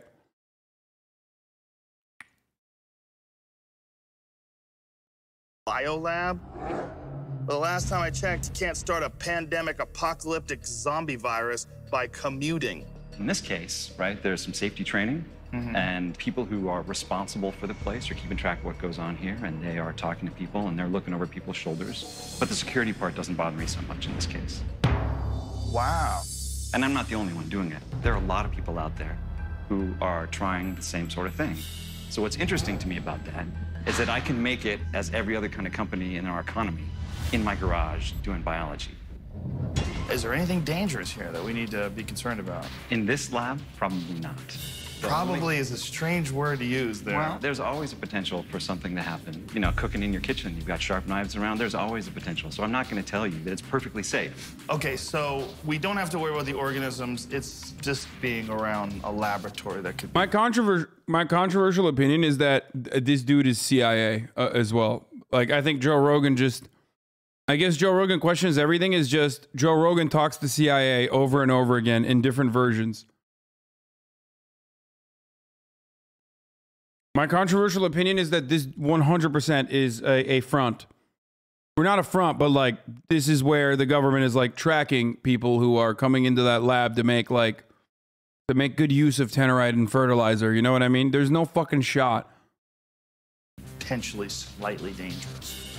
You don't want to lick things, you know? No licking. You don't want to eat the stuff that's sitting on the bench. Now, there are folks that have some concerns about the whole idea of biohacking, manipulating enzymes and bacteria. Are these concerns unfounded? Coming up. You could potentially do something dangerous here, but you could do that anywhere. There are lots of... There are thousands of people out there working in homemade labs who are toying with potentially dangerous biological materials. I'm talking to biopunk pioneer Rob Carlson to find out how worried we should be about what they're doing in these labs. There are folks that have some concerns about the whole idea of biohacking, about manipulating these biologies. Wait. For the record, someone said this guy doesn't even do the experimentation himself. This is just a WeWorks for literal bathtub meth, dude. Like, he just has a WeWorks for fucking people that want to make bathtub viruses. There's no shot this is still around, by the way, obviously. These enzymes and bacteria, are these concerns unfounded? In a place like this, they're unlikely to have access to or unlikely to be playing with anything that's a potential human pathogen. And I would hope that nobody in a garage or in a space like this does that. So far, he's done nothing to calm my fears of a pandemic. And he is gonna give me a tour of a do-it-yourself laboratory so I can see what's going on and whether or not I should be worried. I relish any opportunity to wear goggles and rubber gloves. Now, when you see beakers and labs in LA, downtown, you think meth. Right. Is that a concern? Like, what if someone comes in and they've got a box of cold medicine and they're looking kind of sketch? Presumably, the people who are in charge of any of these spaces are looking out for that. Okay. But it's also true that, you know, law enforcement is looking out for that. The last thing we want is to create underground labs where people are playing with biology. How much would it cost to set up a lab like this? A few $1,000s tops. Is there anything illegal about this? There's nothing illegal about this. Okay. All right, so what kind of stuff can be done here?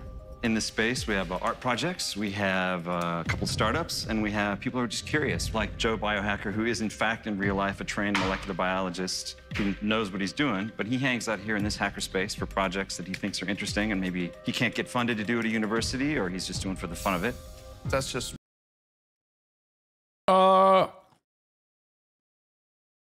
Okay. That's very weird, dude.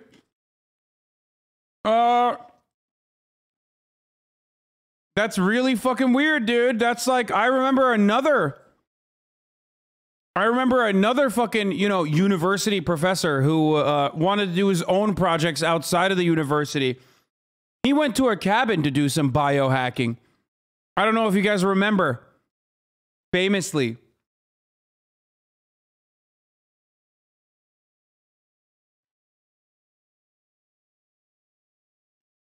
Yeah. He was like, I'm going to do some biohacking.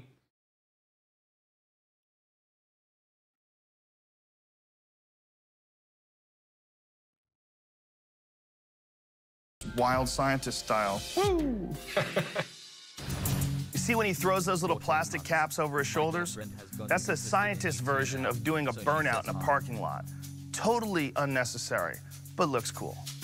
Now, the real concern amongst people who are looking at these labs is biology being manipulated to the point of becoming a weapon, whether it's some sort of a new disease or some sort of a combination of diseases. Is that of any concern in any of these laboratories across the country like this? What they're doing here, it's very straightforward. You could also potentially do something dangerous here. Gotta be honest about that. But you could do that anywhere. You need a table and a sink, and that's a laboratory. So the notion that we could actually prevent people from doing harm by closing down labs like this, stopping people from working like this, is not workable. It's the drug story all over again. So if we outlaw tables and sinks, only outlaws will have tables and sinks. That's exactly right. You know, the only way you can actually outlaw producing drugs is to outlaw chemistry. Okay. Not gonna happen. If you came in off the street, you brought all the raw materials with you, you could potentially do something bad here. Between new Dude, I love libertarians. They're so awesome. emerging diseases and mankind's manipulation of viruses, our world might be headed for a biopocalypse. I just hope that Duncan's found a nice, safe spot for us to ride out the viral winter if a biopocalypse does occur. I'm in the middle of Kansas, driving to one of the largest bomb shelters in America. Vivos. This used to be a storage facility for the United States military, but it has now been converted into a place that can withstand a biopocalypse or any other gigantic catastrophe. Hello? Oh, no one's here. Great. I don't feel safe. Hello? I'm dying! This is what happens if you're friends with Joe Rogan. What a wonderful place to spend the end of the world. Thanks, Joe. On the other hand, I know where I can come if the hits the fan. XQCL.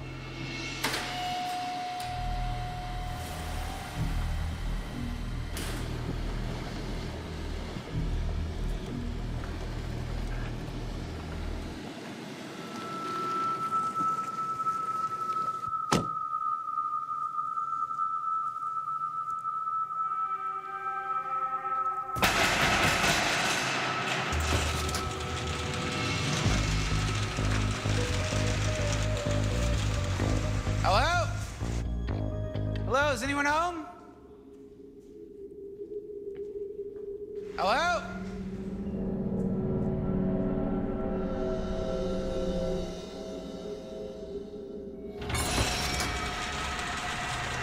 Hi, I'm Duncan. Hi. Duncan, Robert Facino, welcome to Vivos. Thanks. What is this place? It's the world's largest private shelter. It's carved under a limestone mountain in the late 1880s. So this thing has already been here 120 years, withstanding the test of time. Wow. Wait, what and the now fuck? It's here for what reason? We're converting it to a private shelter for our members, that they may come here. Wait, in the 1880s, what the fuck? Also, why is Louis C.K. working at the fucking private shelter? When did Louis C.K. become the operator of a private shelter? Here at the moment of truth, be that a viral pandemic or nuclear or whatever it is, we'll survive underground here for a minimum of 1 year without having to return to the surface. You have a year's worth of food here. Year's worth of freeze-dried meats. We have a hydroponics area. This is another area for aquaponics. And then we have food storage here. So this is completely self-sustaining. Yeah, this facility could continue on indefinitely. We have a nuclear blast-proof door that'll withstand a 20 megaton blast. 20 megaton. What about germs? What about viruses? Right behind that door, we have another set of doors that are airtight, pressure-tight, and watertight. Nothing gets in. In fact, no water. We could be submerged under several hundred feet of water, and it won't come in. But this doesn't look to me like a regular bomb shelter. Here, you've got a wine bar, hot tubs. You have hot tubs in this bomb shelter. We are trying to make it as comfortable as possible, including your own RV. We don't actually build out apartments or bedrooms or suites or anything. People drive their recreational vehicle directly in through the blast doors and park. How soon do you think something like this? Oh my God. Oh, dude, they're all gonna die when one of them fucking leaves his RV on. That's it. It's like a libertarian is going to be like, hold on, brother, you can't fucking stop me. No regulations in the libertarian utopia here. You can't regulate me from stopping my RV in this closed space. The hell is this? This is the nanny state. And then he just gives everyone carbon monoxide poisoning. Awesome. Right, dude. No rules, baby. You got the freedom not to breathe my carbon monoxide. Go outside. This could happen. It could have happened 5 minutes ago. We don't know. But here's what I do know. That I got a place to go. Right. While 7 other billion people on the planet do not. Can you walk me through what a viral pandemic might look like? People that aren't prepared have to look forward to hell on earth. It will be ugly out there. You know, I've had people say, why would you want to survive? The world's going to be devastated. It's going to be terrible. Well, the one good thing about a pandemic is maybe it only affects human genes and humans. It doesn't affect animals. It doesn't affect nature, the water, the sky. Everything else is pristine. So to say that we're going to go out to something that's terrible, the earth has been scorched and it's ugly, and why would you ever want to live, isn't true. You know, why wouldn't you want to be a part of the next rebirthing of the earth? I've been hearing about these biopunks who have started their own laboratories and are altering viruses. Are you worried about them starting up some kind of global pandemic? Absolutely. There's not only that threat, there's dozens of threats. And to not believe it is naive. Who has the... You know, every single person with a Vivo subscription or whatever the fuck is also unvaccinated. They think the China virus was a Chinese bioweapon, but they also simultaneously hold the same belief in their brains where they think it's both simultaneously a bioweapon, but also they will survive. Final say. The shelter director? You. Maybe. Maybe I'm not. At this point, I am. And you'd be willing to shoot people to keep them out? We'll be willing to protect the facility to save our members.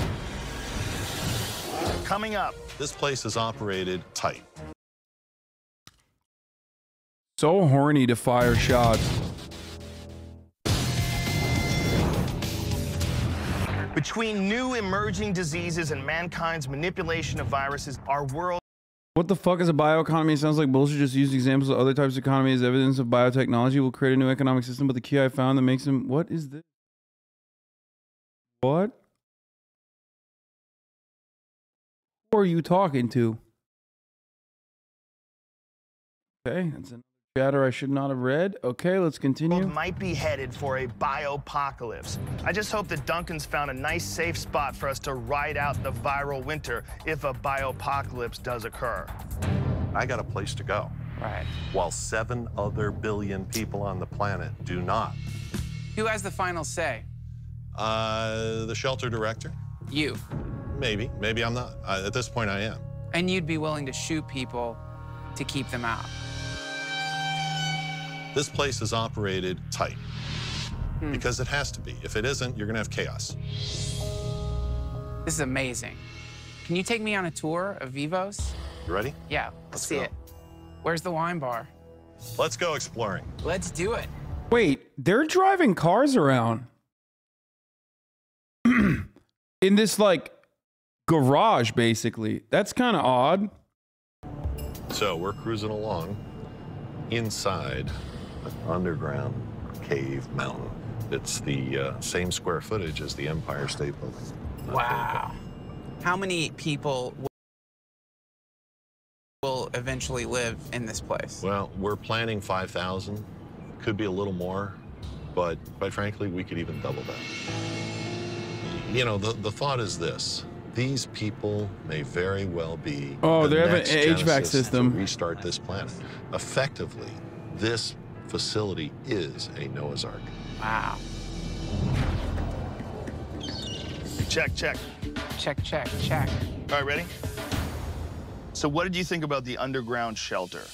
It was definitely the creepiest place I've ever been in my life. We ended up driving into a hole in the side of a mountain in this massive limestone quarry with a man who compares himself with Noah and says that this place is going to be a new ark. They call it the new Genesis. I love Joe Rogan's facial expressions, thinking about like how ridiculous some of these like kooky conspiracy theorists are. When, like, you know, he is that guy in the most meaningful way possible, perhaps. He's quite literally that dude. Where it gets really weird is you ask him, like, well, who's running this thing?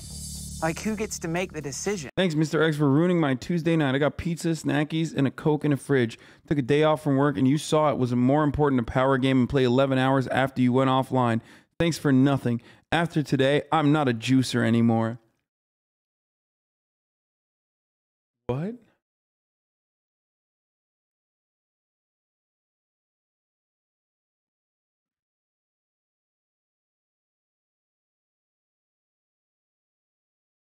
I wonder if someone wrote that originally. Like, that's copy pasta, sure.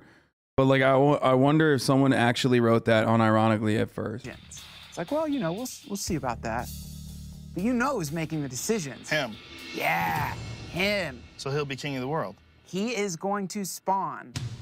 The one problem with the whole thing is that all that was down there was like 5 RVs. They hadn't developed much of it at all. The wine bar wasn't there, the hot tubs weren't there, the nightclub wasn't there. It was mostly just an underground cave that hadn't been developed yet. This X guy, I can't believe him. I skipped a funeral, wedding, party, concert, business meetings to be there. I will be contacting my lawyers effective immediately for CB not having the utilities to wake him up. I am also in contact with CG, and they have promised to do what you guys can't. I'll see you in court. What the fuck? So if something awful happened right now, and you'd bought space in there, you'd pretty much just be going to live in a cave. What if a worldwide plague does break out, and you had the choice between being on the outside and risking your life, most likely dying, or living with these guys in a hole in the ground? What would you choose? Oh, tie me to the telephone pole and let the vultures eat my eyeballs out. I don't want to live in that underground RV park. I'd rather get eaten by wild, ravenous dogs. It's absolutely terrifying to think that if you wanted to turn humanity into a bunch of raging, hemorrhagic maniacs, all you would need is 1 drop of the right deadly bug. It's a horrifying thing. I'm going to talk to Dr. Brad Spellberg from the Harbor UCLA Medical Center. He's an infectious disease specialist, and he's going to tell us where the real danger is. First of all, thank you very much for doing this. He's gonna be like, you know, there's this thing called the coronavirus. At this stage, the coronavirus obviously exists. Like, that's a real tough one, you know, when you think about it. Especially if, you know, there was a new one. Like the prior SARS. You bet. Now, knowing what you know and being an expert at this, what scares you the most? The most terrifying thing that I am seeing is bacteria that we can't treat with antibiotics anymore, that have set medicine back 80 years, and patients are dying of those infections already. These totally resistant bacteria that are in hospitals and nursing homes are now spreading in communities and killing people, and we can't stop it. Did you see World War Z? I have not seen it yet. The concept behind the movie is that there's a disease, and this disease turns people into zombies.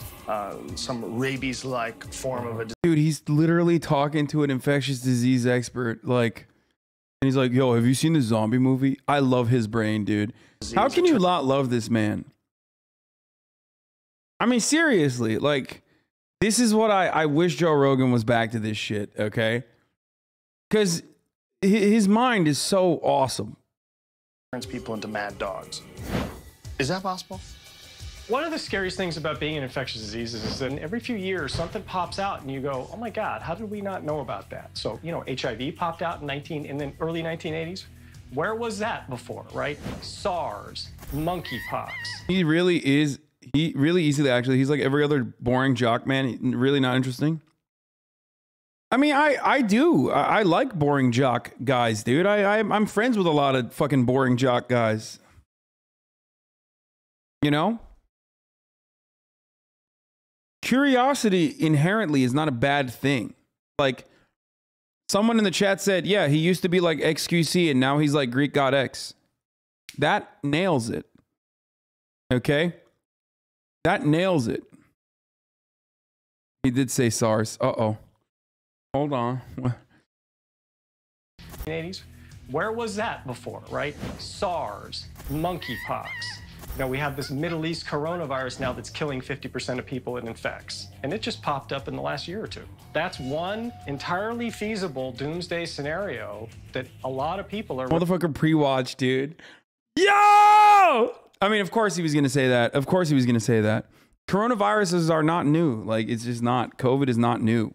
Hassle. As a matter of fact, all those fucking cattle ranchers that ironically are now anti-vaxxers quite literally have had a vaccine for coronavirus for a very long time because it's something that impacts their cattle. Really worried about happening right now. See, we think we rule the planet. No, microbes. They rule the planet. They formed the atmosphere of the planet. They've been around for 3.5 billion years. They formed the atmosphere? Yeah. They live at the bottom of the ocean. They've been found alive a mile down the Earth's surface in solid rock. No matter what we throw at them, we will never win the war against microbes. It's not winnable. We have to keep a pace. We're on a treadmill. There's no end game. Wow, that's a fascinating way to look at it. So we have to keep our endurance and we have to constantly throw attention and money at this in order to just keep the population alive. Absolutely. And in fact, microbes are the most adaptable things on the planet. The future of humanity and microbes will... Why is Joe Rogan not debating this guy with his folder full of Facebook memes, though? That's kind of weird. Yo. Here he has a disease expert, and he's just taking him at his word. Like, does he not realize this man is compromised? Does he not realize that this man is probably purposely spreading misinformation? Like, well, what's next? Is he going to say everyone should get vaccinated against viruses that are, you know, potentially killing people? And that, like, the worst thing we could do is spread anti-vaccine rhetoric in a situation like that? 2-month Andy over here. Where's the folder, Joe? Where's the conservative Facebook meme folder? Likely evolve as episodes of our wits versus their genes. They're still using their genes to adapt, and the scary thing is... Despite the title of the show, he's not questioning that professor at all. Yeah, it seems like Joe Rogan's not questioning everything. Stop using our wits to keep up, and that's why we're having this antibiotic superbug problem right now. You know, each time you go back to the well, you got to come up with the next generation thing. It's getting harder and harder to do that. The low-hanging fruit is plucked. What an incredibly complex problem, because on one hand, you have these organisms that are essential for life, can live in these insane environments that other life forms can't exist in, and yet they also kill us. You know, people say to me, how far away are we from the iceberg? The ship has hit the iceberg. If these bugs spread, which they may well, that's when the lifeboats go under and we all drown. Coming up. I found what I thought was... Dude, look at his face, dude. This is just, he's constantly perplexed. I love this. I love, like, he looking like an NFT right here, okay? Just constantly traveled across my eyeballs. Body. Start in any of the countless labs sprinkled across the world. But even without human intervention, these tiny mutating microbes keep finding ways to adapt and thrive. They continue to resist medication and figure out ways to spread. How in trouble are we? It's very spooky talking to these guys about diseases and the potential for some sort of a gigantic worldwide pandemic. I never thought it was a real possibility. I never really considered it. It is terrifying to think that there are new diseases and mutations sprouting up on a daily basis. yeah, just so terrifying. I just drop-kicked my TV in front of 30 guests at my party because of XQC. My wife just took our crying kids and said they're all spending the week at the hotel.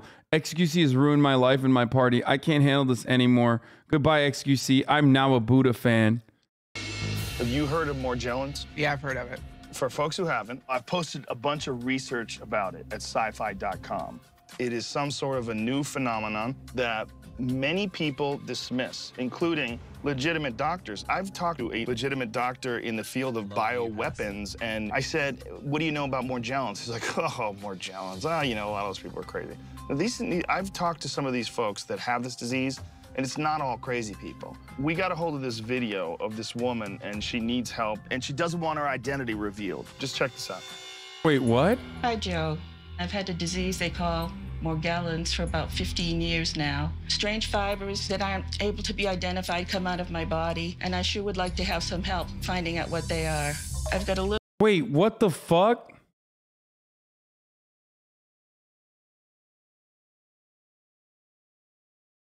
Wait, what is it?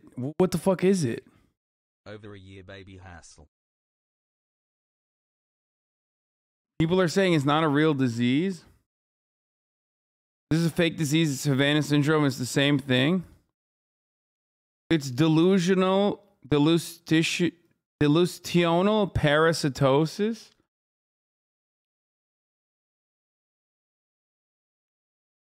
A controversial condition involving I see it, bro. I mean, thank you. I'm looking at it too over here, okay? A controversial condition involving skin lesions. Look at the chatter. Actually, that is nice that you Googled it and posted it in here.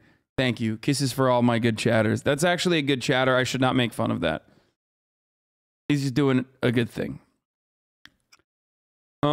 Yeah, and then this is a bad chatter. See? Look at that. I would much rather have chatters like you, chatter, who Googled it and copied and pasted it, instead of this fucking chatter. It was like, it's called ligma. The condition is relatively uncommon and the cause isn't fully understood. Testing for infection by bacteria and parasites is usually negative. Symptoms include skin rashes, a sense of intense itching and crawling under the skin, and fatigue. There's no single established cure for Morgellons disease, but a regular follow-up with a physician along with treatment of any associated conditions such as anxiety or depression may help. So what, you can't see the parasites? Wait, what are the particles emerging from the skin sores then?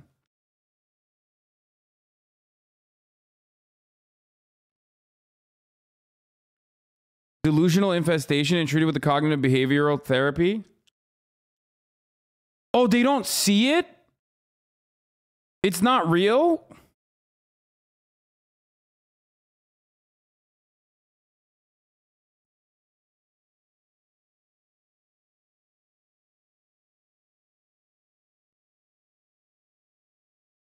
The sores are typically the result of compulsive scratching in the fibers. When analyzed, are consistently found to have been originated from cotton and other textiles.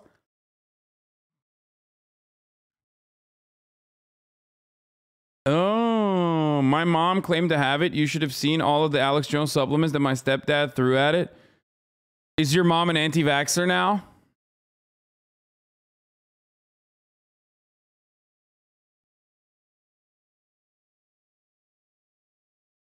Wait, hold on.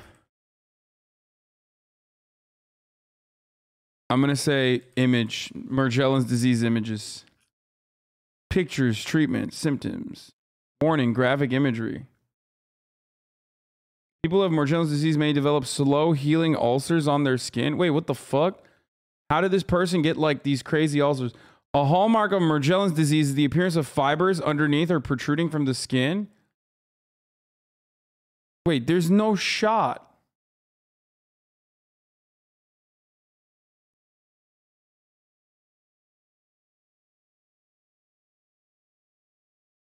Be careful, butt on the first Google page. This is from Medical News Today, okay? This website seems incredibly suspicious.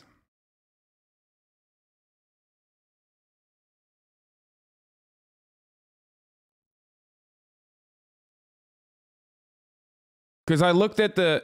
I'm going to click on this. It's not that graphic.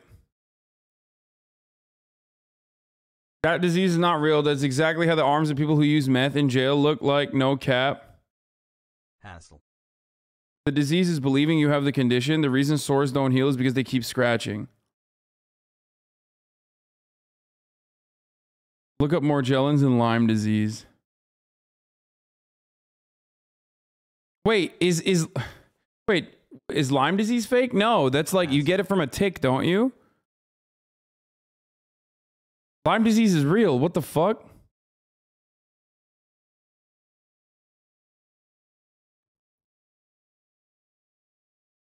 Is Lyme disease fake?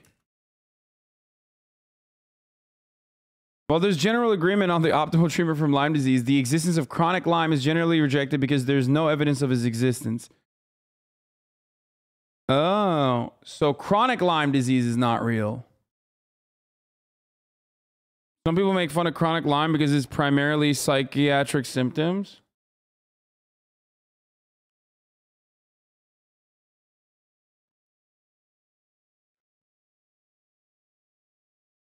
No, I thought Lyme disease is real. Lyme disease is real. Look, Lyme disease, what's actually going on here?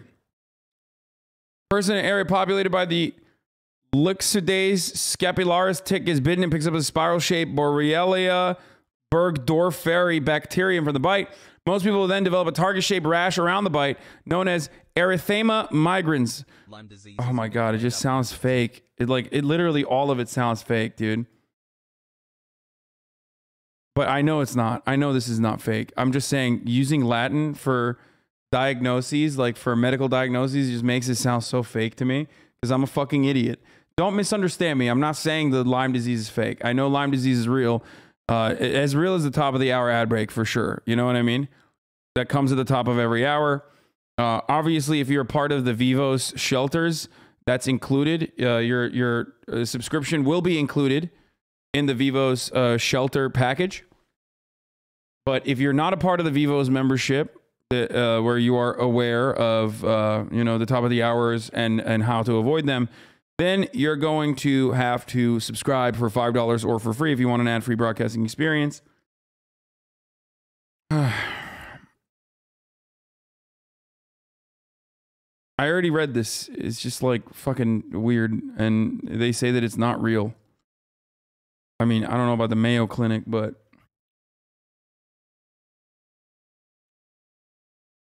anyway, if you no longer want to see those ads, like I said, you can subscribe for $5 or for free, or you can with the Twitch Prime, or you can get gifted a sub. Here's the 1 minute ad break now. We're going to continue on with Joe Rogan Questions Everything. As long as you don't question the top of the hour ad break, you're good. Here's the ad break now. Little handheld microscope, and I can show you a picture of what's on my skin. This is a typical fiber that we have. Oh, there's a black one. Oh, and there's one of those long ones. The stuff that's actually on my hand is like a callus. Joe, I'm gonna give you all the slides that I've kept for so long, and please just look at it. And not just for me, but for a whole community of people that are being knocked out. Okay, this is mass hysteria, okay? Straight up. I'm sorry. When I saw this, when I see people being like, I got the documents, look at my illness, I'm like, nope, no shot. She's just tweaking, bro. What the fuck? of society. Morgellons is another example of strange things that can happen to the human body. Is Morgellons one of those mutations that Dr. Spellberg warned me about? Whatever it is, this creepy condition, disease, is affecting more and more people every day. One of them is Dr. Greg Smith, who not only studies Morgellons, but actually has it. Dr. Smith may seem a little unusual, but what he has to say is really odd. Bro, this is literally like, dog, this is literally the origins of why Joe Rogan is the way he is. Public knowledge about this disease needs to just continue to be expanded. How did you... My favorite thing is like when these dudes are like, COVID is fake, but my other disease, that's real. That's very real. COVID, on the other hand, fake. Like, the real diseases are fake, but the fake ones are real. You had it. I found what I thought were cactus spines in my arms, but they don't really look like cactus spines. As a physician, I studied all the anatomy and the physiology of the skin, and this wasn't normal at all. Like, what kind of odd stuff was happening? We were seeing these odd fibers in our skin, as well as other unusual things. I don't know what those things are. I don't know what they were. But I happen to that dude, okay, see? This is when, this is Joe Rogan's Buddy of Mine collection. Bro, when you fucking talk to a guy who's like, I'm a doctor, and then that's what he's doing, when he's like tweaking like that, you just gotta be like, all right, bro, like, are you a fucking doctor of meth? Like, are you the doctor of doing meth? What's going on? Because you're tweaking right now. I'm not a doctor, but I can tell. I can tell that you're not just a quirked up white boy, okay, who's goated on the sauce. Busting it down sexual style, okay? I gotta stop saying that. It's already done. That meme is already over. Get one of these little specks in my eye. Okay, so I took my glasses off, went in and looked at my eye, and this was totally the most bizarre thing I've ever seen in my life. That piece of fluff traveled across my eyeball. It hurt like a son of a gun as it went across the cornea, and then started digging in right on the edge. And if you can see that scar there. I got Morgella disease. The drip on me is insane. The drip on me is insane. Mason got me looking sussy. That's right, brother. Damn, dude. Yeah, I do see a scar. Do you see it now? Yeah. Okay. Oh, in your eyeball itself? Top of the eyeball, right. Yeah. So you had this Morgellons lesion in your eyeball itself? What it was a little fluff ball. It's really little tiny balls of fibers intertwined together. Uh-huh. Something's got to be stimulating the body to cause this. Right.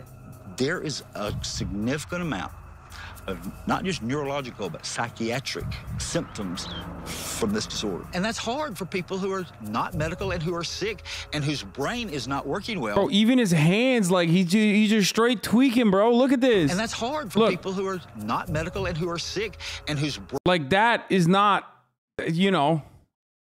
Like, either he has another illness, like, or he's just straight tweaking. Like, that's... Your hands don't do that, okay? Normally, when you're speaking, you don't... Your hands don't fucking contract like that. Hassle. Put on his board member is not plaque. working well because they've got the Morgellons. And it probably supports the idea that it's a psychosomatic illness, or at least clouds the waters. It clouds the waters big time. What are your theories about the origins of this disease? Do you have a theory yourself? Joe, get away! Joe, get out of there, you fucking dinkus. He just coughed on you. The research. Doctor, by the way, doctor of diseases, by the way, just straight coughs directly in his direction. The origins of this disease. Look at the camera cut on that. 9-month brain rot. Joe, throw the kitchen sink. He leans in closer. Do you have a theory yourself? The research that has been done most recently, the last couple of years, about Morgellons shows that these systemic symptoms are related to Lyme disease. I think this Morgellons is probably something else along with it that causes the funky fibers.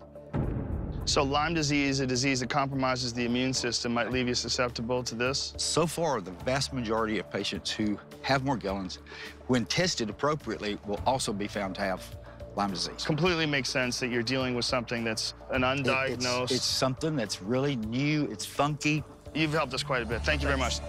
Oh my God. I feel bad for Dr. He literally cut the conversation short. Greg Smith. If I thought I had fibers crawling across my eyeballs, I think I'd be suffering too. So we need to find out what exactly is this. Oh, he's a pediatrician? Oh, God.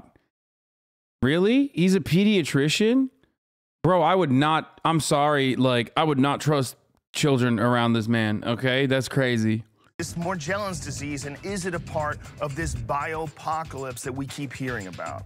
We had a podcast listener that sent us some samples of things that she had pulled from her body, and we're gonna bring them to Seal Labs and see if we can get some answers.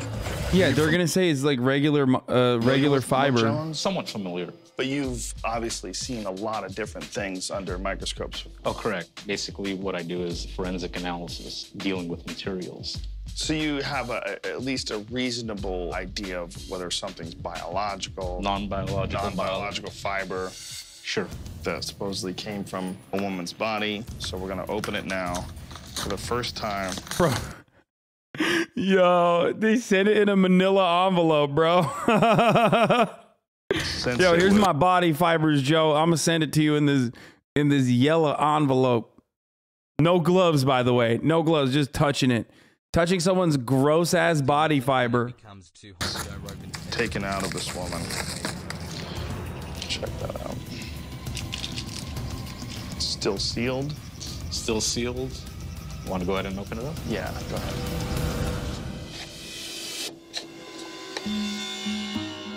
Oh, crusties.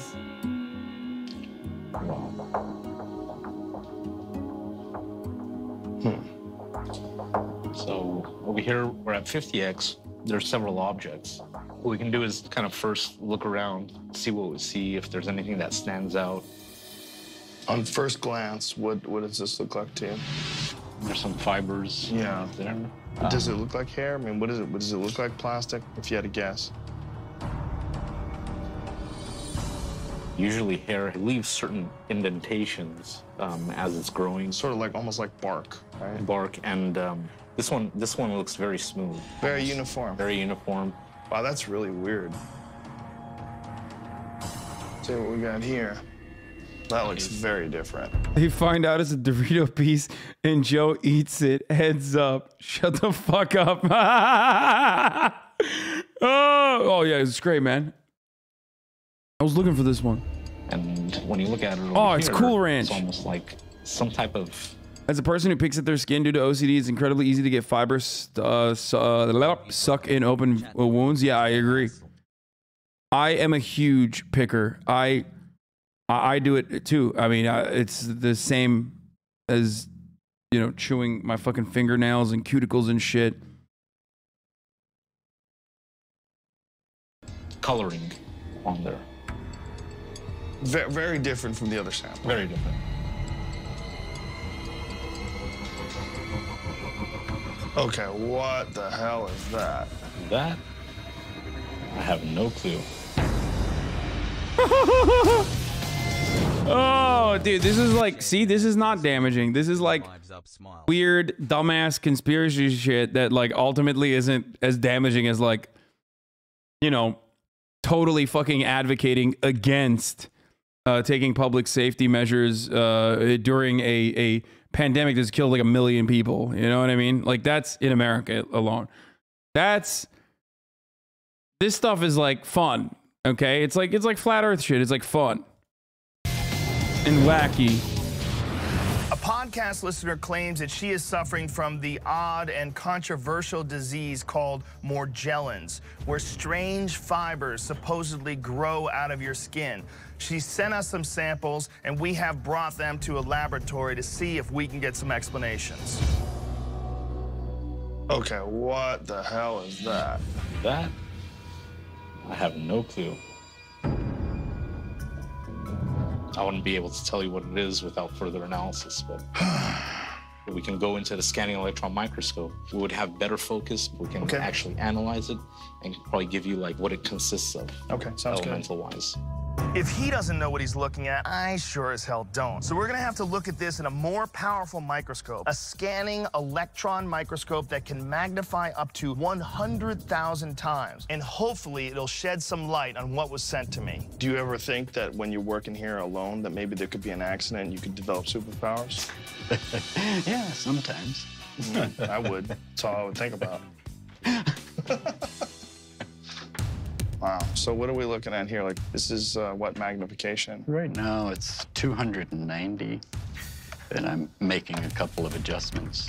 This is 1600x. Wow. About 100,000x. What a bunch of creepy-looking things. Wow, I've seen that before. Look at this right here. What does that look like to you? These look like diatomaceous earth. Diatomaceous earth. What is diatomaceous earth? Like ocean life that has been dead for eons. They use it for swimming pool filters, organic pesticide for plants. Yeah, it looks like little sponges or filters. Right. So is it possible that that's human skin? No. It is organic. It's just not human. So it's not from a human body, definitely? Right.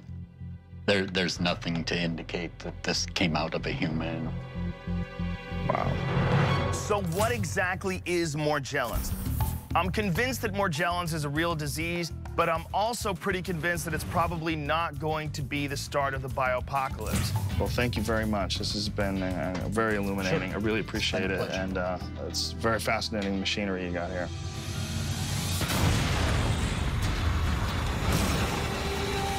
Here's what I learned in my journey. Our bodies are not just an individual organism. We are an ecosystem of literally trillions of organisms. That's what... The editing, dude. I love this. I love the show. I need more of this show. Is there more of this show? By the way, I am 1 million. How does it not like ring a million alarm bells in your fucking mind when your fucking podcast fan base is sending you like crusties, okay, in the mail? Yes, Queen High Hassie. Like Joe Rogan's P.O. box is a nightmare, dude.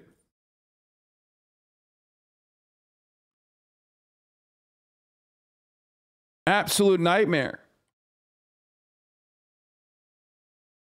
Base Bigfoot up. The Base Bigfoot episode, he talks about it a lot.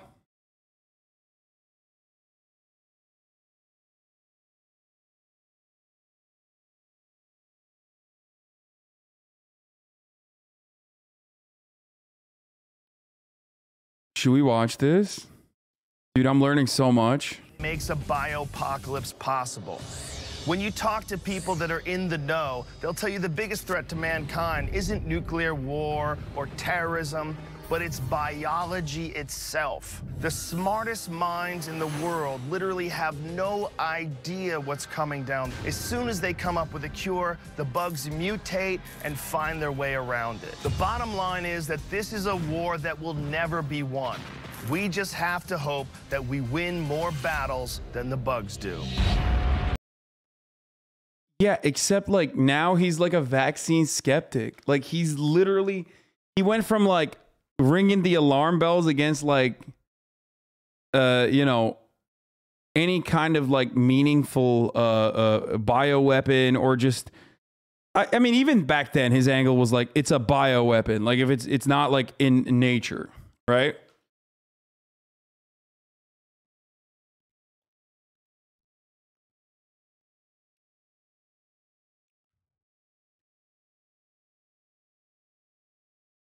The area where he searches for Bigfoot is where I go hiking all the time. There's a crazy good burger place right where he's interviewing one of the Bigfoot experts. Oh, here, the new side talk. Here you go, bro. Here, bing bong.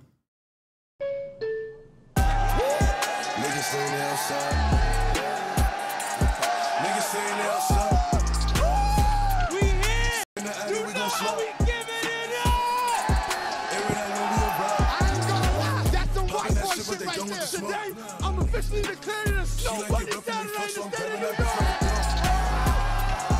the state of New York. What happened, nigga?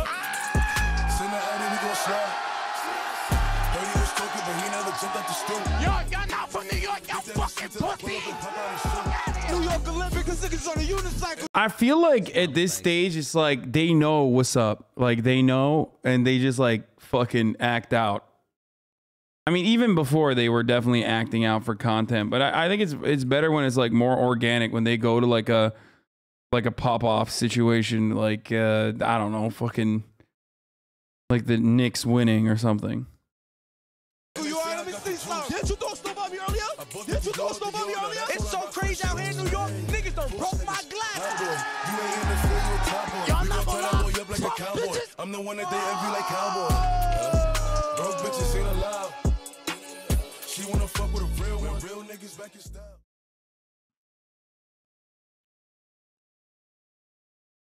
Ukrainian soldiers are preparing for Russia to invade again.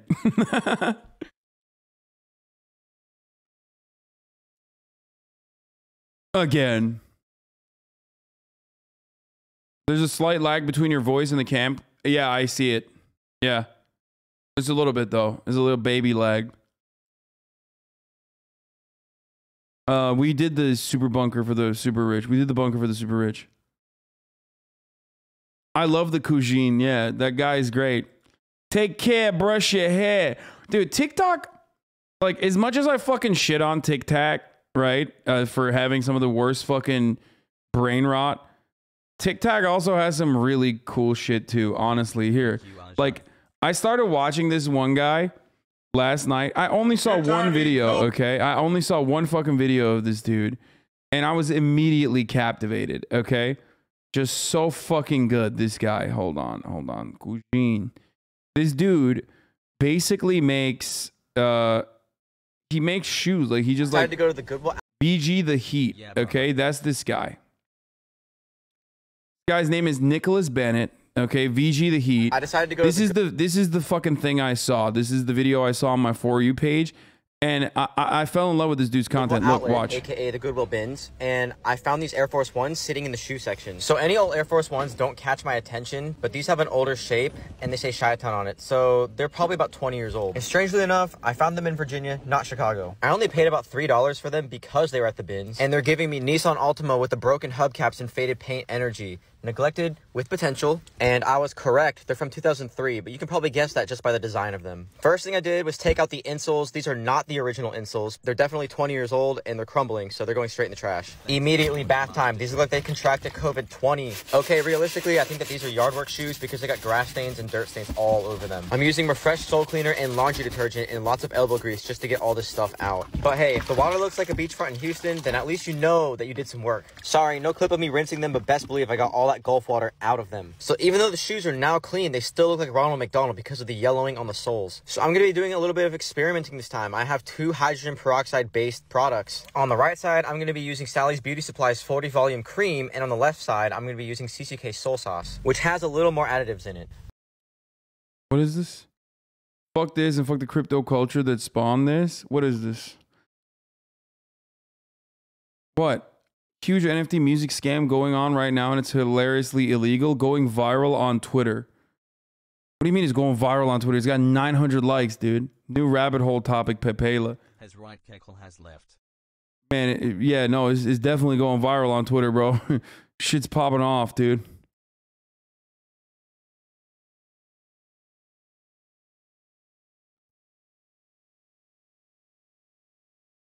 What is this? Lick bass, not boots. Every artist is talking about it. No, we didn't mint it. No, we didn't agree to it. No, we don't get any money from it. But since it's Ether blockchain, all decentralized stuff, nobody can mint it and anybody can sell it. Not legally, of course.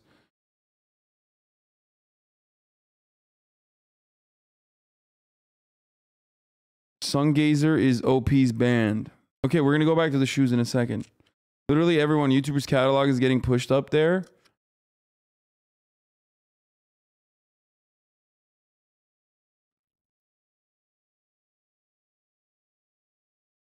They legit stole my whole discography and are selling it as an NFT. It's actually popping off. Wait, what? Like every artist's music is getting stolen? What the fuck?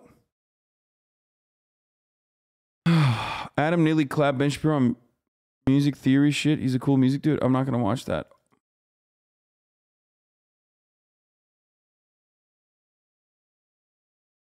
Okay, let's just go back to I'm going to give these at least 4 hours of sun exposure just to see if there's any difference in work. And bam, these switched back quicker than Ariana Grande could ever. It looks like the products have had the same... No, you weren't vindicated, Megaphonics, because we were watching something else. And you did that classic thing where you derailed the fucking stream.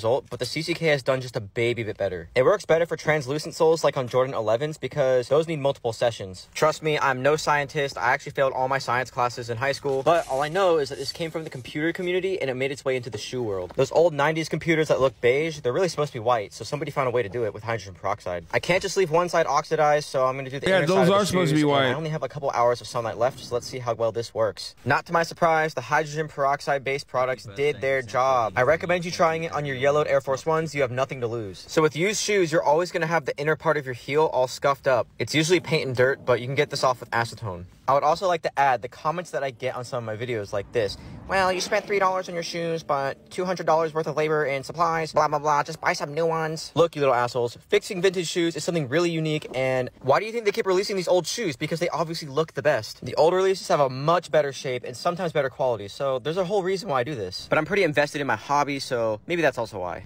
But the shoes went from beaters to a little less beat looking, but you know what? I still consider a save in my book because I got them for really cheap, and Nike doesn't really do Air Force Ones like this anymore. So there's still a couple things. The inside is like so crusty still though. That I'm not satisfied with. And he should have decreased it. I have to decrease them, and they're also crumbling from the inside, just like my life. So stay tuned for a soul swap. So like the little jokes that he made, immediately I was compelled, and I watched a bunch of them. I watched a bunch of his videos. Almost to 30. And it's really cool. Like it's just he's dope. There is no part 2 to it. No, he's just right talking now about where this. you can make significant amounts of money by. He's not wrong, and I'll explain it to you this way. So I've been doing my hobby for about 10 years, but I started posting on TikTok about 7 or 8 months ago. In that time period, I gained more than 1.3 million followers, 300K within the past 3 days. That's wild. And I'm really glad that everyone likes my videos. Like, I actually have a 1 million mark post, but I hit 1.3 so fast, I didn't even have it ready. But back to the point, I'm about to quit my job because I don't need it anymore. Like, I'm getting paid to talk about my hobby. Like, I'm passionate about something. I have people who aren't even into shoes or cars or any of that, and they love to follow me because, you know, I like to edit good, and TikTok, their exposure really puts you out there. And that's not even including sponsorships or connections. Like, I'm not even being sponsored by anybody right now. But anyway, if you know a lot about a certain topic, you'll get the exposure on the app and you'll get paid, I promise. Give it a year and it'll be more than enough to live off of. Living through 40 months. How are you going to quit the military? Let's go. Oh, so he is in the Navy. That's why it was like, that's why people were saying he had Navy uniform on when he was like stealing the shoes. Not stealing, but like, I won the lottery, you can too.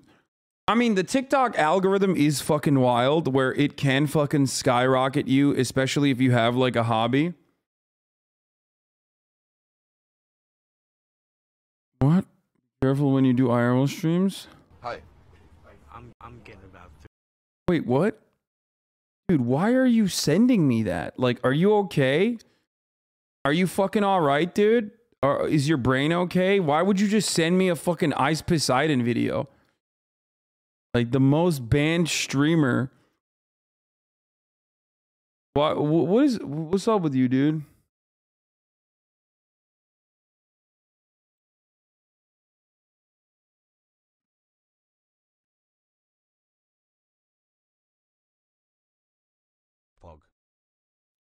Monetization on TikTok is poor. No, the monetization on TikTok is dog shit. It's not TikTok. TikTok's uniqueness does not come from its monetization. It comes from the fact that like it will literally, the algorithm is so insane that even if you're just like sitting around restoring old shoes or whatever, if you do it long enough, one of your videos could fucking pop off and it could literally skyrocket you. Now, having said that, don't misunderstand me. That doesn't mean that that's like you're gonna get lucky and actually pop off. That doesn't also mean that like if you do pop off one time, you're gonna be able to make a living off of it.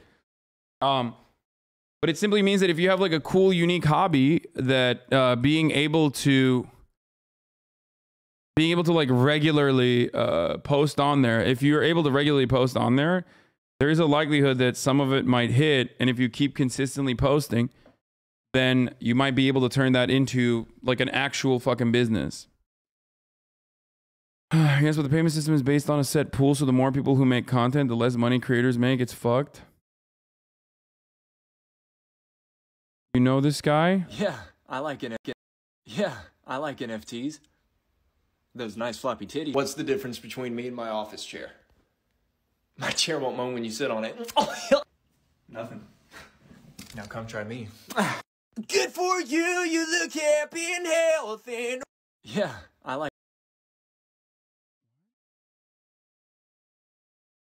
Most down bad conservative girl, down horrendous, down rodential, little palate cleanser.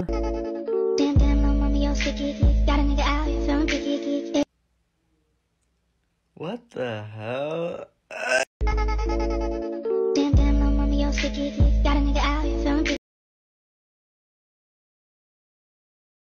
Bro, she literally... Not gonna lie, hating on crypto while also promoting the "oh, you may get lucky and go viral" card is pretty hilarious. Hey, dumbass. I've said time and time again that it's not meaningful fucking gainful employment. Okay? What do I always tell you when people are like, how do I become a Twitch streamer? I literally talk regularly about how fucking difficult it is to go viral. Going viral is free, okay? Idiot. Dumping a bunch of money into crypto is not.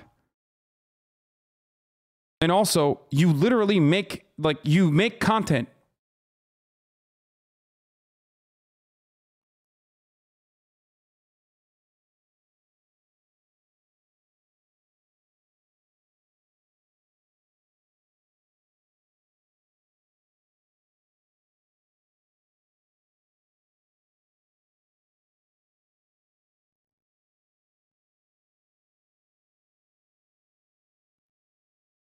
Has slam. Exactly about this. Right-wing sexual fetishes are driven by disgust like smells and dirt. No, dude, I'm not watching that. That's nasty as fuck. Did you already go over the fact that the members of Sungazer didn't mint that NFT? Yes, I did. They do this. There's like fucking... My thumbnails are on fucking OpenSea or some shit.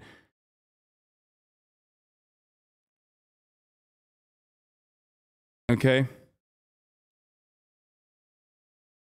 They're doing this nonstop.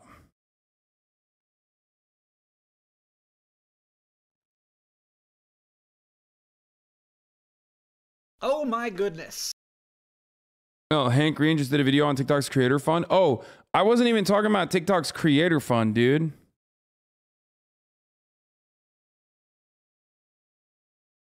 I was not talking about TikTok's creator fund. I don't even know anything about TikTok's creator fund. I'm sure that it's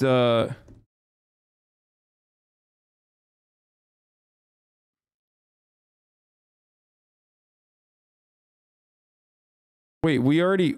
Oh my God. I already covered this story, my friend.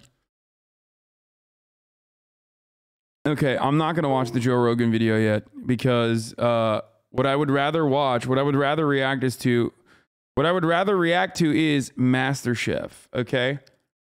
But before I do MasterChef, you know I'm a master at catching Pokemon, okay? So I'm going to do a little bit of Pokemon and then a little bit of MasterChef. Peppered in, you know, a little bit of pepper. Just a little bit of pepper. Oh no, that's too much pepper. That's right. Little column A, little column B, baby. You know how it is?